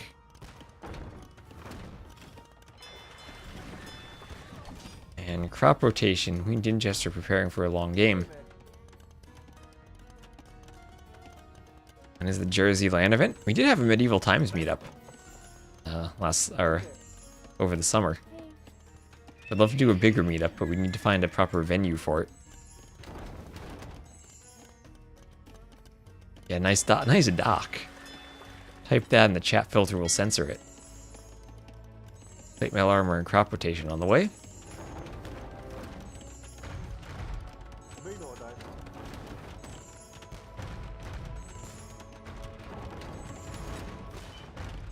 Don't have to go with dealing with the city and the GWB. It was a lot of fun. It was a lot of fun. I haven't been to medieval times since I was in the 4th grade.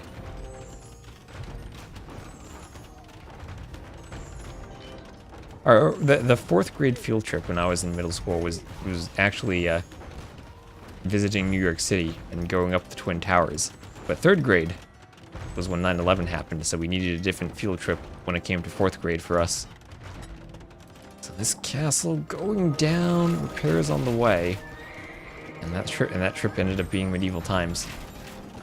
Oh, this castle's repaired for such a long time. GGOut trying to hold.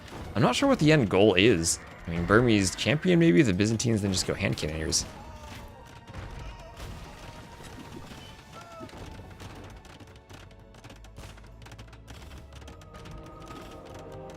Here's two-handed swordsman. Still will need the armor upgrades. We'll need lots of barracks to pump them out. They're on by continuing. And just outposts around the side, no raids around the side. 3 to 2 relics in favor of Wean Dinchester. Dromans continuing to apply pressure to that castle. Big Rambai mass being queued again. We have almost 2k gold for GGOut, but we can't really find a way to spend it. Wean Dinchester has tons and tons of gold. I mean, that's cataphract levels of gold. There's a Greek fire. It's cataphract levels of gold in case stuff comes forward. Would mind the stone even go for those Greek fire bombard towers. Now, those have scared me from arena games that I've played. I think it might be time to GG out. I think this game's been over for a while. Let's see, I'm tempted to speed it up, because I do want to make sure we only have an hour before Gabi's set starts in TTL. They drafted yesterday, so they might be starting right away. And desperate to repair, but help stop the Vills, down the castle goes. Arson on the way for Wean Dinchester. Those halbs need attack against buildings, why not? Okay, if the Arambais killed 27 Arbs, that would have been insane, but time for the TC to go down to the Dromans.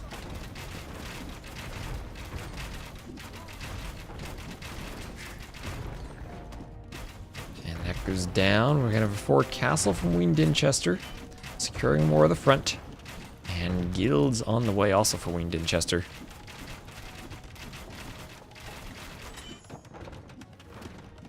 Eyes are drying out. That's what I forgot to do this morning. I was going to grab Visine. Rumbi's hitting the Arbs. Monks want a couple of conversions on a Rumbi's if they can swing it. Getting the conversions. Roman getting some shots on the Rumbi's. Two-handed swordsman here. And with all those riches Wean Dinchester has stockpiled, I would love to see some cataphracts, as he's doing two forward castles, has the stone for a third, and there he goes, castles everywhere. Bill's fighting the Trebs, but at least the castle covers them. Time to do some upgrades. Give us the cataphracts, Wean Dinchester, give us the cataphracts, as we're almost at ACCM score territory. I think I will do the speeded up strat. Get through the wrecks. And there you go, there's the GG. Wean Dinchester takes it 1-0. And that's 283 to 163 KD, but you're against the Byzantines, who are just making trash units with 20k more res collected. And GG. Alright, and no zombie, good morning. Hello, no zombie. So we'll just hop right into game 2. No reason to wait, we got Rex. Game number 2. Thoughts on the water changes coming up? I haven't seen them enough. My general thoughts are they need a lot more work. Okay, this will be Sardis. This is a map where we definitely can speed the Dark Age up. This is, how I like to call it is 6x Zawal. Because the wall has one Gaia stone wall with 1080 hit points. This map has 2 Gaia fortified walls with 3000 hit points each, which is 6000 hit points, which is about 6 times the wall HP we'd have on Zawal. You start with the mercenary camp, and I think what players have learned is you make lots of peltasts, and as a ranged unit, they'll do a good bit of damage to the wall. And as the Saracen bonus will apply to the peltasts, and they will do enough bonus damage against buildings. I guess it applies to that 0 class and not the 24 class. The Saracens break through rather quickly, and we'll see the same thing from both players, trying to break through and then get to that town, trade workshop in the middle, which provides a trickle of resources. Thank you, Sang Suga, for the follow. And meanwhile, long distance mining some gold there from GGOut. Both players looking to break through. Wean Dinchester did, I think, was it Barles who walled him in over here before? I love the goth meta. Yeah, we were definitely peltasting. Maybe a bit easier to access the workshop for GGOut based on how the forest spawned. But a bit, who's going to get there first? He didn't quite scout it. Went the wrong way around the forest. It's actually quite tricky to scout from what I've seen. Players tend to miss it a lot. You do get control of the outpost once you grab it. Ooh, there's a peltast that walks the wrong direction and gets picked off, so a nice peltast snipe from GGOut, but now Wean Dinchester has that resource trickle and wants to hold it. So GGOut maybe can camp a bit, try to pick off peltasts from the rear. Those mercenary peltasts, huge attack, 6 attack. And don't think the scouts will hold up to them. Ooh, GGOut gonna lose his scout. And ooh, 2 HP. Maybe Wean Dinchester can trade. Peltasts do have a minimum range, and this scout will go down. So both players losing their scouts. Now it's a micro fight in the middle. Whoever wins this fight wins the workshop. But those couple of early peltast picks from GGOut might just serve him extremely well here, as he's killing numbers and still hasn't lost a single peltast. Oh, that is brilliant. That's brilliant for GGOut. Now he will have the resource trickle of the trade workshop. More peltasts forward for Wean Dinchester. More peltasts forward for GGOut. And it's just a Peltast micro fest in the middle. They have a special building. Yes, they have the mercenary camp from which they can train the battle for Greece, or 4 units from there. And they've built a gated behind the area of their walls they've broken out. And now it's Peltast spam in the middle. And was there chatter? Yeah, there's no chatter. Oh, you mean in the chat?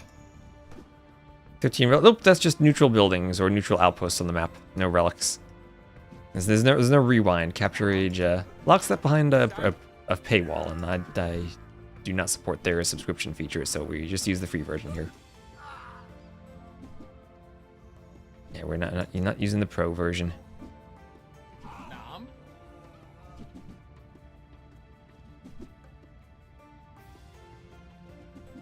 Yeah, you can rewind the YouTube stream if you want to go back and watch on YouTube. You don't need to be subbed on Twitch if you want to go back in the stream. So Loom on the way for Wean Dinchester.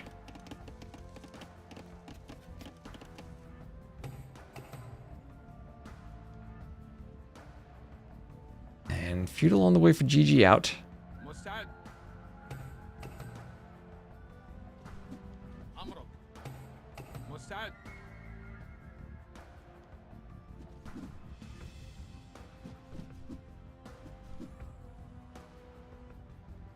And Peltast gets picked off there.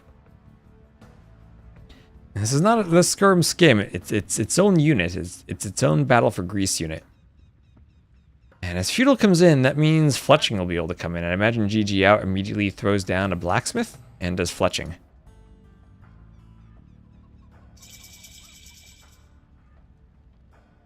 From the DLC you didn't purchase? Well, you can actually use it, and you don't even need the DLC to use it. You can just put it in a map script and use it. So GGOut ist zur Feudalzeit für angeschritten, and he immediately puts down a market and a blacksmith, and we'll continue microing the Peltasts. I don't think he can actually go up. He'll need to buy his way up as the Saracens. Does not have a single farm, but is very heavily saturating those golds. And maybe even saturate the stone. There's Fletching. We'll buy 200 food. Fletching and then armor for the Peltasts feels like the play rather than going up. See, Wean Dinchester won't be able to go up either. So Wean Dinchester with the score lead somehow has more resources collected despite GGOut's having held that trade workshop for a long time. This is another good fight for GGOut. There he goes. Fletching is finished. Fletching is finished for him. Oh, and he's going to pick off more of those Peltasts. Look at him go down. Look at him go down. And Wean Dinchester will call the GG. Maybe not realizing he has 1,000 more resources collected, but as his Peltast numbers were dwindling, this will be a win here. The benefit from the archer upgrades and the blacksmith? Yes, it does indeed. We see that +1 attack and range from Fletching. So well done for GGOut. Kind of a mixed bag that the forest meant that Wean Dinchester found the trade workshop first, but also meant that his units tried to path around, and then one Peltast and then some reinforcements got caught out of position by GGOut's army, and things kind of snowballed from there. So you get a good micro on the fights. And look at the KD there. That's 24 to 18. And much better eco. I have no idea how Wean Dinchester had such a better eco. Maybe because GGOut was microing? If he knows he has the eco, I don't know if he calls GG there, but at the end, the military counts. Very suddenly he took a dive, 10 to 6, so he would not have had enough Peltasts to reclaim that anytime soon, I think. Amazing map. Turs likes the sent me all the stats on the map in the trade workshop. How quickly it works.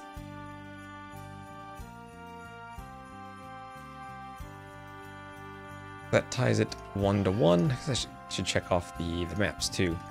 So game 1, won by Wean Dinchester. Game 2, won by GGOut.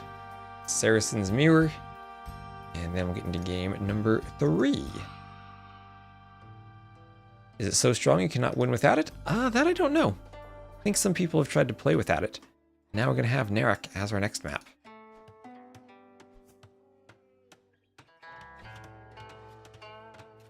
Narak as our next map. Actually, I wonder what time CVS closes tonight. Let me Google that real quick. If it's open and I finish Gabi's set in time, maybe I'll just go get the Visine tonight before I forget. Or Walmart even. How late is this open? CVS. Oh, closes 7 p.m. What the heck? Wait, is that the drive-thru I clicked? Oh, that's the drive-thru I clicked. Okay. Closes 10 p.m. Oh, the pharmacy closes at 7 p.m. The Visine should just be over-the-counter stuff. Shouldn't need the pharmacy open for that. Best new campaign? Definitely Yadviga. No doubt about that. That's a Lord Bassa masterpiece. Still, I'm waiting for the Shadows of Calparea to be finished. That was due out in 2021. That was a piece of art that was due out before AI ruined art.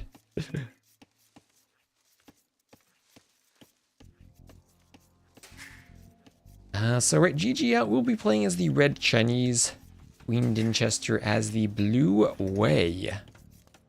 Chinese versus Wei. And what do we have as the Wei? The 1 vil for every eco upgrade. Huiguang, Cav, and Shenbei Raiders. More HP. They've got Traction Trebs. We all know Traction Trebs are amazing. And we'll have the Tiger Cav, which is like the Age Mythology Hydra. Gets more attack as it kills things. They have Cao Cao as their hero. And what does Cao Cao do? He increases the attack speed of nearby units. Is that effective? I don't know.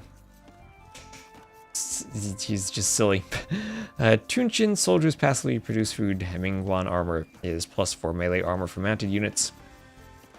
Team bonus is extra cav attack versus siege. So probably going to get lots of map control with the Shenbei Raiders. And then try to go for the Mingguang Cav. Or the Huiguang Cav later on with Mingguang armor. Traction Tribs OP. Lonzo Crab, hello Crab.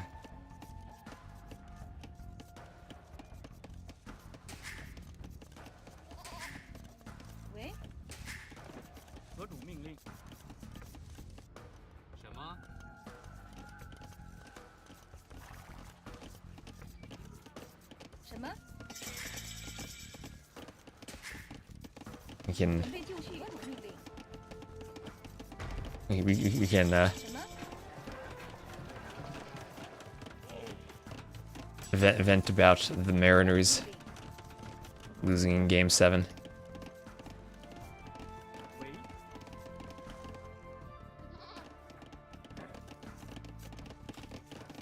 So, Castle Age on the way. Shadows of what? Shadows of Calparea. Is a lovely custom campaign. Sequel to the Relics of Atheline.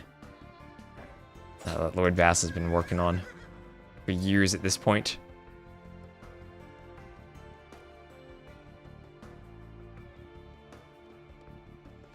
So, see, both players up to castle are just booming away. It's the lovely thing about the Rex, we can speed up. We'll have the long distance mining of stone for GGOut, needs that 50 stone from the regicide. Start to be able to build a TC. And Horse Collar, Castle Age for Wean Dinchester slightly later. Let's have a hole in his wall, might need to wall up here. You don't see the Sword Scarls so often lately. What do you mean Sword Scarls? The Jian Swordsman? Those are mostly for hybrid maps. If we see, what is it, the Wu on a non-hybrid map, usually you see different options. And they flow very well from the hybrid map builds. So 4 TC there for Wean Dinchester. Scout gonna knock down the Vil. Vil's come running around. And turn and fight the Scout, go for the TC. I'll have Bowsaw on the way for Wean Dinchester. There we go. It would have been their first World Series. I think it would have been. I know the Blue Jays haven't been there in a long time. I guess maybe Dave's happy about that.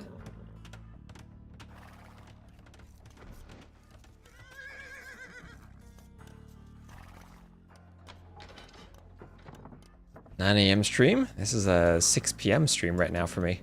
I'm streaming for about 4 hours. Over the next couple of weeks, or at least the next week or so, while the LY lane is going on, I think I'm going to have like streams that are a bit later in the day. So I'm not going to wake up at 1 AM to cast that. And I'll probably cast after that's done and maybe cast Rex. I know some people are doing replays, but maybe some people would like a live game they can chat during. The Mariners have never been. This is the closest they've gotten.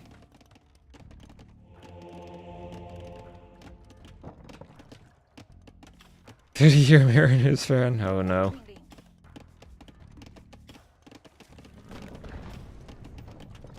And they had the best offensive season ever from a catcher, ever. And we'll hope that Raleigh can continue. 喂， What he did this season.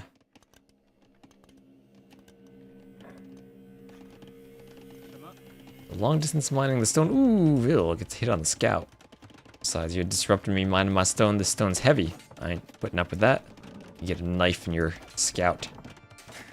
So TC again for Wean Dinchester, and he has been focusing maybe a bit on the relics, whereas we have 3 TC boom right away from GGOut.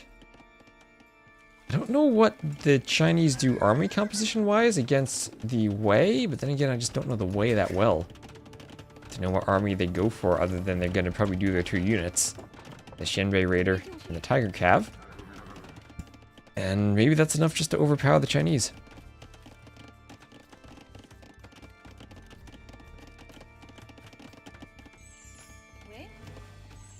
Yeah, I do want to cast Stronghold Frenzy, and same with TTL too, right? I don't know if T90 is going to be casting every set of the Bronze League, so we'll try to cover that.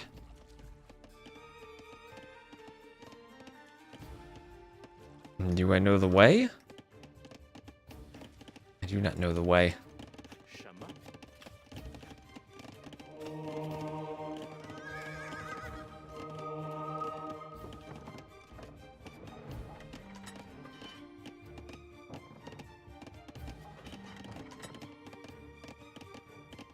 Ooh, Fire Lancers! Oh, do both these have Fire Lancers? No, they have 3 kingdoms. 3 kingdoms are before Fire Lancers.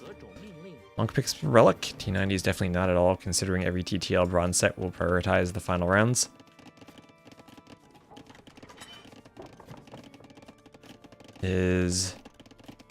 Bronze League is the lowest for TTL 5, yes. It's more like a qualifier. And then we'll have Silver, Gold, and Platinum starting January. Oh, for Brewers and Mariners. 什么？ I don't know, I feel like the Dodgers are going to be very heavy favorites. And it's going to probably take a lot to dethrone them.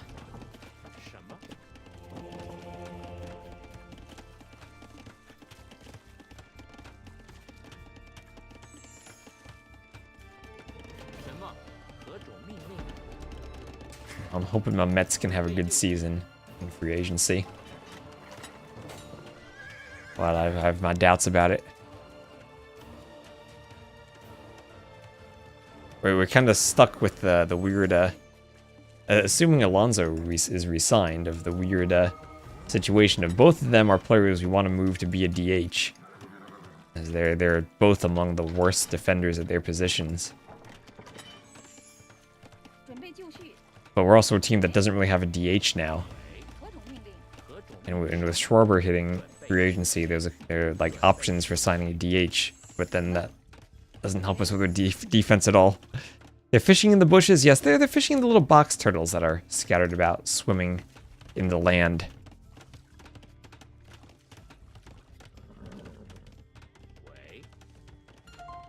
I'm coming forward to pick up the relic. He'll have to walk back. Who needs defense? Just hit home runs. The Mets probably. Probably.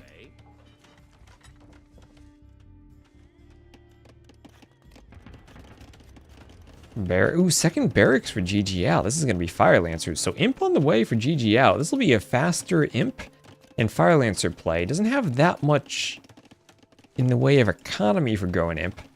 I can speed this up a bit. There are the Xianbei Raiders. So I guess Fire Lancers will probably have an attack bonus against them. Now players picking up relics somewhat evenly. It'll be 3-2 with GGOut having 2 and maybe having the advantage in map position for the final one. I think maybe Wean Dinchester gets the monk there first, though. Surely the Nets wouldn't get caught in the bushes at all.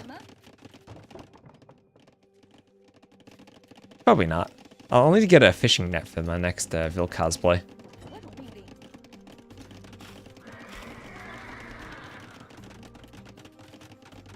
No way Detroit or Pittsburgh can afford to keep them. 何种命令？ Oh, who knows? They can probably afford to keep like 1 player on that contract. Question is, can they afford them and then build a team around them?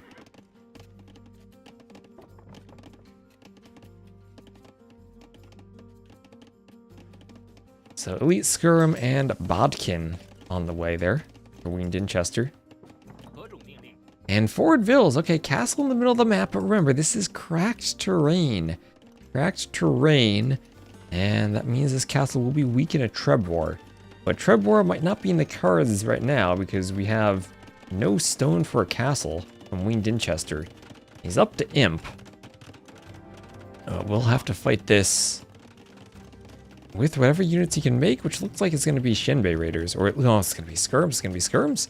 What do Skirms not counter? The one thing they don't counter, the third best unit in the game behind Monks and Skirms, the Fire Lancers. They do not count as archers, so Skirms will not get bonus damage there. Skirms will not get bonus damage against the Fire Lancers. Bracer, Conscription, and that was that. Squire is finished. Oh yeah, my eyes are drying out. You're casting for almost 4 hours. So this will probably be like a 5 to 6-ish hour stream then. So let's see, padded archer armor and ballistics on the way. Imperial Age for Wean Dinchester. Wean doesn't need a oh, you're true. That's true. That's true. I always forget. This Civ has something better than Trebs. It's called a traction Treb. It's like a bombard cannon for which you don't need chemistry, and that also counters monks.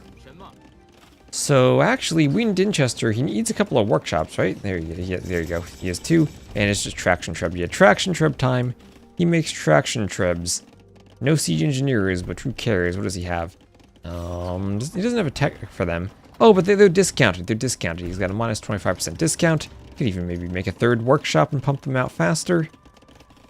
And then he'll destroy the Trebs. He'll destroy the castle. And especially since it's on cracked terrain. Skirms will deal with the Chukonus. Still needs a way to deal with the Fire Lancers, but maybe that way is Shenbei Raiders. He needs a way to deal with them. Tigers and Diamondbacks are good teams on budgets. Maybe time for some of the big teams to go back on their farm system and build their own talent in-house.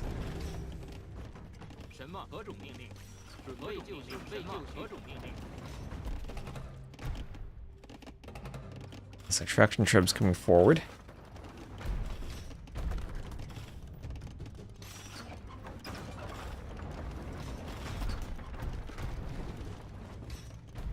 And look at how accurate they are against those Trebs.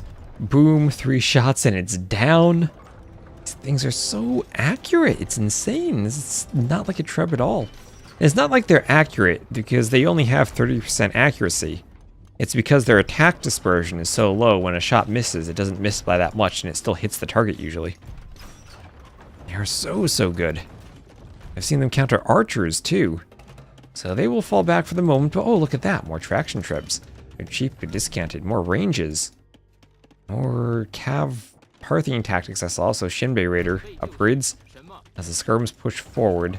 They're getting their final armor right now. There is Elite Fire Lancer. Oh, they have some chunkier armor there. Trebs could probably shoot the Chukonus soon. Short range on the Chukonus. You get 4 traction Trebs. He definitely has more on the way, right? Oh no, he doesn't, even with the discount. Needs a bit more wood. But 4 of them on this hill should push the castle fairly well. Or even push the Fire Lancers.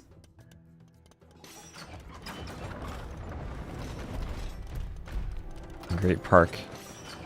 I've never been out there, but I do have a friend of mine from our high school track team who went to Pitt and ran as a distance runner there. I guess cross country and track.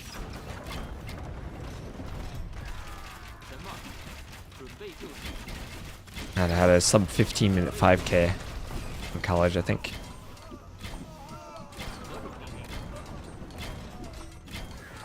It would be fun to visit, but Western Pennsylvania is kind of a big rural area to get out there too.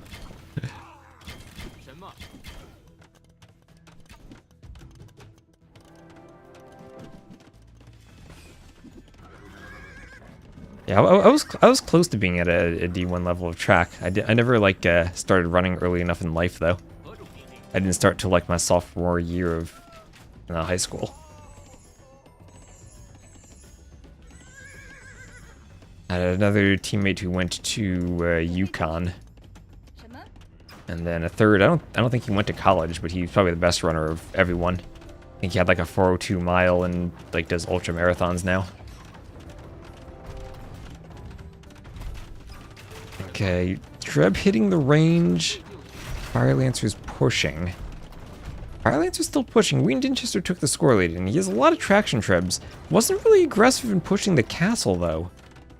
He's trying to do upgrades, getting to Huiguang Cav. He has so many resources that he's floating. Yeah, it's really easy to amass these things. He's, what, 6 of them now? Feels kind of like the critical mass of you're hitting army with them, and the army doesn't want to push forward. As right now, GGOut kind of wants to hoover the army and not have to push out from the castles while he trebs, maybe slowly creeps his way forward, takes the middle resources. Oh, what's that? That's a Shenbei Raider raid. Oh, there we go, living up to the name with the raid. Oh, wait, there's a hole in the wall. I don't think there's a world where they destroy the tower and the king. But this is now open. Oh, man, that is a great raid on the side. He's not fighting the Fire Lancers head on. He's going around loop-de-looping into the base, disrupting the farm. That's a lot of farms that'll be disrupted. 什么？准备就绪，何种命令？准备就绪。喂， Yeah, well, I was sub 5. I could definitely tell I had a long ways to go. Oh, wait. The king refuge is threatened. Oh my gosh, the king is running. The king is running. Okay, the king has to get into that castle. He will get away, though. He will get away. Okay, a bit of danger. Oh, don't run this way. You're trapping yourself. Go to the castle. Alright, so good push at the time, but getting his eco ravaged. It's a good Vil lead for Wean Dinchester. Also around a 8k resource lead. King is pro-German AoE 2 player running? Yes, he is.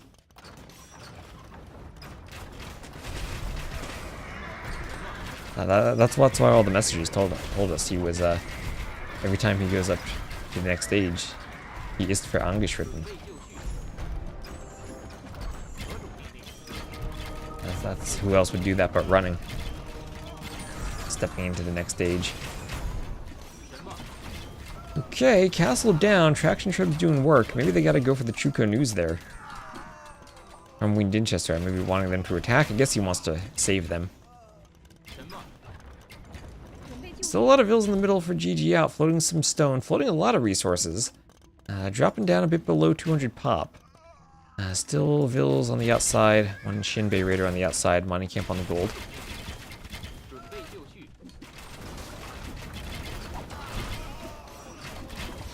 Faster fella. It's definitely harder now that I'm older. Not like the running part, but just the not being injured part.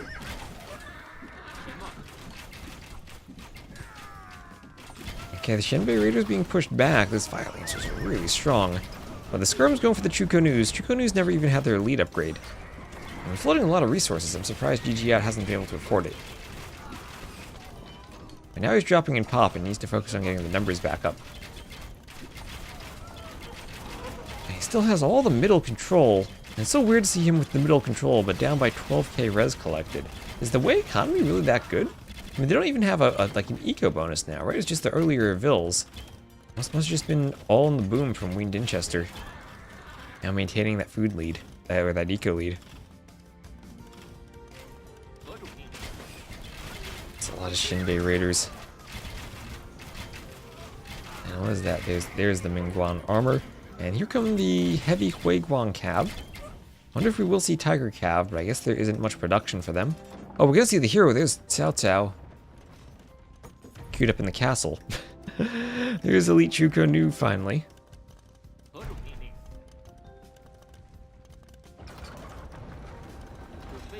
Hoardings for Wean Dinchester. His king is still chilling out there. What are these farms? Oh god, was he auto farming? Man, oh gosh, put the farms out here. Ah, freaking auto farm users. This is what you get. Missing handcart. Ooh, yeah, missing handcart, missing heavy plow. That does hurt, especially if you're Chinese booming. Missing the final wood upgrade. Okay, lots of eco upgrades being missed by GGOut. I think a clear thing he can click or at least could have clicked during some of those earlier fights. And we see crop rotation on the way from Wean. Dinchester, he's prepared for a long game. Trying to besiege this castle. How will Elite Chuko News do? Parisian campaign farms right there. It's like the Joan of Arc campaigns where your Orleans farms are outside your walls. At least he's not going to build them. Just going to leave them there as a monument to the failures of Auto Farm.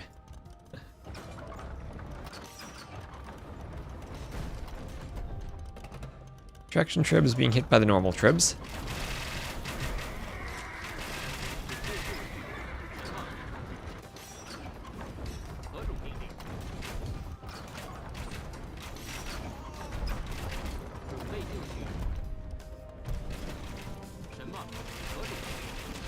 It was Orleans while your farms are out there. I don't know how they came up with that design. You could just build your own farms inside the city. There's nothing preventing that.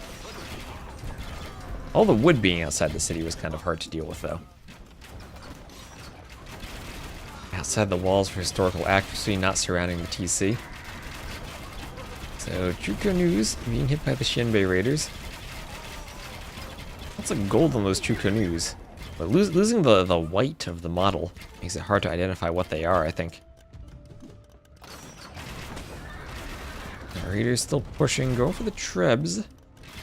And they will pick off a Treb with about 20k more res for Wean Dinchester, who now is floating 4k gold. He's making Hussars when he has 4.5k gold instead of Huiguang Cav or Tiger Cav. Struggling on food because of that. Is how good these things are as combat artillery? Yes. How good they are at picking off enemy Trebs, I think, is the... Enemy Trebs and enemy monks go down to the traction Trebs. And that's what stands out to me about them. And as do archers, because these things have good pierce armor too. Right, 8 pierce armor, so the only options for picking them off really are heavy melee cav. Wouldn't hate heavy Scorpio with some rocketry. I mean, could be useful against the Shenbei Raiders. That's a good point. Could be darn useful there. Although the way do have +2 attack versus siege weapons. Does that apply to the Shenbei Raiders too? Does that apply to the Cav Archer-like units or just the melee Cav? Glitch to the finish line? I don't think that's possible IRL.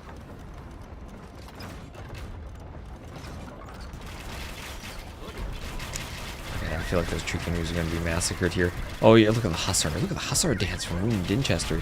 Like he's playing CBA. Oh, that was a brilliant move. Look at all those arrows he absorbed. That was brilliant. He's losing some Shenbei Raiders, but then the army mass here for GGOut is falling. Wean Dinchester continuing to take a better and better score lead.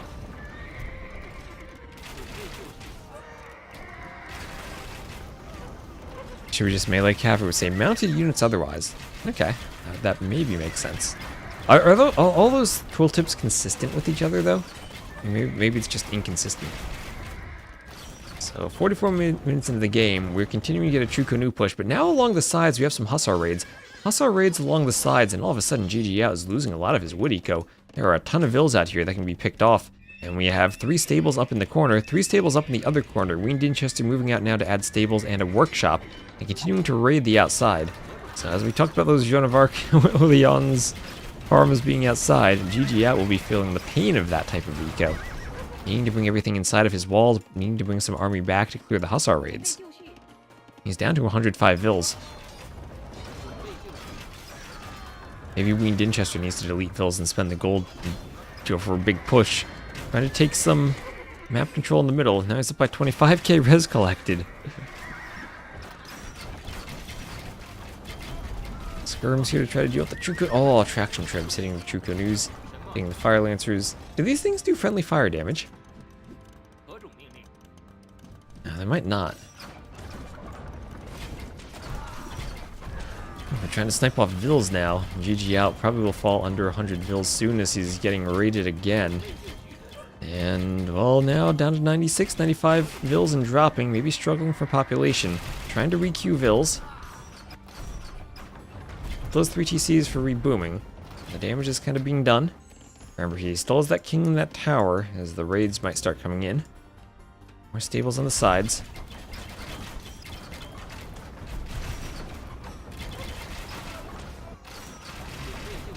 No one actually gets Fire Lancer and Traction Trip at the same time, right? Those are exclusive to different civs. But we have a good fight of them here, one versus the other. We get 500 stone for 1024 gold. Remember your powers of 2 kids. 1024 is a lovely number. Thankfully not. So, okay, Hussar raids, still Hussar raids over here. Fire Lancer's trying to stop them, but Vil still go down. I like how trying to push through. Okay, Trebs on the side pushing a castle. Wean Dinchester recognizes and repairs. And a couple of repair Vils by the Trebs. And we still have 3k gold, 3k wood for Wean Dinchester. Who also has the better KD. He's adding skirms to keep the pop-up and help against the Chuko News. Has to worry about this pressure though. The houses won't keep Trebs out. And Hussars and Fire Lancers will break in. Hello Beba Cakes, how you doing? I'm gonna get stretched after this game. Well, if the set continues after this, we only got 20 minutes until the next game. This is GGOut, really trying to hold on. It's now 4k score difference, and there's the GG. And Wean Dinchester goes up 2-1. So looking at stats, 396 to 317 KD, 30,000 more resources collected, and the Chinese not strong enough to take the way in the late game. Showing us the way to victory there is Wean Dinchester, who is now 1 point away from advancing and knocking out Wean Dinchester. I mean, from knocking out GGOut. He's not going to knock himself out. Did win Narek. That means Zimbabwe and Ngome, the final maps. And game 4 will be Zimbabwe. Showing us the way, indeed. Gonna hop right into this one. Something GGOut. T-Station. Sorry for interrupting our between game music, but we have Zimbabwe in a dark age of luring elephants. Let me grab a times 4 speed and a sip of water. Oh, is GGOut gonna scout and maybe just think about picking off Vils rather than luring himself? He's luring in a crocodile rather than an elephant. Makes a zoo to trap it.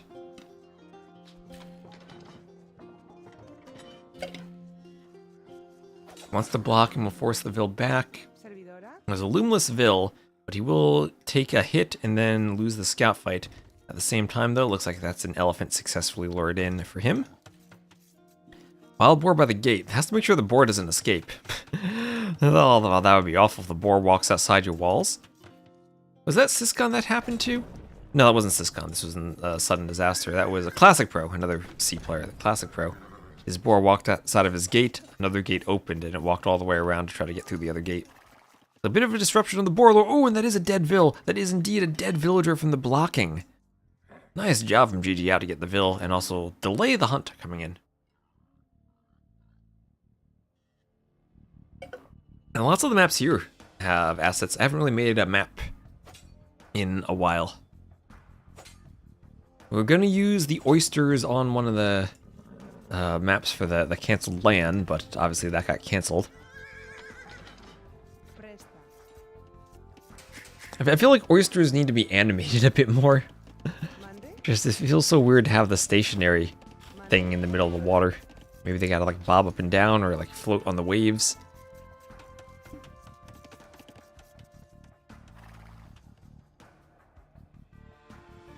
The foxes are all, like, I don't know what to do with them. I feel like there are maybe things that could be fun with them. But the fact they can't be pushed anymore makes them really limited. That was kind of fun on Arena. You'd see players go and push the foxes. So more rhinos being lured. I don't think GGOut can stop that. No. Lion gonna go for the Vil, though. And she does manage to trap it in. Low on HP, she'll have to get back. And let's see another Vil come forward here. Both players going for more lures. Both players building zoos on animals. Buffalo holding the gate open. That'll be successful. This lore will be successful. Feudal Age on the way first for GGOut. Second for Wean Dinchester. Also Bengalis versus Spanish.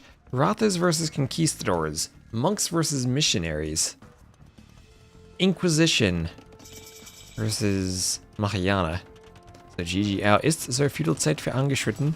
He will go market blacksmith and go straight up. We will see a market here.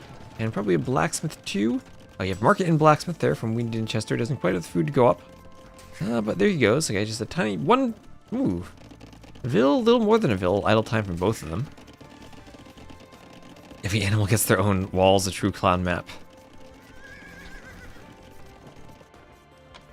Maybe we could do that. We could make a map where you have, like, animals that are walled in right next to your opponent's base, and you can decide when to delete the walls and unleash the bears upon them. So everyone up now. Everyone Richardsite, angeschritten. And double, triple TC boom from both players. No unique unit. No Ratha versus Conk. I was like, oh, I'll click play and go Ratha versus Conk. But we're not at that stage yet. GGOut looking. He's like, okay, if I'm against Conks, I'll just boom and defend. But doesn't have to defend, just has to boom. Okay, will we see a relic soon? Yes, we will. One monk going to the corner. There's one relic in each corner, so in all likelihood it is 2-2 for the relics. Wean Dinchester will be aware of that and trying to scout this out. Actually, is this relic walled in completely by the trees? It is, isn't it? Okay, this is maybe a bugged map. Let me send this to the admins. That might be a require path thing for players that could be fixed. Alright, Zimbabwe, G4, GGOut versus Wean. Dinchester. Relic in the corner is trapped completely by trees and inaccessible. Send that over. So my guess is that if you use require path and place it for the player before you place the wall, it should be able to be spawned out there and generated. Even the relics get their own walls, yes! So that's such Stronghold.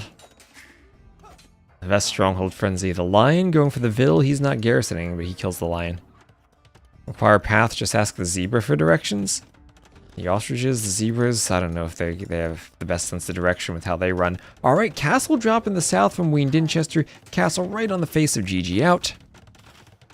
What's ridiculous is how good they are as combat artillery. Oh yeah, there we go. That was about the traction troops. Yeah, I read that. Ooh, I was gonna say I got another YouTube comment, but yes, I read that. I need more YouTube comments so I can actually keep looking over and reading the chat. I just spam the comments there. I think people usually prefer spamming the Twitch chat anyway, or chatting in the Twitch chat. Not spam, just chat. YouTube smells good. It's like that dumpster that SpongeBob edited the message on to describe Squidward more properly.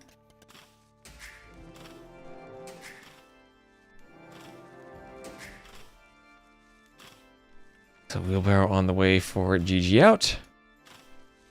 You have a gifted sub here, no ads. You get a gifted membership on YouTube. That's the thing too.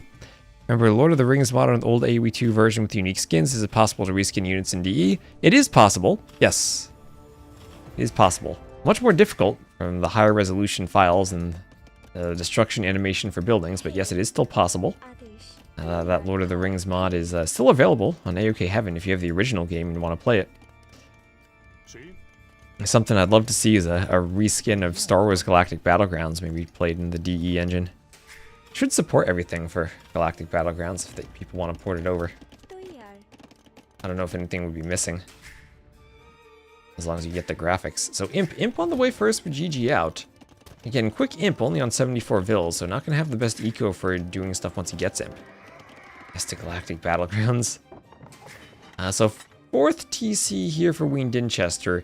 Content to do damage to GGOut and continue booming.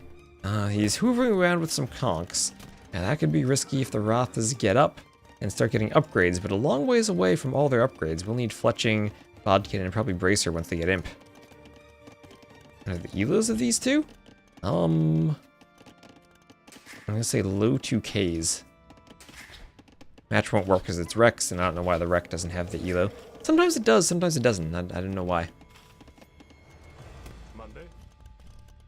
Conk's still hoovering a bit. Gold mining on the way. TC going down. University going up. We have flying trade carts. We do have flying trade carts. Kind of glitched though. Oh, actually, that's true. The flying units might be glitched. That's the pathfinding when I had tried out the flying trade carts. If you select a single trade cart and like right-clicked over a forest, it would path. But if you had a group, the group would refuse to path over it. So yeah, X-Wings might bug out. Thanks to E. That'll be a bug report for Nilly that the X-Wings bug out.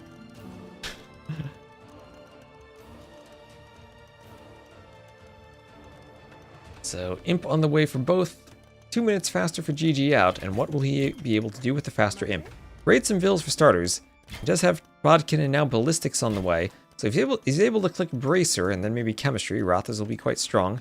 Still need Bloodlines for them, still will need Husbandry for them. Need so many upgrades for them. However, GGOut ist zur Imperialzeit für angeschritten. And GGOut buying some stone. He's going for a castle drop on Wean Dinchester. Oh, this is the Imp TC being castle dropped. Oh, that is a good village raising the castle. The castle's gonna have Bracer. Any more pacifist campaign ideas? I do have some ideas. I need is a lot of time to edit though. Here come the Rathas. Oh boy, if those Rathas go to melee mode and attack that TC, Wean Dinchester won't get Imp. Oh my gosh, GGOut, please go for the TC. Go for it, go for it. You don't see any vills. You have a melee mode. Oh, don't run past it. No, don't run past it. Okay, you gotta start trubbing, right? No, he's making more Rathas. Oh no. Well, he's gonna disrupt here, force some quick walling. And maybe pick off a vill or two. Ballistics, at least it's possible. Yeah, it gets a vill. But needed to stay here. Now that castle secures the gold. And the stone. The Treb bypassing the Imp TC to go for the gate. No. Yeah, the TC was on the cracked terrain too. Oh no. Oh, with that TC, 97%. It gets down to 1,000 hit points. Nice. That was really close. If GGOut had gone to melee mode and attacked it, there's no way when Dinchester gets Imp. He wouldn't get vills to repair it, I think. With the castle would have covered that. Maybe a tiny sliver where he could have repaired.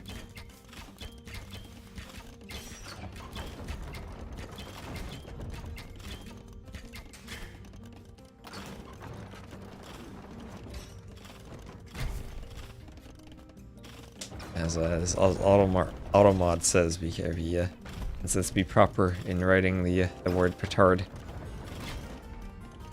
Sometimes I think players are all conspiring to make the riskiest Imp TCs possible to see how far they can go before anyone notices. Hi. What's the phrase? The closer they are to danger, the farther they are from harm? Maybe that's what they think.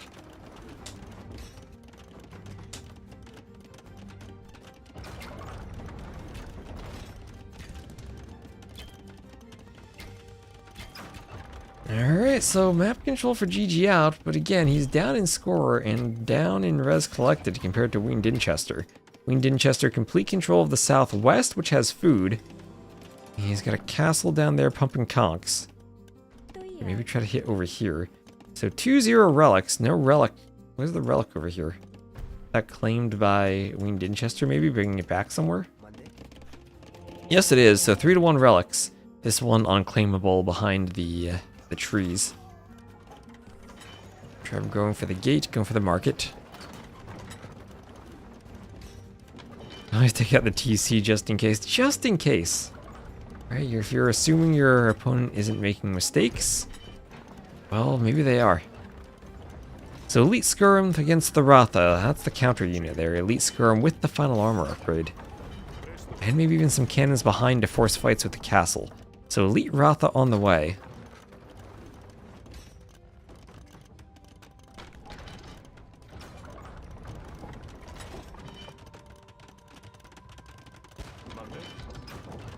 Cannon attacking the Treb. And down goes the Treb. There are now Elite Ratha. Have a bit more gold in their wheels. A bit more gold overall. Tundra Blitz, hello Tundra Blitz. How are you doing? Ratha definitely one of the best units. I think there's no debate about that. fall off a bit, maybe an imp, but I guess the same could be said about conquistadors. And now it's Wean Dinchester getting ready to push this castle. I think what we've learned about Ratha is that since they can snipe off your siege in many different ways, you need to make sure you're fighting them and making sure that your cannon don't get destroyed like we might see here, especially with ballistics from range. So one cannon going down, and another going down, monks being picked off. Conversion there, so even if Wean Dinchester, as the score lead might imply, is winning, he's being stalled out by GGOut. Find an imp, just a really tanky cav archer. Yeah, it's not like they're bad in imp, but I think they're not like they don't have the same advantage over all other units like they do in the Castle Age. Kind of the same thing as the Conch, right? It's like a good cav archer. It's not what it is in the Castle Age, though. Skirms, that's been a while. Skirms don't do as much bonus damage to Rothas, I think. Okay, traffic jam with the pathing on that gate, but the Skirms do get through. And guarding only one cannon this time. 51 Skirms. You think he has enough Skirms? Well, I think he doesn't because he's housed. He needs one more house at least. Do you realize he's housed and that's just not he's at max pop? I think he probably doesn't realize it. Oh no, he needs houses. Needs to be raided so some quick walls are forced out. And then you can finish the houses.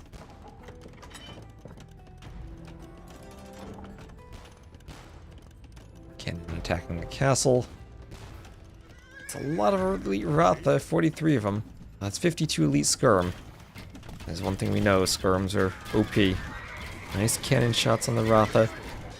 Ratha trying to dive the cannon, but that will mean they have to chase under Skirms. 3 cannon there could get good shots on the Ratha if the Rathas don't dive. They can't really dive with the gate there, and the Skirms clocking with the gate. I think the Skirms win this fight. Yeah, the Rathas do not like fighting Skirms. Skirms, the Achilles heel of the Bengalis.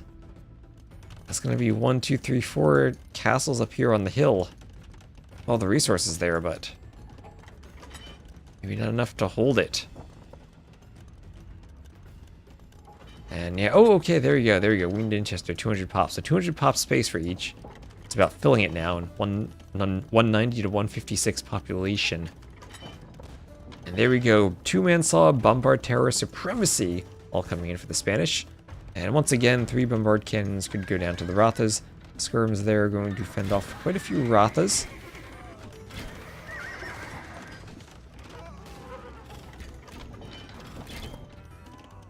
I feel like having the east side of the map is way better northeast, better than all the food down here. Would tend to agree with you in the long run.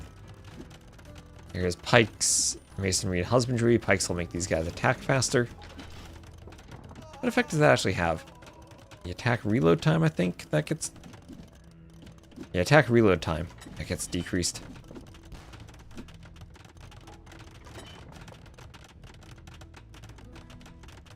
Hi. Skirms coming around, picking off vills. Masonry on the way.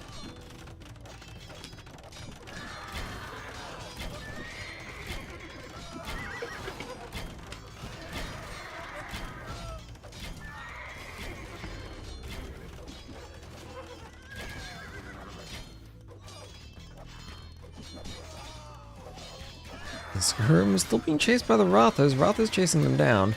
They have over 10k more res. Wean Dinchester has had such efficient economies for all these games. And oh my gosh! Bombard Towers. Hard to stop Bombard Towers if you're against the Spanish. Because of the Supremacy Vills. Now, same range as the castle. So you're probably not going to build them to besiege the castle like you might with Turk Bombard Towers. But still an option, I guess. With Halb and Skirm, that finally might be able to defend the Trebs from the Rathas and stop them from breaking through. That's true. This side isn't cracked terrain, so maybe a bit easier to hold. Still that lonely relic up there within the woods.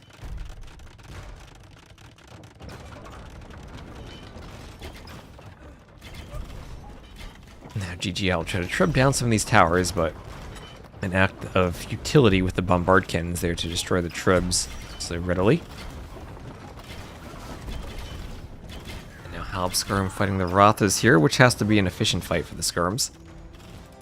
Treb's going for the castle again. Bill's repairing the Treb on the outside. And yeah, dropping Bombard Towers. Power of the Bombard Tower. And then, what is that? We'll have Architecture on the way from GGOut. Stuck Relic, we're in the middle of the two players. Would it still need fixing? What do you mean in the middle? I mean, some maps can be designed with relics that are, like, you know, in wood lines.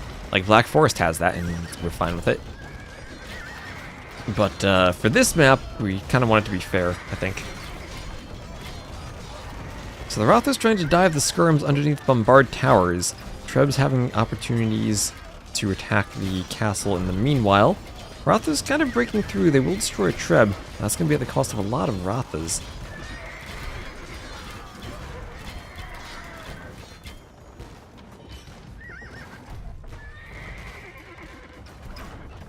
Rothas needing to run. Ooh, Bombard Tower is hitting them. Nice architecture on the way for Wean Dinchester. On the other side, a couple of conks out still, and a Bombard Tower here. Being as annoying as they can be, Bombard Tower should probably attack a wall segment.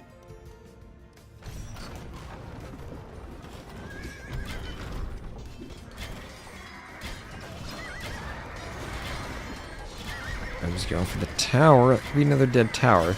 Look at that KD for GGOut. Against Wean Dinchester. Wean Dinchester really struggling to stop the Rothas. But somehow the economy is still carrying him. How does he have such a better economy? GGOut has more vills now, but it's eco upgrades again? No, yeah, no two-man saw, no handcart, no crop rotation. GGOut missing out on the eco upgrades. Wean Dinchester could just go Paladin and win. He's got 4k gold. Feels like time to upgrade Paladin, maybe. I'd agree with that.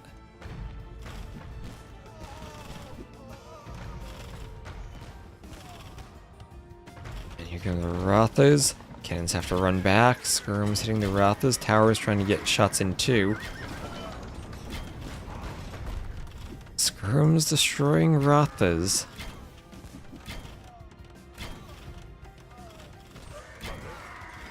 Rothas forced back. Cannon go for the castle.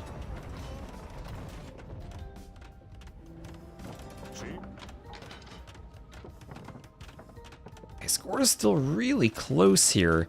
We're gonna have a 5th castle for GGOut. Clandestine mining operation there in the corner from Wean Dinchester. As the Rothas, oh god, look at those dead Rothas though. Wean Dinchester able to go through a skirm. We'll have fortified wall on the way. Stop the conch from breaking in. More wall behind this.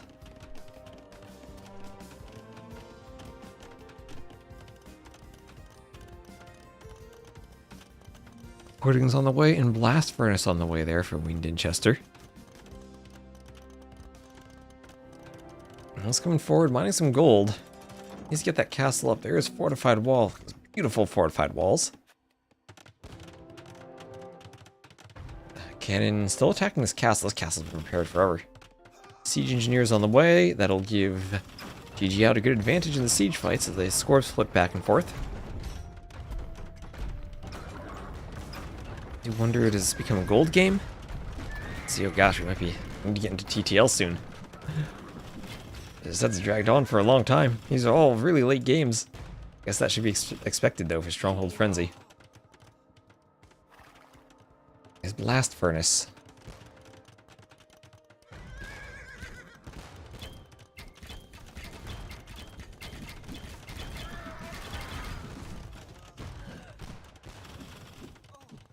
Oh, there is armor.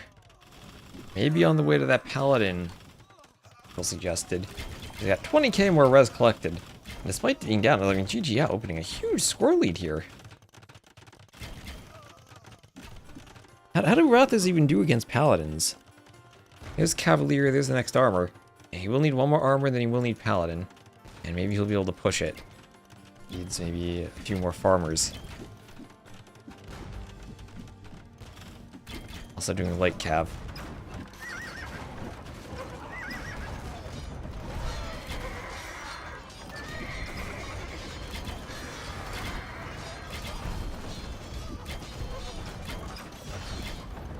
Roth is still killing the skirms. Leave Roth in melee mode. Where's Cavalier? Where's the Paladin click? Not quite there on the food. No, don't do this to me, Capture Age. No, don't do me the white screen of death. No, Capture Age crashed. Flashbang alert. Sorry about that. As the VRAM dying, at least it didn't kill my stream. Sorry about that. Let me just reopen Capture Age. Lose some stats, I think. Yeah, we still have res collected though. Oh, no more KD stats. Oh, there's Paladin on the way. Paladin played Barding armor. Oh my gosh, gotta cast Age of Empires. And the people who make this application have gotten laid off. One day we'll just have to make like another Capture Age. So it's like community driven.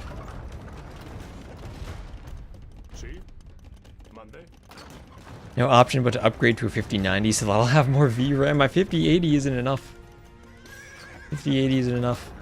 Gotta upgrade from that 16 to 32 gigabytes of VRAM. This GPU was even a VRAM upgrade. Castle on the way. This is the one thing I'm worried about. If I like, I'd love to go full on Linux streaming, but I'm worried about Capture Age. I know some people have gotten it running, but getting it running is different than getting it running efficiently enough to cast games in 4K. I gotta go download some more RAM, upgrade to Siege RAM. I gotta get Elephant RAM. Okay, so where are the Paladins? We have 20 Paladins, and here they come.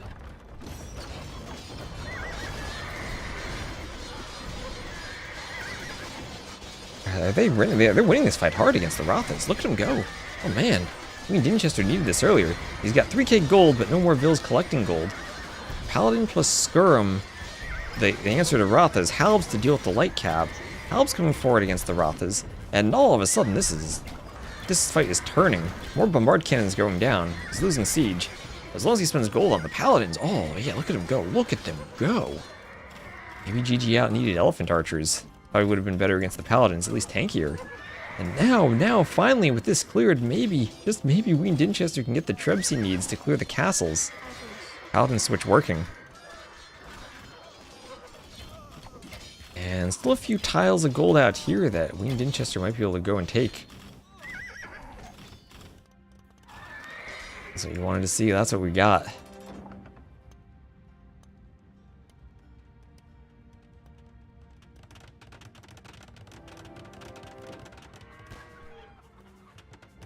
Now the cannon finally hitting the castle. Bombard tower. Look at all those bombard towers that got cleared though. From Rotha plus anti-counter trib. Oh, yeah, cannon being destroyed. There's a trib. Trib's a bit sturdier than cannon. But trib and a cannon now. No repair vills nearby, although they are in the castle.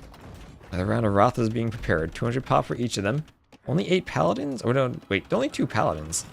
Gold running low again for Wean Dinchester, but also running gold maybe for GGOut, trying to assign more vills to gold.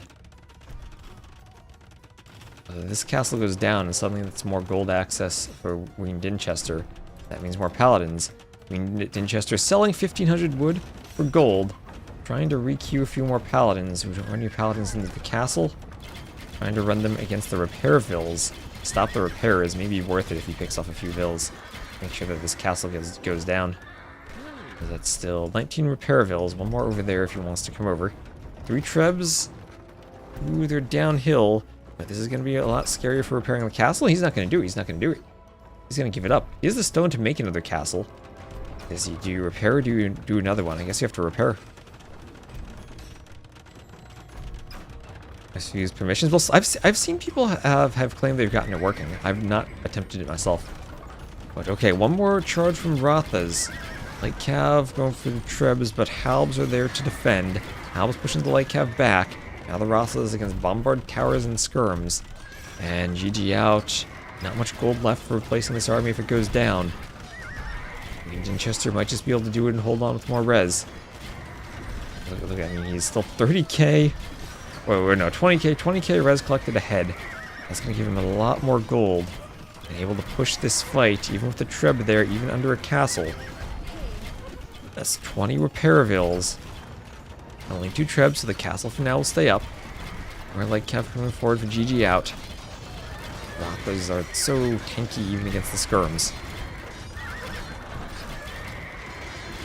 Had it working at some point, but recent updates broke it again, and I didn't bother with it, so it definitely works, but it's difficult. Okay. That's my impression. Gonna have to update to Windows 11 and hope that doesn't break Capture Age. Dinchester selling 500 wood for 85 gold. Doing everything he can to make some paladins. This castle going down. We're an hour into this game.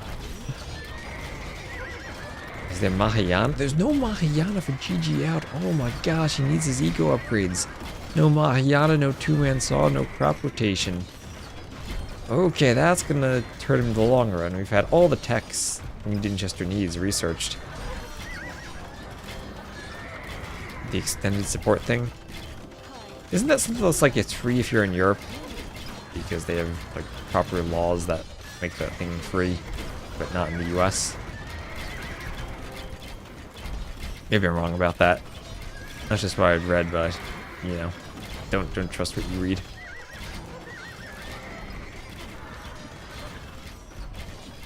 Okay, slowly but surely, I feel like Wean Dinchester has this. Still floating gold. Able to move out and grab more gold. So around 1k gold in those 2 piles. Castle goes down. Anti-reading stance. I encourage reading from... Oh, GGOut's gonna call it. As he loses the castle, he's gonna call it. Alright, not gonna try to hold on then. Maybe worried about the paladins? And with all those resources, I think it kind of is inevitable that Wean Dinchester holds on despite the score. But dang, GGOut. And I'll have to look at the in-game stats because of that Capture Age crash for the stats. So let's check that out. And we'll get right into TTL after this because hopefully Gabi's got her internet sorted. So 609 kills, but super far behind in res. Lacking Mahayana in those final upgrades hurt. And oh, 3,000 relic gold also helps Wean Dinchester.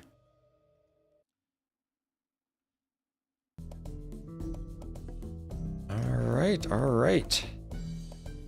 And let's update the title everywhere. Update everything on YouTube. This will be Gabi versus Tatengue. I don't know how to say Tatengue properly. T90 Titans League. Hosted by T90. Official done. Save on YouTube. Let me change the thumbnail to on YouTube. Go back to my TTL one.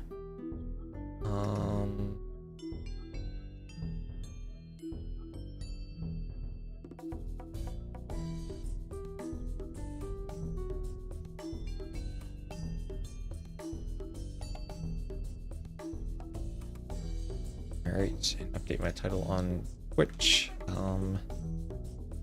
Gabi versus Tatengue, TTL or TL runs, hosted by T90 official, exclamation mark TTL, capitalize his name properly. Boom. All right, let me just go. I need to change my out of game scene to swap the logo and also swap the webcam. I don't have a draft overlay for this yet. All right, this will be Gabi versus Tatengue. This will be the round of 124. Alright, let's hope Capture Age holds up for this. And looks like they're already in the game on cross. So getting right into the game on cross.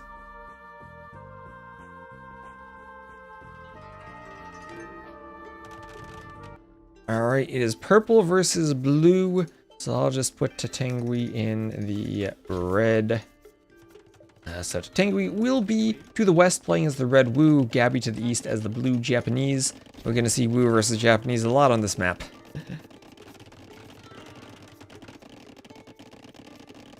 And I know Cross is one of Gabi's favorite maps. We'll see if she has anything fancy planned for it. Japanese, kind of your standard run-of-the-mill Civ, run-of-the-mill with cheaper mills. Up to feudal. And I know she likes to be super aggressive and all the time. Yeah, and there go 2 forward vills. Always got to watch out for that when you're playing Gabi. Men-at-Arms going forward 2 of the Japanese. No forward vills from Tatengue, but she is getting forward with the Men-at-Arms, going on the gold, and going for an archery range. And I'm sure that she eventually will want to get that forward dock and try to disrupt the fish with some fires. So Men-at-Arms upgrade on the way. Faster attacking Japanese Men-at-Arms against the healing, I can click on them, the healing infantry of the Wu. This is where the Japanese probably win a straight up fight, but if the Wu run and heal, run and heal, run and heal, over time they'll have a nice bonus. Gabi loses the scout, but here comes a tower and some archers on that gold. They're still trying to get it caught up to real time. We'll have to Tatengue walling up, and not quite getting the wall in time. Fighting with the vills, though, will kill a man-at-arms and keep the others away. Archers progressing along with the vill, rotating around the base. I'm sure she's going to be heading for that dock with those 2, or with that 1 villager, other villager walling in the tower. Differences between Cross and Four Lakes. The original map was named Cross when DE decided they were going to take the map and add it to DE. They named it Four Lakes because they're boring. The difference between this and the version you'd see on the ladder is that this has fewer fish, only 8 fish in each corner, as opposed to 15 to 16. So winning the lakes is not quite as advantageous. It doesn't put you in that immediate victory like it does on the ladder version. And Gabi's still harassing. I feel like she's in a great spot, but the vill counts are still equal. Res collected still pretty much the same. Both players docked to the north. Gabi going for the fire galleys. Definitely realized they both docked here when Tatengue didn't. Yeah, the vill didn't give up on the dock, even with the defensive galley. Gabi, with her army, kind of managed to distract that, lure it away. It will now be fire galleys. I guess the first thing she needs to do is destroy the galley. Go for the fish. And she'll get a second fire over here, while also winning the north. So this is now what looks to be triple pond domination from Gabi. And we'll see if she goes for another dock in the south. There's a scout looking there, but not quite with the HP maybe to pick off vills. Market going up for Tatengue. Maybe looking to click up. I don't know why we have Tatengue's elo, not Gabi's, on Capture Age. Gabi, I know she's hit 2k5 before, so I think she's at a pretty good elo advantage. Should be a pretty heavy favorite for the set, and she will add in a stable at home. We'll still have more speeding up to do to catch up to real time. That was a long game of Stronghold Frenzy. And she's 2394. Okay, I think she's around 2k4. That's where she usually is. So can definitely go higher than that. Vill's going down to the skirms. Has big defensive skirm army from Tatengue. Both players up to castle at the same time. Gabi slightly ahead in res collected. The military number is pretty similar. But now, ooh, another dock in the south. This is now quad pond domination.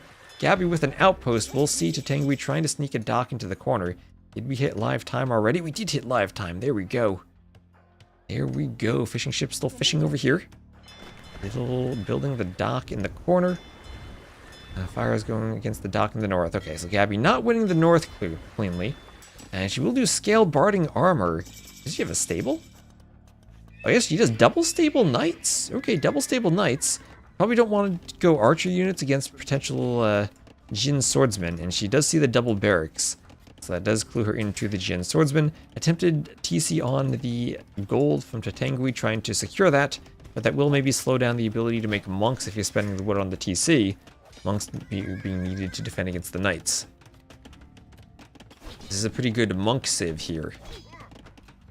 Pretty good monk civ in the Wu. Hope she hires a samurai.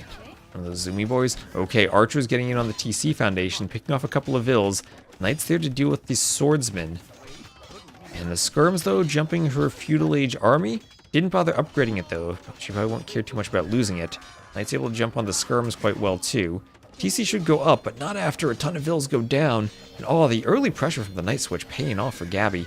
Just that slightly better uptiming into the Knights.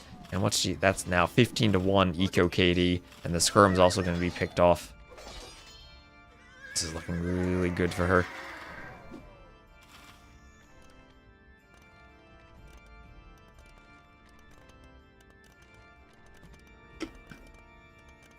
And, well, she has some forward villas, wants a TC. That Archer. Oh, this is something Nilly will need to address. The Archer on the TC Foundation. Vills are gonna stand next to her and not build it. Okay, there she notices. There she goes. Okay.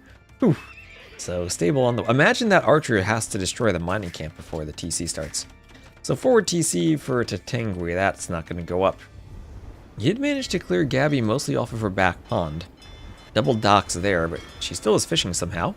At least she fished most of the fish there and has a good fishing eco in the south. Also in the west, as she's won that pond. They've been rotating around the ponds. At one point I thought Gabi had all four, but nice recovery from Tatengue there, but not much she's doing on land at this point. Samurai absolutely destroyed Jin Swordsman. Ooh, I would bet they do. I bet they do. Converting them also helps. There's another TC. 3 TCs now for Tatengue, but Gabi with Knights King Hoover and Raid. Only fletching on the TCs, no Bodkin. Gabi still has an opportunity for more armor, maybe even for a forward workshop. What is that Archer doing? He's trying to say, Nilly, help me path. I can't figure out where to go. Don't know what I'm doing. Is she still the best female player? Yes. But by quite a bit these days. I think Guki hasn't been playing for a while. Nadia's long since retired.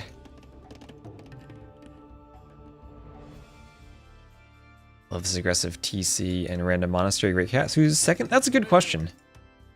The Queen's Cup recently had quite a few upsets where like some like 1800 elo players upset some like 2k1 elo players.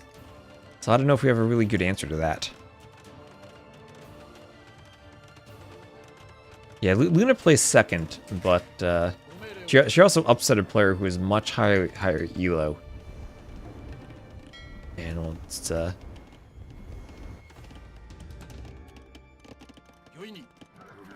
don't know if she's really second, or then you also have like Lily Bear, who probably is around the same elo, maybe a bit higher than Luna, but also ran into Gabi earlier in the bracket.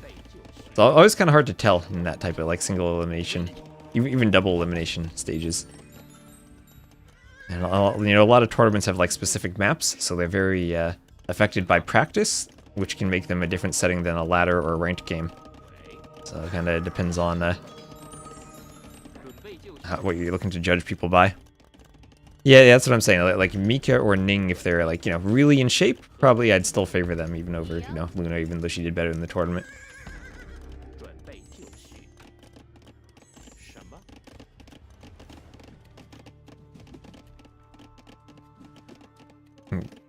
Why did Nadia retire? I just wanted to move on IRL.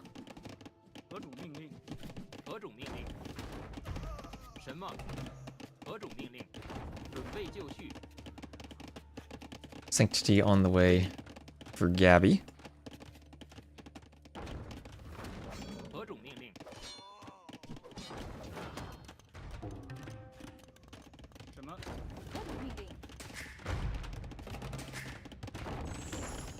Crab is probably the highest rated woman on the team game ladder. Solid top 100. Oh, Manganelling the Vills. Nice hill advantage for Gabi. Nice score lead for her. And 96 to 59 Vills. This is just kind of an inevitable countdown until Gabi wins. Oh, that's true. Smiley with the 2v2 with Sato account might be higher.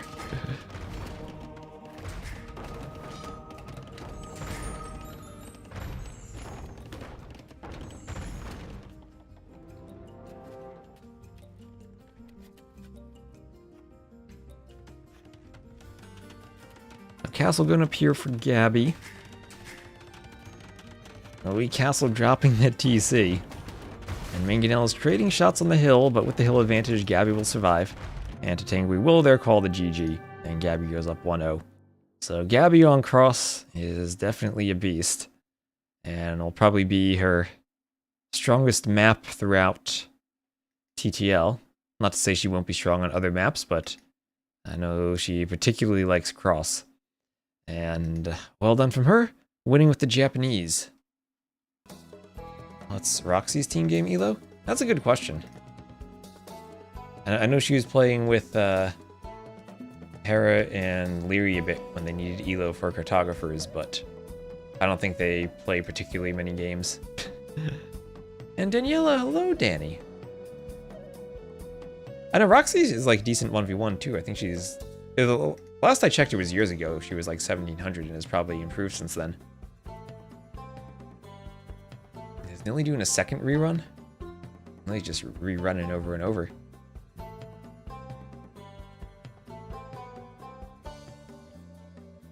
Oh, look at that. Is BB continuing the musical? I need to practice singing. I have to get my villager role ready for the musical.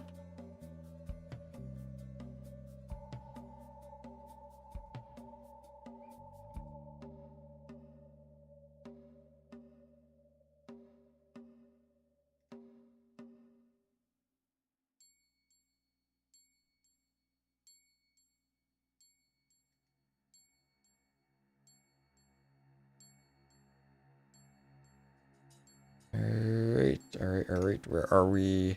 Next game will be Rocky Forest. Rocky Forest.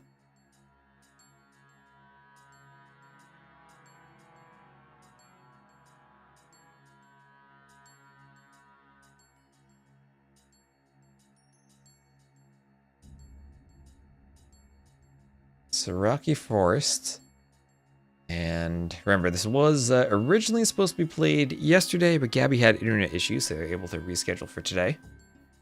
Daniela, next Queen's Cup winner when? Now, next time if the map pool is like Migration, Nomad, African Clearing, Mega Random, Islands. That's the map pool Danny would want.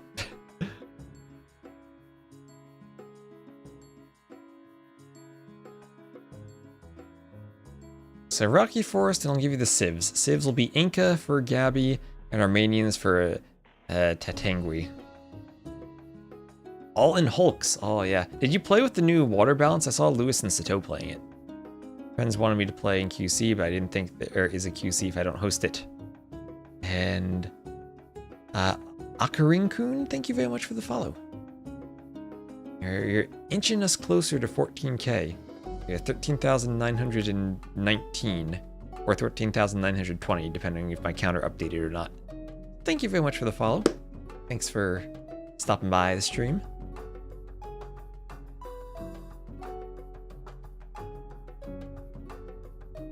Gabi is in this, yes, the Incredible Hulks versus AI. I'd be keen to do 1v1s if you want. Not anytime soon. You cut your finger yesterday and can barely use the mouse. Oh no. Danny getting ready with excuses. Well, I hope you feel better. Hope you feel better.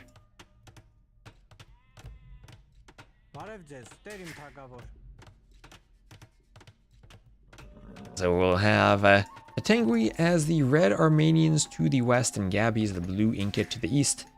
It'll cast this one right from the start. Oh my gosh, I didn't even update the scoreboard. This is the Bronze League. It's the round of 124.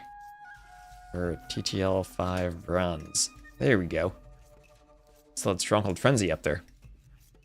The games I'm streaming live. Yes, indeed. Janji. Yes, they are live. I have the coziest room. That's what happens when you have math textbooks. I feel like I need like a different background color as much as people like the wood paneling Just because, like, my blonde hair blends in with it a bit. I need a different color scheme so I don't blend in as much.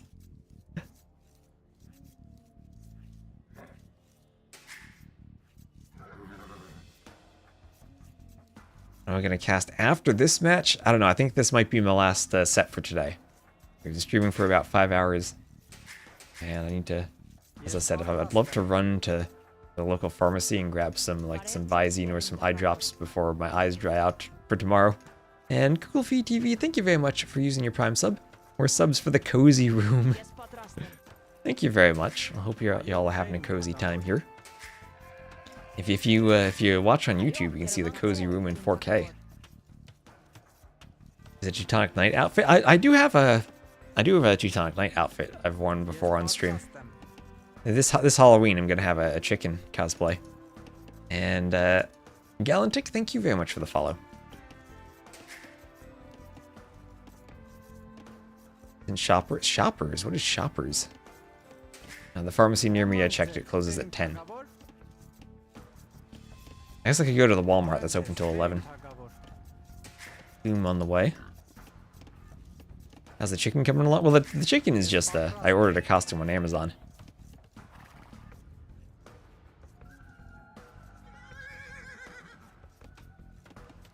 Definitely a wild chicken. Why is wild chicken a banned automod phrase? Anyway, definitely a wild one. The herdable ones, like, you know, the wild ones, there's some fun with them. They can be funneled. Those herdable ones with like 1 HP vision?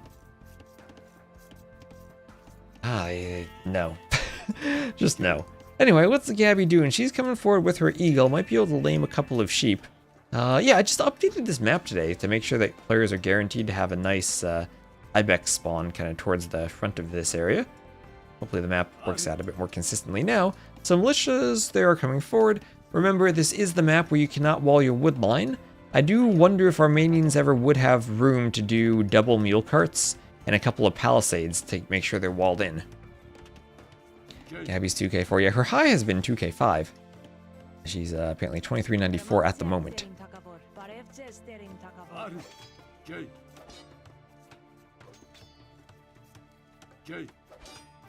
He'll go in down there.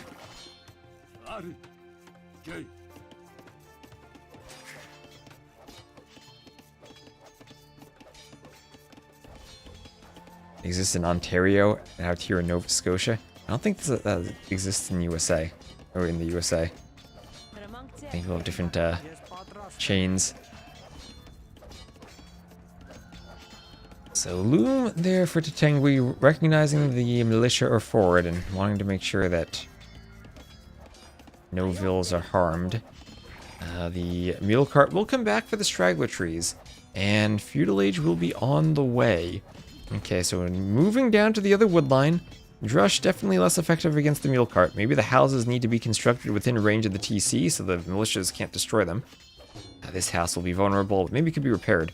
Ooh, Gabi, what's she doing with that eagle? Okay, nothing too special there. Tatengue just kind of ignoring the Drush, pushing in more ibexes.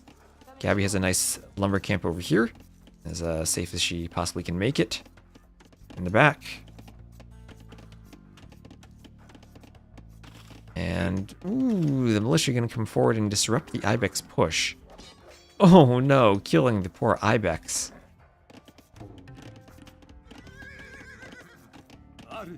And Tatengue needs to avoid losing HP on the scout.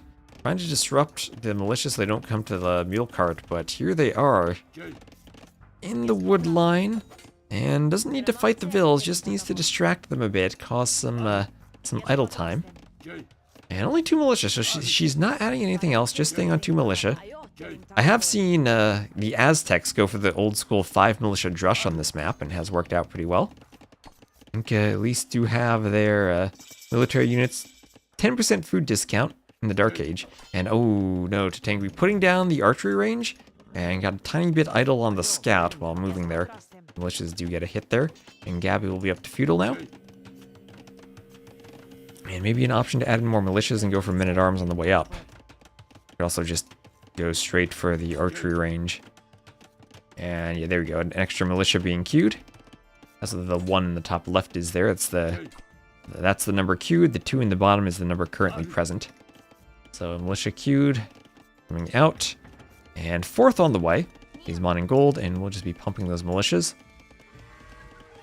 Good food discount. You're saving, what, 6 food? Do they still cost 60 food in the Dark Age? So she's saving 6 food per militia with 10% discount, or was that changed? Did they get made cheaper? So I think supplies like is free. Does that apply later? I don't even know how militias work anymore. That's how much the game's changed. 50, I think. Okay, it's 50 all the time. Okay, so she's saving 5 food then. They're 45 in the Dark Age. And then we'll save a bit more. So what's that then? 40, 43, 42? Gonna save another 2 or 3 food in feudal. And here they come, converging on the archer, and she's going to have her forward vills go for a range, maybe looking to mill the middle, take some of those ibexes. And the men-at-arms upgrade instantly queued, and we'll see if she adds in skirms to complement them. Or maybe we'll go for the archers, because she's pretty heavily on gold. And speaking of the 5 militia rush, here's the 5 militia man-at-arms rush. This one going to hold back and wait for the skirms. And these men-at-arms getting forward, continuing to cause some pressure, trying to disrupt the archers. They're going to fall back to the range and wait for skirms to come out, even with 1 skirm, and start microing against the archers. 4 archers is quite a few. Maybe she'll want a 2nd skirm first. Has to be wary of that scout still, but at least I had lost some HP earlier. And did the men-at-arms get a hit there? Maybe it didn't. Skirm lost a tiny bit of HP, but still is okay. Gabi continuing to pump the skirms. Double ranges for Tatengue. So much production that he's housed. And fletching on the way. I need 2 on gold for men-at-arms skirms. Well, she'll have 3 on gold. And there's a blacksmith on the way at home. She's a double bit axe on the way. So I'm not going to see one of those games again where the players forget all their eco upgrades. Mail cart chopping a good bit of the wood line. And once you chop quite a bit, you can wall it up. Maybe he needs to move forward a tiny bit. A double range with 3 on gold. That's going to be skirms and archers then. Nice mixture. But fletching on the way already. Why did housed become the lingo? Because it sounds like the opposite of what it means? I have no idea. That's just the phrase that was used. Like, I started watching AoE 2 in 2012 and that was already the phrase. And so that's been there forever.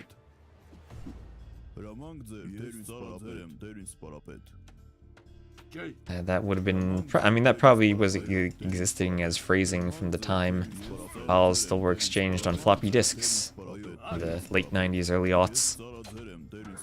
I mean, might have even been an AoE 1 phrase.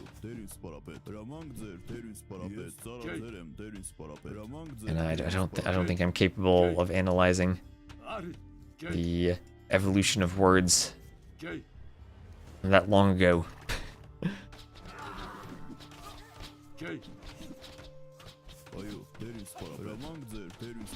So good numbers here on the military. 15 to 10 advantage here for Tatengue and Gabi. Trying to pump out from 2 ranges now.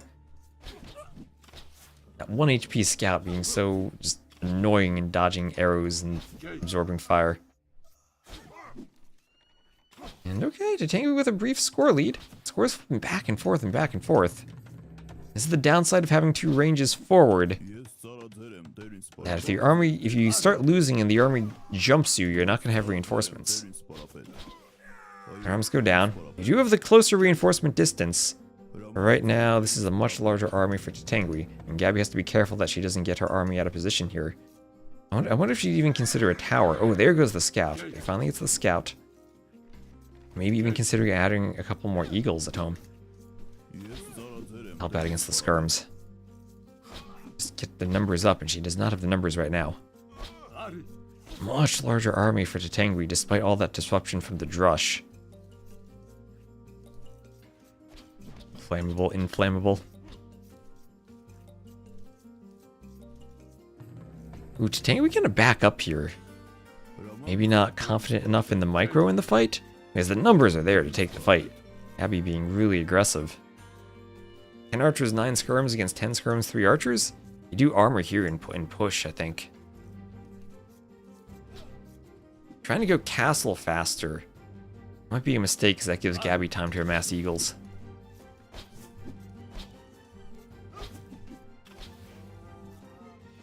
Oh, and her micro prevailing here. Takes the score lead. And finally getting the military count up. So maybe a bit of a missed opportunity for Tatengue to push the advantage. Now Gabi does have the defender's advantage that her reinforcements arrive to the fight faster. And she's doing armor now. That'll help mainly with skirms against archers. That's actually really important to have armor for skirms against the archers. And now Gabi, she's forcing the fight here. Forcing the fight, but now it's Tatengue who has a bit of the reinforcement advantage. Gabi has the HP, and with the armor then, should be in a better position to take the fight, although the archers mainly are dwindling now. I think armor doesn't matter skirm versus skirm. And feudal here on level ground, at least. And castle first for Tatengue, but castle at what cost if Gabi's able to hit that wood line? Our archers coming forward, and this is kind of the point where Gabi can try to split the army. Let's say she might just fight the skirms. I mean, you can kind of split your army here and have archers go for the vills and skirms go for the other skirms in that fight. And yeah, she's killed that army enough that she can come to the wood line. And this is a massacre if she's able to take the fight. And Tatengue does not want to abandon the wood line, but not enough army to force Gabi to engage. And that's now some dead vills, 4 dead vills, 5th dead vill, 6th dead vill, and Tatengue will call the GG. Gabi goes up 2-0. Okay, so early drush from Gabi definitely caused some disruption, and that's going to be key on this map, figuring out how to deal with early drushes when you can't rely on quick walls. But with the double range, enough production, good job pushing Gabi back. And maybe just not the right decisions in the middle about going forward versus going backwards.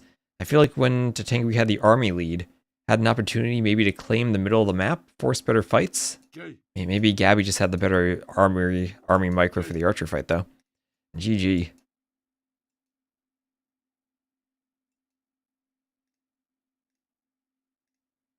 That's 26 to 17 KD. Yeah, and look, this is the opportunity, right? The much larger army. At some point it was like 17 to 11, 18 to 13, 16 10, 18 11. Like right in this area, if you can like push Gabi away from the archery ranges, you're gonna force her to fight without reinforcements.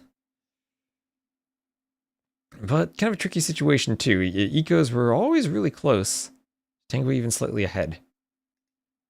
And then maybe the castle age click up without having enough army might be the death sentence.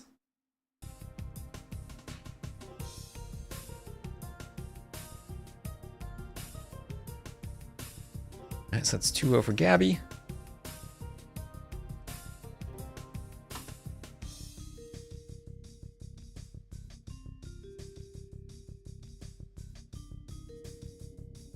Let's see if I can do a quick ad between the games. As I'll get into the next game, it'll be Jungle Swamp version 2. Jurchens for Gabi, Lithuanians for Tatengue, and we'll have 77 seconds of a spec delay.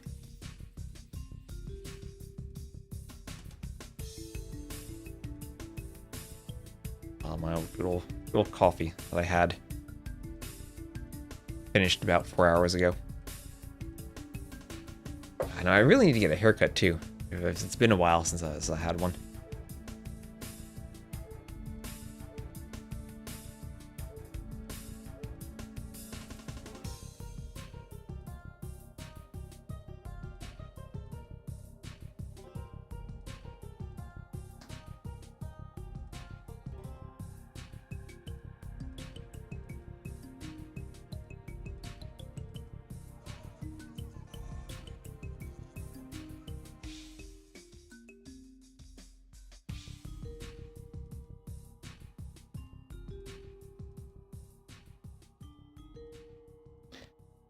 Ooh, ad break ended, and welcome everyone. In a few seconds we'll have game number 3, and we'll see if Gabi can finish it off here, or if Tatengue can manage to take a win, at least. Maybe get some momentum started.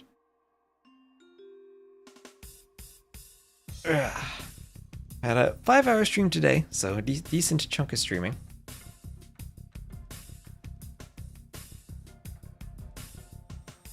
Here we go. Tatengue shall be in the red. So I did make a slight edit to this map recently to make sure that players always have some closer wood lines, so that they're not going to be completely devoid of wood or absent a location for a lumber camp. Jurchens for Gabi, Lithuanians for Tatengue. Lithuanians a great hybrid map civ because they start with all that extra food.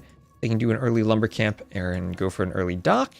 The Jurchens, hunt does not decay, so with all the hunt on the map, they'll get a nice food boost from that. Gabi immediately pushing in some deer. This map has an overabundance of deer. Pushing some deer from there, pushing some deer from here, take the deer when she mills her berries, all sorts of different things. Oh, the fourth group of deer she can take. Lovely. There's maps like this where you want a second scout in the Dark Age so you can push faster. Can the Hun... I guess this isn't a nomad map. On nomad, can the Hunnic horse push deer?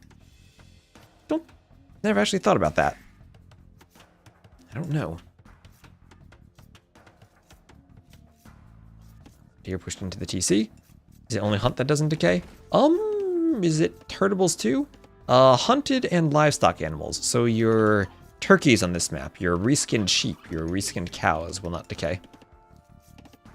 I guess hunt also means then boar and deer. I don't know if you have one of those maps where you put food on the wolves and then you hunt the wolves with your villagers, if those decay. What about foxes too? Do foxes decay? I don't know. So many different things we could ask.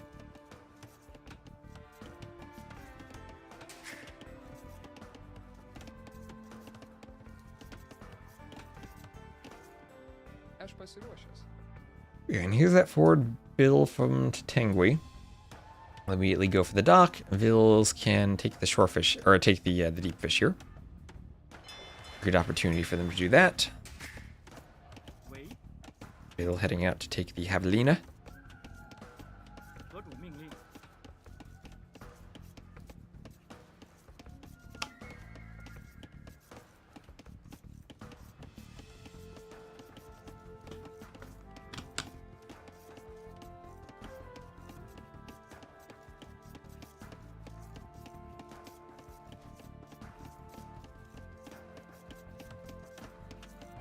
Deer getting pushed in. And killing the boar with the TC.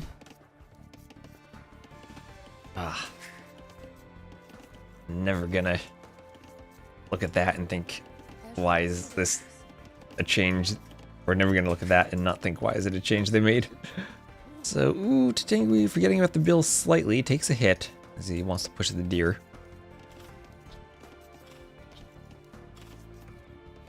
Boar being killed by bills by the TC there. And Tatengue will push in some more deer now. Here they come.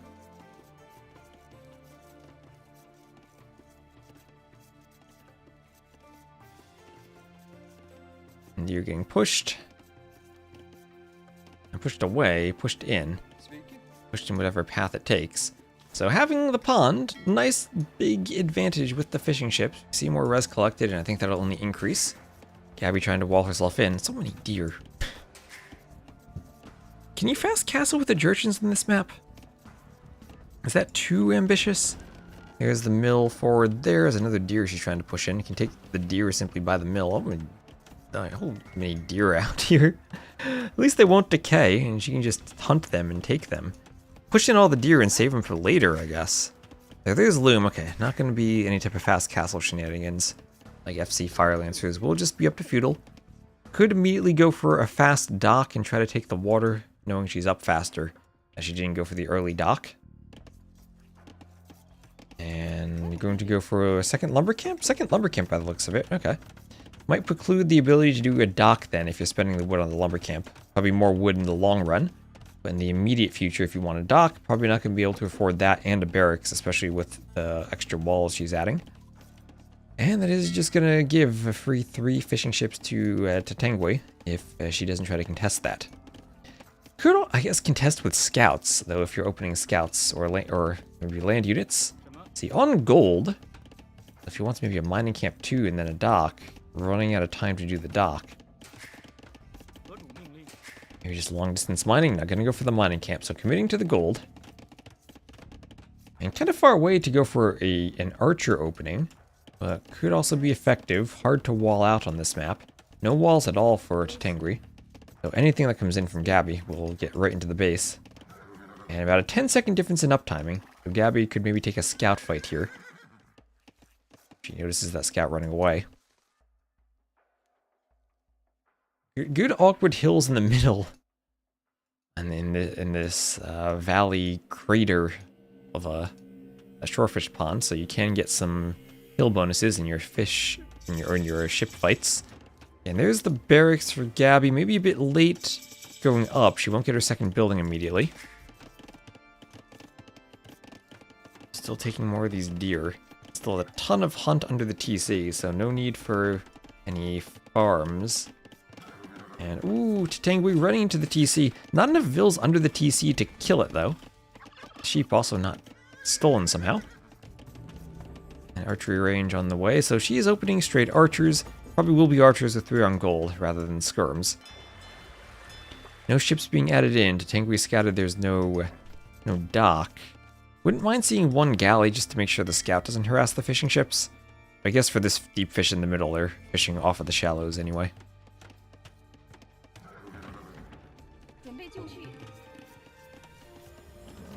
The house for Gabi. As the scout keeps running around. Scout can look maybe to push in a deer. Gate will go up. And Furzin, thank you very much for the follow. Should Gabi wreck here where the elo difference is not so high? Never heard of Tatengue. I mean, Tatengue is it's like Gabi's 2K4, Tatengue's 2K1. So Gabi definitely is the favorite, but I mean, when you're 2K1, if you have a good game, you can definitely take games off of nearly anyone. I mean, I'm nowhere near that level, and I've still beaten. I take the very occasional game off of a top 100 player or so. Especially for the special map pool like TTL, if you really practice a map, you can drastically increase your ability to play it.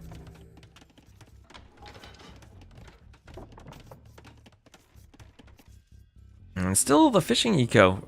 Fishing uncontested. That's led to 500-600 extra resources for Tatengue so far. Not going to contest with a fire in the middle though. Gabi going to get her fire galley out. And she's defending with archers and actually has a hole and an overchop in this wall. You'll have to be careful of that.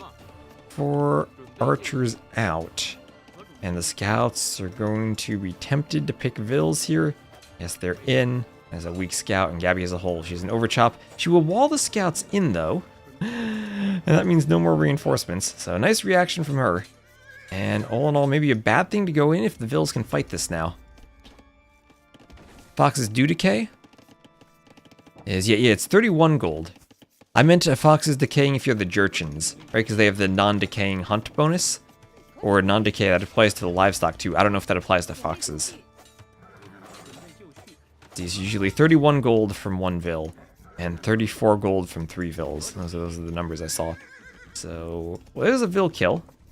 Gabi doing a bit better with her vill kills so far by virtue of destroying the fishing ships, canceled the demo she was making, and cleaned the water. Now she's coming forward with her archers, avoiding the scouts at home, and has fletching on them. But defensive skirms ready for Tatengue.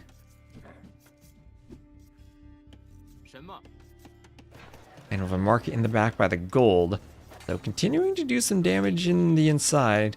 Some Hoover damage. And the spear will have to chase, but losing the scouts. And Gabi might want to delete that palisade and go slightly more forward with the walls. I wouldn't trust that wall. And scout in the middle. Ooh, Tatengue lost track of the scout, and that will go down to the fire galley. Ooh, rough loss there, losing the scout. Not paying attention to it. We're going to see just how crucial it is to have a scout alive here trying to push the skirms back. No skirms even killing the deer. I guess the vills can go take them. And Gabi will try to extract the archers. keep them away. She'll sacrifice some HP on the scout. That scout not lasting enough to protect the archers. Gabi could always start fishing if she wanted to. Naval count's pretty similar, but Tatengue up to the castle age. Nice res collected lead, letting that castle age click come in.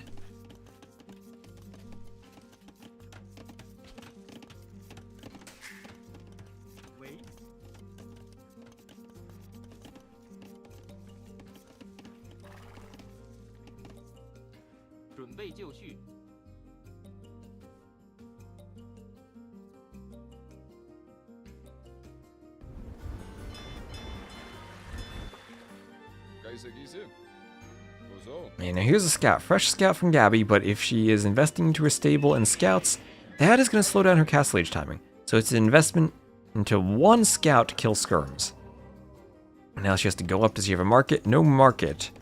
The market should be selling wood and buying her way up right now. But just gonna have to go up by dropping off food from the deer. Maybe drop off food at the berries. These vills too far to force drop. And kind of awkwardly, vills all over the place on food. Not with a good force drop location, but there she is, up to the castle age. I think unqueuing that vill to go up. Either that or the vill finished just as I looked at it. But up, valuing the timing, but still almost 2 minutes behind Tatengue. And that'll be double stables as the Lithuanians pumping out scouts to try to grab relics, and we'll go Lithuanian knights. The way the relics spawned, I think a good spawn here for Tatengue. And we're at kind of like 3-2 relic advantage there for Tatengue.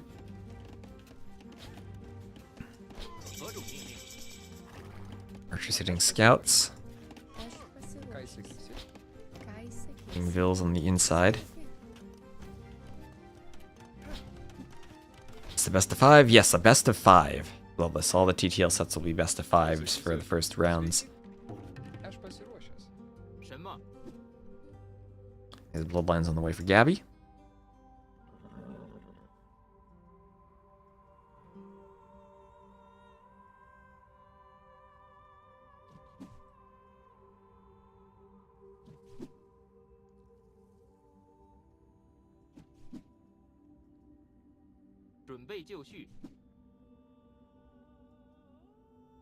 And Bloodline's Castle Age. Well, I guess Mongols, Jurchens, well, they will have Steppe Lancers. They will have no other options at the stable. They're just Steppies. How will that do against Knights? Not sure. I think you need a lot of them. At least they do, where is it? What's the bonus they have? Oh, attack faster. That's attack faster. There you go. So there's Bodkin Arrow. Cav Archers. Okay, we'll be Cav Archers then. From Gabi, she has 2 ranges. Tatengue will see that and probably anticipate the Cav Archers then. Cav Archers usually good against Lithuanians until Lithuanians get a lot of skirms. Faster moving skirms are tricky to deal with. JonSlow played this map too. He did play this map too earlier. Maybe popular map? Well, it's in the map pool. Don't know if that makes it popular or not, but it is there. And clearly we had it played. Or we're having it played.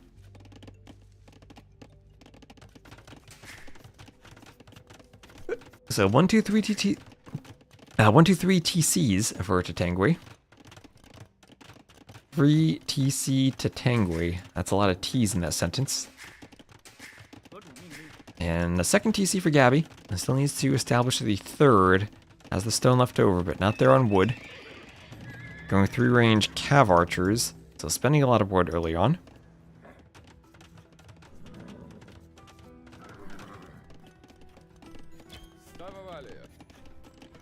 Cav Archer and Steppy combo. Steppies will help deal with the skirms. She'll now see all the extra TCs. Knows that there are 3 TCs. At least has all the information she needs to decide how to play the matchup. Did get 2 and now a 3rd fishing ship out, so that'll help offset the TCs just for the moment. And she's pushing. The question is, will she do, say, a workshop? Or content just to boom at home? And looks like it will be a 3rd TC at home. TC on the relic, making sure that doesn't get stolen. And also patrolling the relics, trying to control them so the Lithuanian player doesn't get the free attack upgrades on the knights. Most T's I've ever used in a sentence? I don't know. That's a good question. I'll have to try to be cognizant of that and get an answer for you going forward. I don't remember every sentence I've ever spoken or written, though. So Gabi gonna fight the light cav with Vils and with feudal archers, Bodkin feudal archers. Players opting for Bodkin these days before crossbow. And I guess it does help for the cav archers, as the cav archers will find a TC that will not go up for Tatengue. And the cav archers will start to pick the villagers. Here they go. One goes down, and we'll have leather archer armor on the way for Tatengue.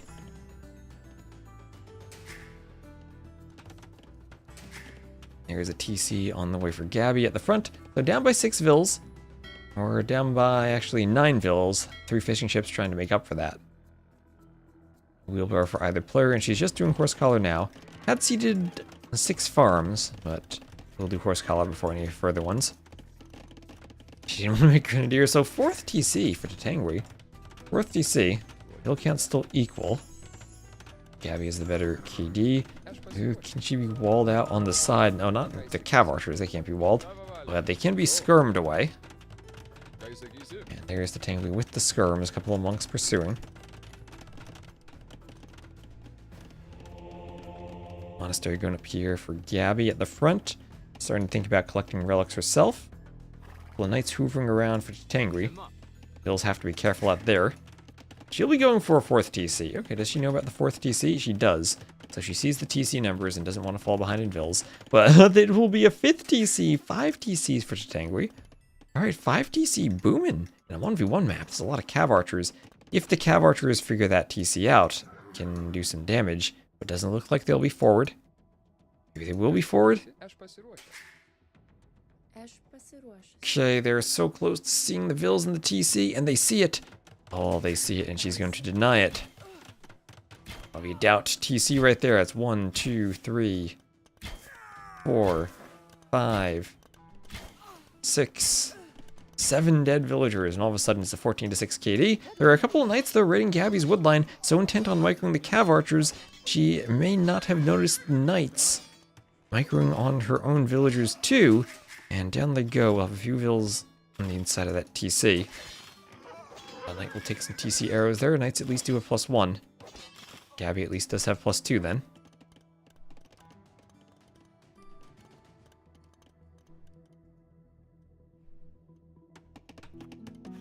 And University here for Tatengue. He's up by about 1,000 resources collected, and that's a 5th TC for Gabi. Okay, so going forward, if Tatengue can mine stone, get a castle up, I used to wonder what Jurchens do against Skirm plus Latus. So the answer is try to deny the relics and grab all 5 of them. She's grabbing a forward relic, but needs to run back to the monastery now. I guess the 10 TC wins. Let's go. We all have 7 TC is the perfect number. Let's see where these monks dare to go next.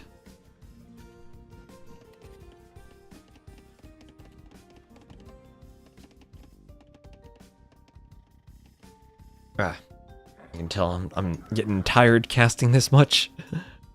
5.5 hours into the stream. So ballistics on the way for Tatengue. Just double check something.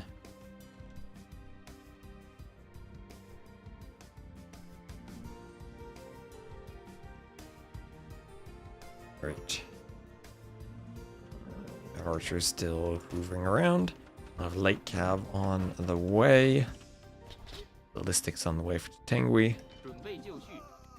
The ballistics there will be scary for the skirms. Light cav and armor will be needed to deal with them. 22 cav archers, no light cav just yet. And the elite skirms will force the archers away, kill all of them. And that'll allow 1 and then 2 relics to come in for the Lithuanian player. Gabi probably has the 3rd, and great job to pick up that one that was forward early.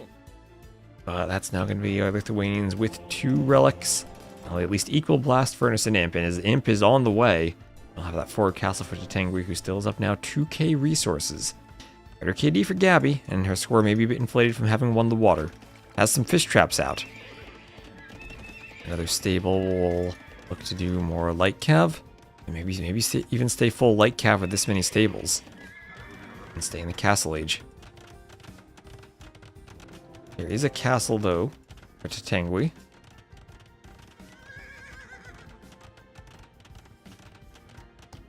Husbandry on the way, too.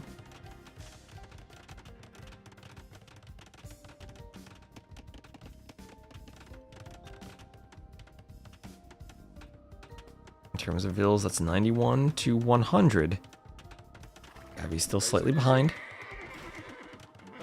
Light Cav gonna fight the skirms, but get pushed back. Okay, bit of a waste there. GG when she sees Imp? I don't know about that. Wheelbarrow on the way. Gabi doesn't strike me as the player who would resign at the first sign of trouble. And she does still have the score lead. Well, let's not discount the fact that she does have the score lead. Even though I do think it is from the water a bit misleading.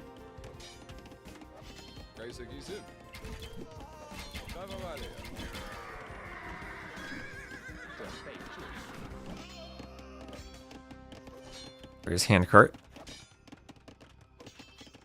I kill a fox immediately clicking off, not engaging any gather animation. It does decay, but if you gather, it does. Yes. That's how the hunt works too. Vills need to gather from it. If you just shoot it and it doesn't decay, or if you just shoot it and don't gather from it, it decays, but if you shoot it and then gather, it doesn't. So, castle from Gabi. And now we're getting a huge score lead as Imp comes in for Tatengue. All of a sudden, things looking rough for Gabi over here.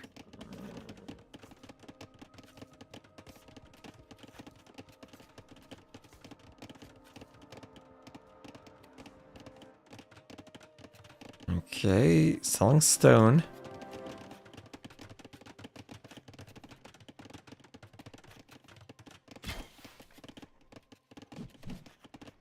She really wants to go Imp. Let's have the relic lead. And what TC will be in.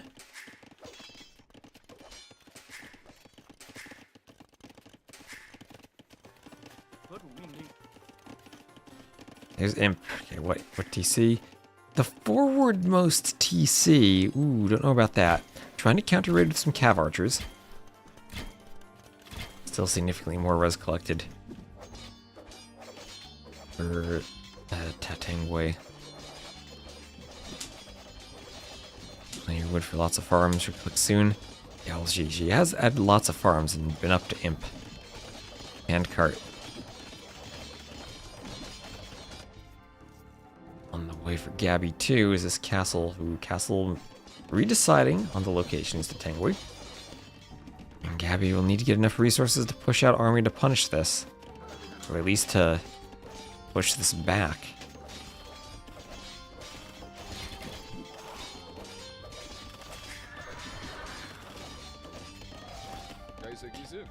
And light cav jumping on the skirms. Okay. And light cav archer unit. Lots of civs can go for now. Scale mail armor. Imp.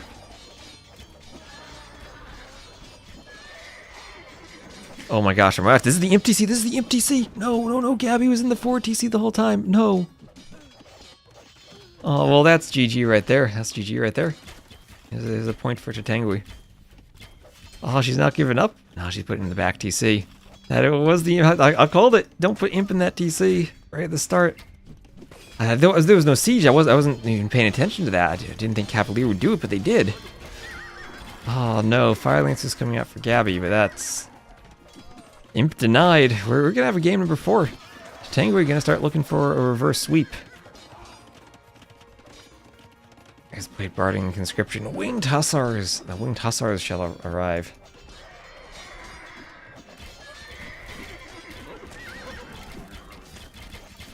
Nice. Trying to go Fire Lancer.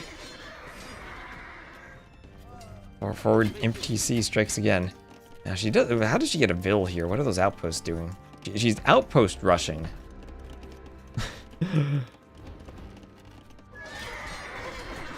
Okay, Cavalier's still running over the Seco. Better KD, much better. There's a Tatengue. That's 22 villager kills now. Cav Archer's fallen back. Dwayne's still raiding. Can't afford Paladin, but Cavalier raids still pretty deadly themselves. He's going for a defensive castle in the back. That could be a doubt castle. That's going to be a lot of vills. The Fire Lancers are not in position right away. Tatengue notices this. The vills try to wall themselves in. And he's not microing the Cavalier. What is he looking at? Maybe microing skirms over there? Microing skirms up here? And doing whatever he can. There's no siege. That's true. If you come forward with a workshop, get some... They have... Yeah, Lithuanians. Get some rams. So I was going to say, I need to check the elephant ram to be sure, but yes, they're silly of me. It's just Lithuanian.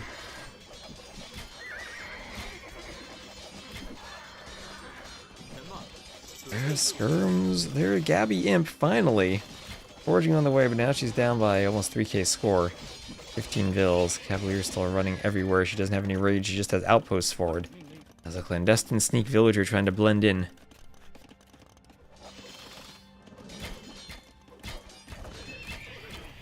Stables overlapping a bit. And Hussar's raiding everywhere. And she's trying to recover, even queuing a militia. She's so desperate to press the hotkeys. 195 pop to 142. Tatengue needs only but some siege. And he will make short work of the castles.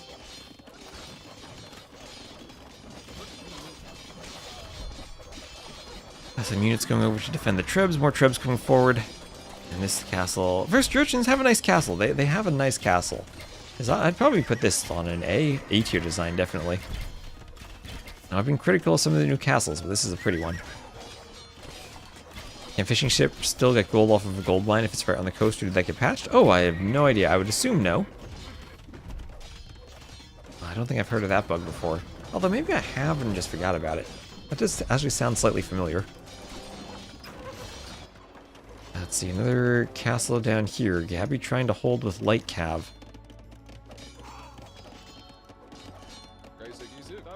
Take the skirms too. Trebs are popping. This castle is soon to go down. And those TCs behind it. The Cavalier raids keep coming forward. And we're just about to get to the Paladin resources. Gabi's in the market. Just about at Paladin resources. And out there spending on non-Paladin things. We have Fort Castle. Okay, more vills need to go for it though. Winged Hussar is here. What's that from Gabi? A light cav? All attacking the house. That is... What?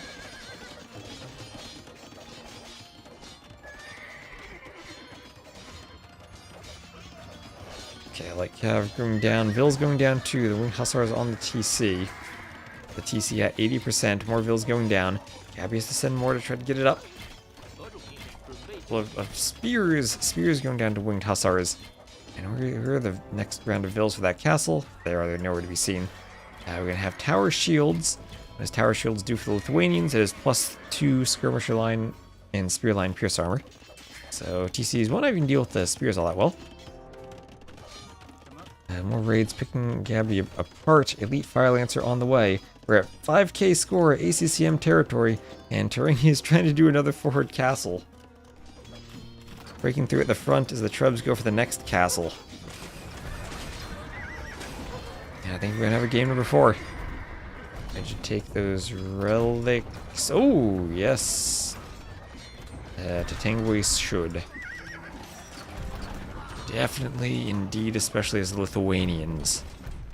No more monks by the looks of it, but hand cannoneers will now be the swap. We're going to have Latus here. And some hand cannoneers. Okay, Gabi pushing this back a bit. Destroys some Trebs before her castle goes down, desperately repairing that. The hand cannoneer switch can't come soon enough. I'll help her deal with the Fire Lancers.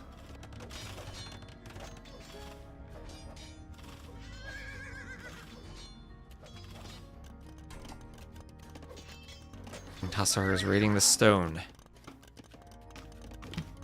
Chased by some Fire Lancers.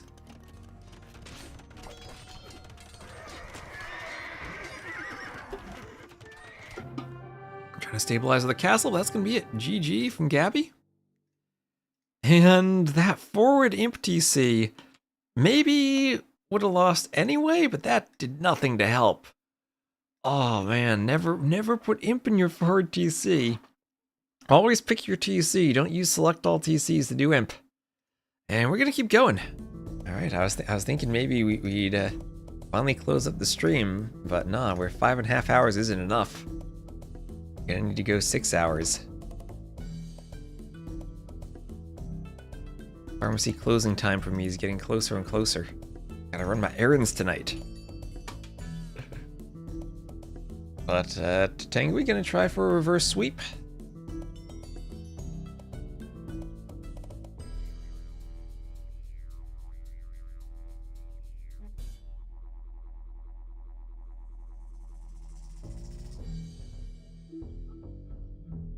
And let's see, next game, they're in it already. It will be Fortified Clearing. A map I was not expecting Gabi to pick as her home map, but it will be Fortified Clearing. And thankfully we'll get some clown action here.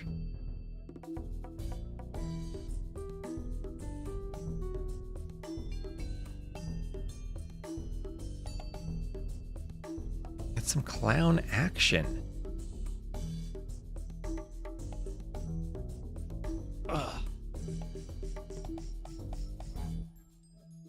You could stretch there.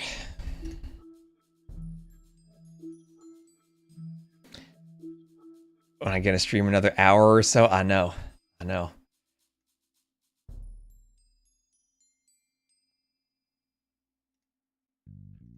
Yeah, I gotta keep going though. If Tatengue's gonna win, he's gonna win. Gotta force us to keep going. I still didn't even get to it. I wanted to cast Leary Sebastian. Maybe I'll have to do that soon. I want to do more LY Cup stuff. Need to do more Stronghold Frenzy, more TTL, more everything. I have lots of streaming hours this week. I think we're probably going to be pushing 8 hours a few times. Need to get my stamina going, right? Need to get my stamina going. There's still some pretty good viewership on YouTube too, in addition to Twitch.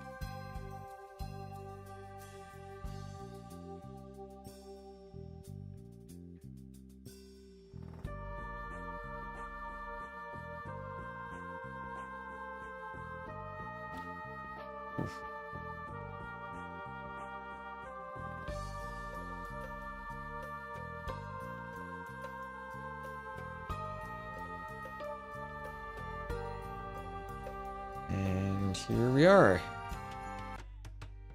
There we go, and Tatengue will be in the red. So Portuguese Malay. So Gabi will be the blue Portuguese to the south, Tatengue the red Malay to the north.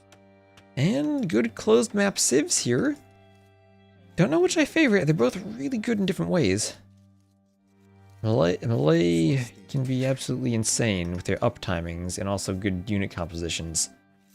Good monks, good unique unit for castle drops, bombard cannons, and good trash late game.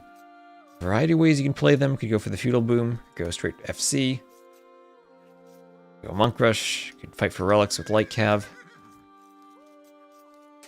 Portuguese. Different things you can do too. Could go organ guns, could go monks. Could just boom and try to go for could go like 1 TC for Torias, or just boom it out. Play arbs. So we're listening AOM music. We have some AOM music in the in-between scenes. So relics will be 2 and 2 on the outside. And that's 1, 2, 3, 4, 5 on the inside, so 9 relics total. Little bumpy hills on the inside, so different than Arena. Arena, we usually don't have hills on the map at all. Does DE's Arena, I think, put some crazy hills on the outside, or did it in one version? Those hills scare me. Proper Arena don't have no hills.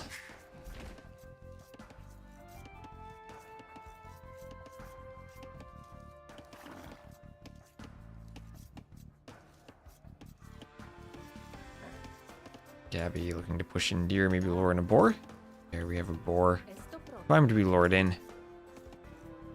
And even Ville starting to wall up on the outside with some houses. The first decision for Tatengue is, will it be a feudal boom or a FC? Probably not going to trush on this map despite the low 1080 HP walls. You have a pretty easy wall to the TC for the defender, and then you have enough resources on the outside. It's hard to be pushed off of your base completely. Although I guess you don't have a stone nearby. Your stone is in your base.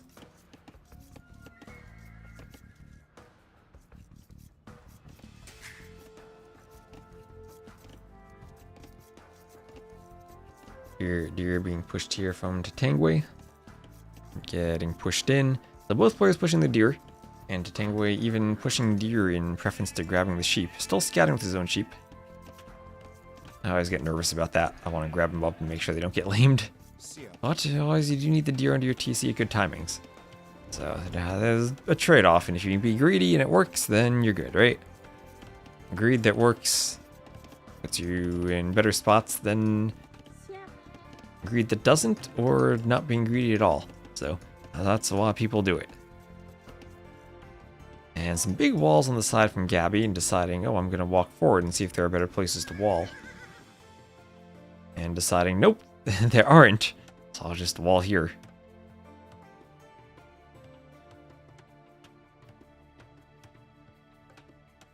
That's a funny pronunciation of it. Is there a better way to pronounce it other than Tatengue? I have no idea how to pronounce it, honestly. Like I said, I need names to be either German or English for me to pronounce it. Tatengue sounds different in Spanish.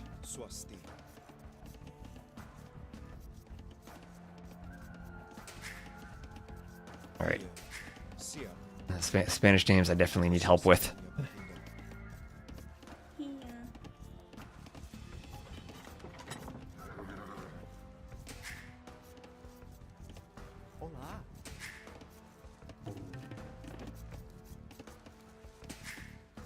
Starting to oh, these are the 101 HP bushes.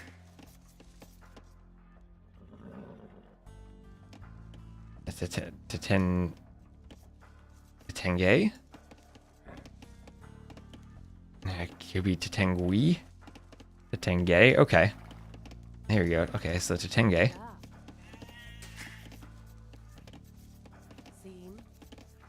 That is always helpful. I need names to come with a pronunciation guide. And maps with like a location guide. They're based on somewhere IRL. It's like, yeah, Gabi's gone for huge walls here. Even full German. We're not putting umlauts on a Spanish name. So Gabi will see there's a one-tile gap here. See if Tatengue notices it too. He's scattered already, so he's aware. He's aware. And Gabi will be the first one up, but as the melee, Tatengue can delay. Just doing the mining camp now. Isolated Ville without loom. Yeah. Oh wait, never mind. There are two vills there. I was gonna say Gabi could try to take the hill, but not with two vills.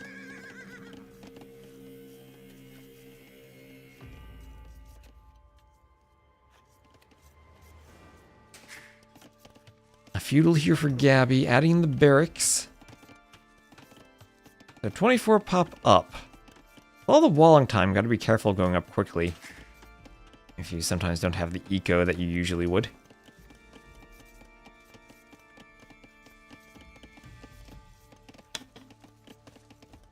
And we'll still be up to feudal first, but after that fast feudal time, Tatengue might even be castle first if he's able to click up smoothly.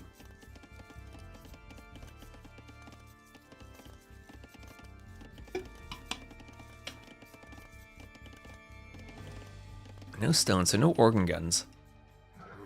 Gabi scouting the outside. Maybe actually would want to be in a position to scout the barracks though.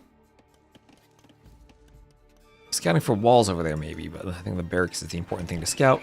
So market stable from Gabi. Market stable will be going for relics.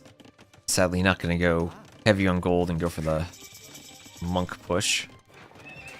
Might even want to do Loom after this Vil if she doesn't have the food to go up. That way, if she goes forward with Vils, they'll be a bit more survivable.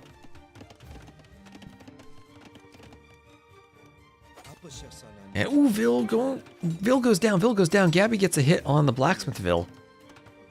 It's a kill there. Lost a lot of HP.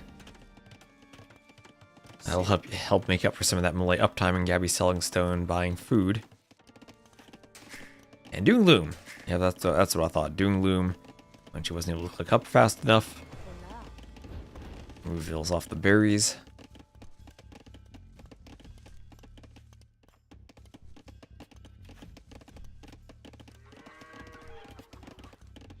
Remember, you do get that bit of wood from the berries of the Portuguese.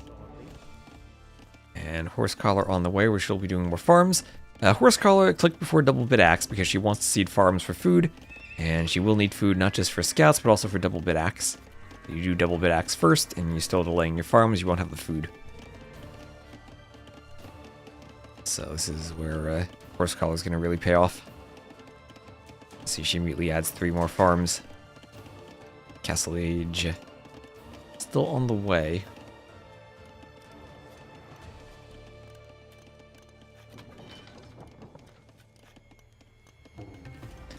Couple houses start going up for Tatengue.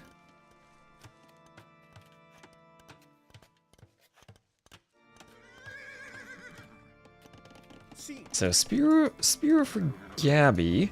Interesting. So yeah, as I said, Tatengue up first, despite the later feudal time, that melee bonus. Hanging off, use the injured scout. Now, if Gabi were to go monks, she'd want that scout to come back to be healed. And I'm more than happy though to fight with the spears against scouts. 85% up, but Bowsaw on the way already and loops around for the spear. The spear gets a poke. Nicely done.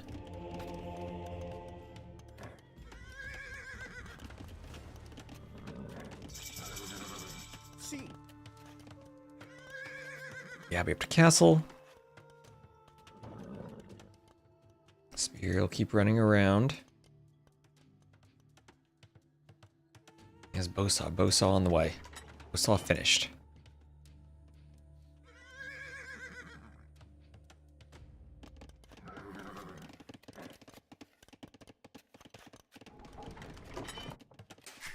Here we shall have a town center.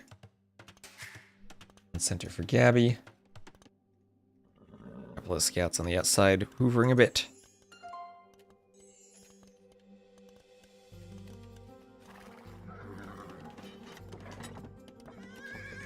Scout calves running around. So scouts guarding relics in the middle. And Tatengue, not wanting to deal with that, will head to the outside. Either there are no monks out there. And get a second TC up while booming in the middle. Second TC for Gabi on her main gold. I guess there's room to play monks 2 TCs and fast imp. And then go for Toria economy. I'll be using the market to buy some food. Trying to get not just relics, but also a bit of map control. Ooh, scouts don't run in. Decide to come back. Decide to provide cover for the monks. The monk needs to start running. Some spears break off to go for those scouts. All just going for the monk right now.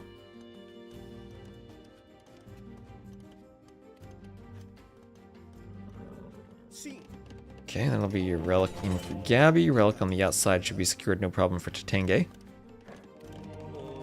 Monk wants a conversion here on the inside too. We'll force the scouts back. Spear's still running around. Monk comes forward and third TC for Tatengue. I wonder if Gabi buying stone. Will she go for a third TC? Yes, she will. Okay, 3 TC boom. Ooh, I mean Portuguese melee. These are 2 kind of fast imp civs. You don't always see them booming. Feels like Gabi's maybe taking the middle control, grabbing a relic now. He needs to be aware of grabbing the relics on the outside. This is her home map, so hopefully pretty adept at knowing how to control different aspects of it, including those outside relics. Scouting actually has missed all the relics on the outside, missing that by a tile, missing that one by 2 tiles. So Grey Wolf. Here's the relic. Here's the relic, missing that by 2 tiles. Unfortunate scouting of the relics on the outside. Yeah, yes, Menunez, Gabi did pick this as a home map. I was surprised. Cross was game number 1, which you kind of expect for Gabi, but Fortified clearing. Maybe she just wanted some practice with it. Okay, scouts go for 1 monk. And that's all they'll get. And Spear's converted, but Spear's getting some nice pokes on the other scouts, and they'll poke down that monk. We'll poke him down. Alright, alright. So that's now 3 to 1 relics, 3 to 2 relics in favor of Gabi. 9 total on the map, of course.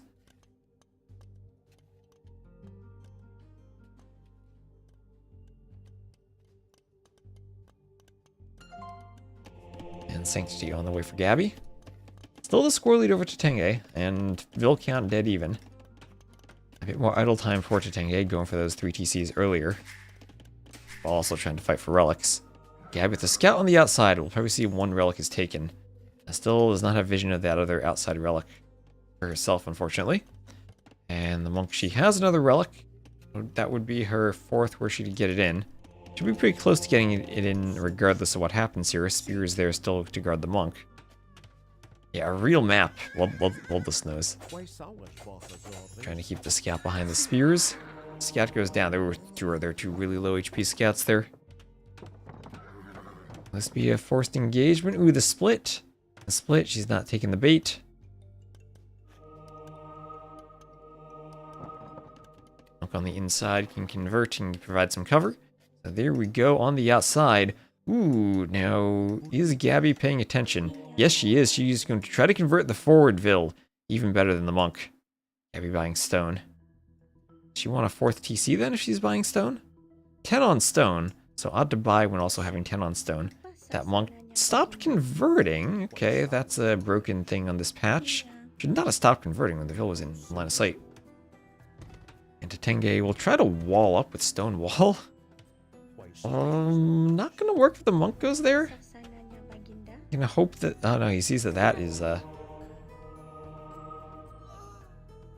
not walled. So okay, this wall accomplishes nothing as long as there's a hole. Yeah, this monk stopped converting. Broke monks with the pathfinding patch, and they've not fixed them yet. I don't even know what's up. I mean, they're running that LY Cup like S tier LAN event and have broken monks. That's what I missed about the Wooloo Kingdoms days. It wasn't perfect, but you at least knew the game wasn't broken when you went to play it. And conversion on the Vil. Okay, conversion on the Vil. Gabi up now 70 to 56. In terms of villagers, the idle time accruing for Tatengue. Accruing quite a bit. And not noticing that his Vil is under attack by the scout. Ooh, notices in time. Gabi does not want to lose the scout. But ooh, does lose the scout. Okay, she does lose it. And she's training archers now. So this could be an Imp plus Arbalest play. Imp, Ram, and Arb. He's getting control of the middle. Could go Imp and do a forward castle. She is almost ready to click up.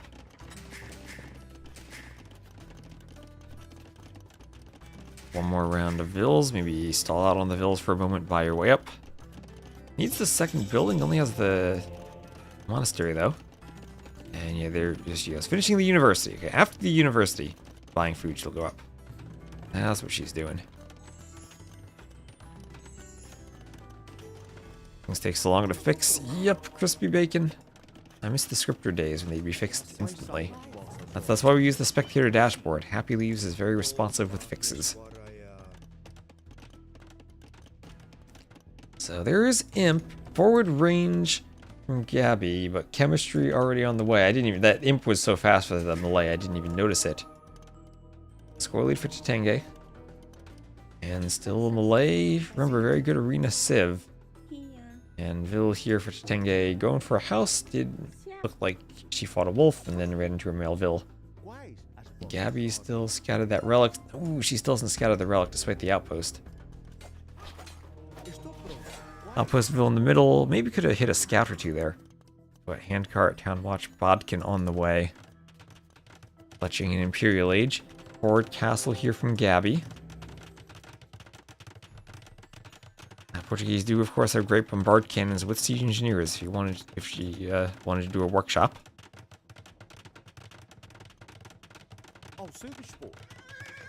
Ooh, Archer could turn and hit the scouts. Doesn't get the tax off though, but does survive. Elite Skirm, crossbow done. Up to Imp. And crossbows here. Don't have Bracer yet. Bracer makes him really scary. Crossbow, I mean, good crossbow line for the Malay, good arbalist line for them, good arbalist line for the Portuguese. I think they're both fully upgraded. Yep. Fully upgraded arbs. And fully upgraded arbs. Still chilling after being converted. That wall segment went up somehow.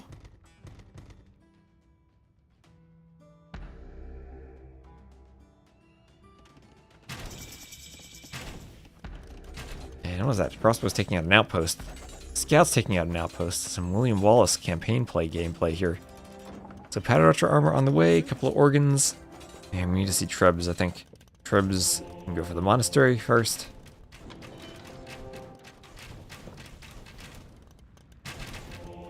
Tatengue might think about moving the relics to the back of his base right now.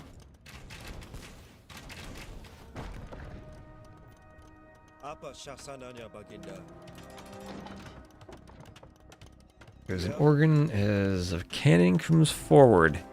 Chemistry on the way for Gabi. Doesn't have a workshop yet. Always prep Arquebus too.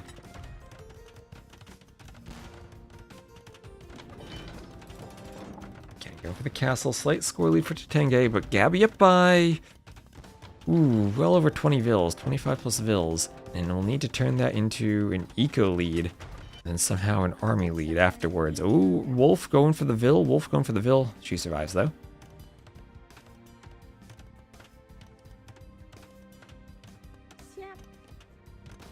Must have had Loom for both predators that attacked. Looked like she had lost some HP before that. Are organs still good? I think so. They have been nerfed quite a bit, but I think they're still good. I just remember dying to them all the time. That they destroyed all my buildings, too. Okay, there's Redemption. Is Gabi block printing? She's block printing. Okay, where are the monks, though? A couple of monks. We'll see what type of fight she can take. She tries to lure the cannon forward.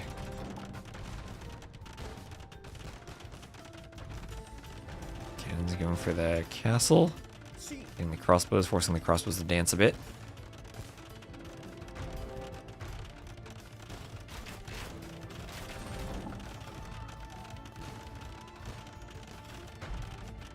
Castle taking quite a bit of damage.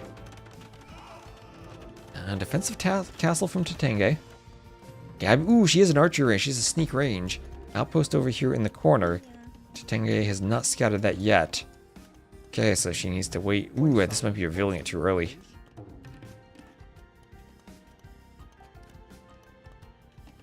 Crossbow comes forward. And with ballistics, we'll start picking off vills. Okay, 2 crossbows here. And if Tatengue doesn't notice, that's going to be a few dead vills. Meanwhile, monks wanting to convert bombard cannon at the front for Tatengue. The monk get a conversion. Arbs can go try to pick it off, and yes, it will get a conversion. It will get a conversion. Immediately picked off. But nicely done by that monk. Helps to slow down the aggression. Cannon are expensive and kind of hard to amass.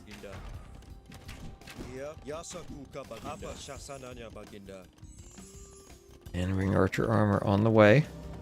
Archery range on the way.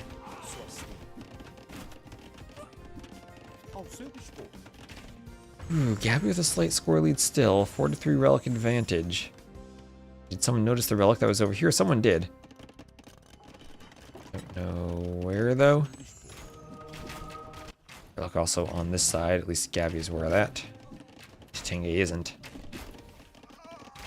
I'll probably take a good guess at where those archers are pouring in from. Oh no, there's another wolf back there. The Vil should win it, though. So final armor upgrade on the way for Tatengue. And 4 cannon is a good and scary number as Tatengue takes the score lead. Gabi now up 133 Vils to 87. And also could add in Fortorius as the Portuguese. But really is going to need to turn that into res collected in an army. Right now it's just a big skirm war.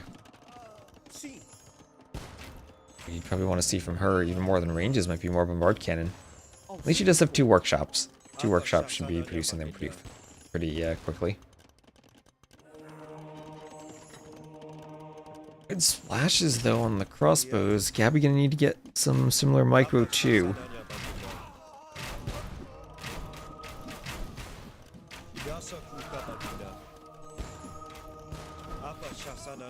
Nice split, but one orb still gets hit. Okay, skirms.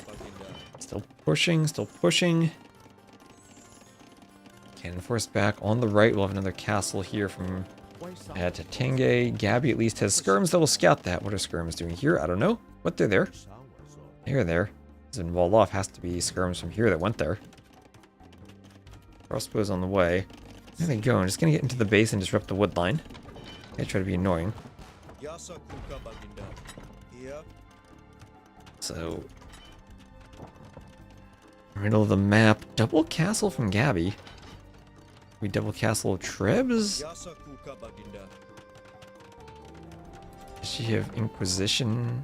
Or no, never mind. That's Spanish, not Portuguese. The monks looked the same. I was thinking that this is the Inquisition monk, but no, never mind.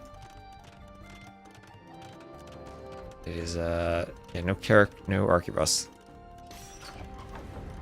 Got a rally from the sneak range. I mean, maybe it's gonna walk into the castle now. I don't know if I can see the rally and capture range, but that's why I wanted to wait for like you just 4 crossbows there and then go. Arquebus is in now. Okay, arquebus is in. To make it easier to take the late game fights. Treb goes down. Cannon trying to land shots. There's masonry on the way for the castle.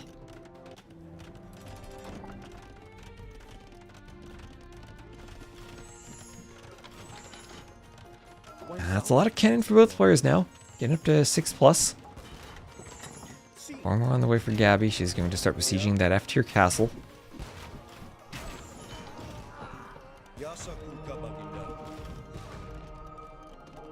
That Trev has to be careful of the cannon.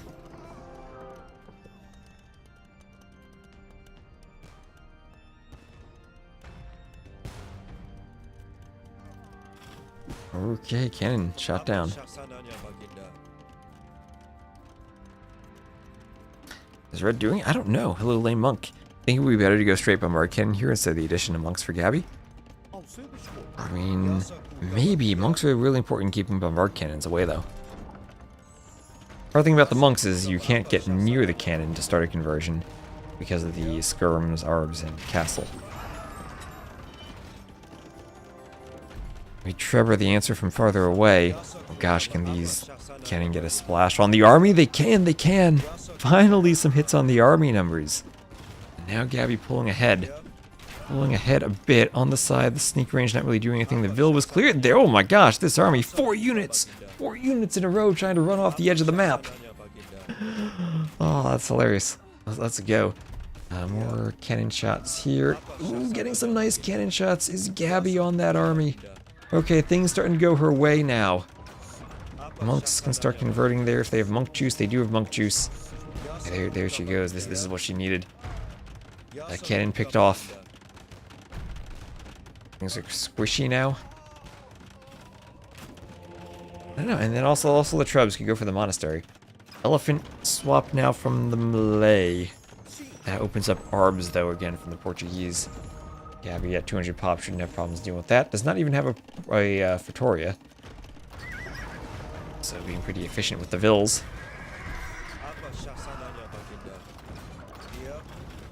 And those cannon shots landing on the arbs and skirms.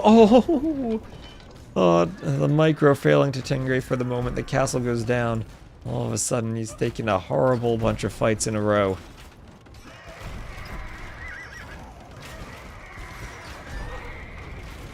Update on the 4 units trying to escape. They are still trying to escape the edge of the map. They're still trying to escape the edge of the map. Those arbs, those skirms are getting their treadbow workout in. And there is the GG, and they will forever be trying to escape. As Gabi will do it. That felt really even until Gabi suddenly landed a ton of cannon shots on that army. And Tatengue now falling behind. Res collected. And that eco finally paid off for her. 6k more res collected. Oh boy, that's great. That's great. GG. So that is a 6-hour stream today. Oof. I'm tired. Time to go get some Visine so I can do this again tomorrow. So 154 to 87 KD for Gabi. Better res collected, and that's what really won it in the end. The resources able to keep powering the army. Faster imp, not enough for Tatengue to push.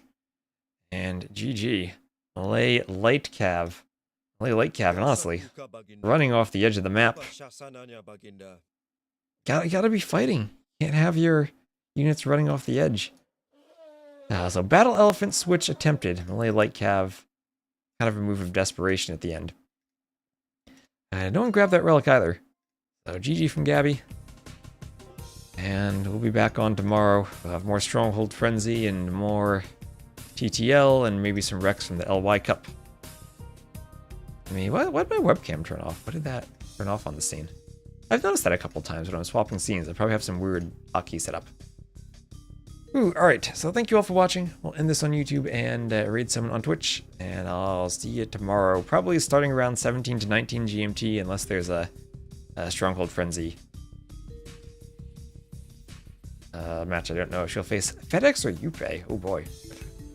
Alright, so see you tomorrow. I think the elephant swap was pretty... Well, that was kind of a desperate move at the end after the resources had kind of gotten there.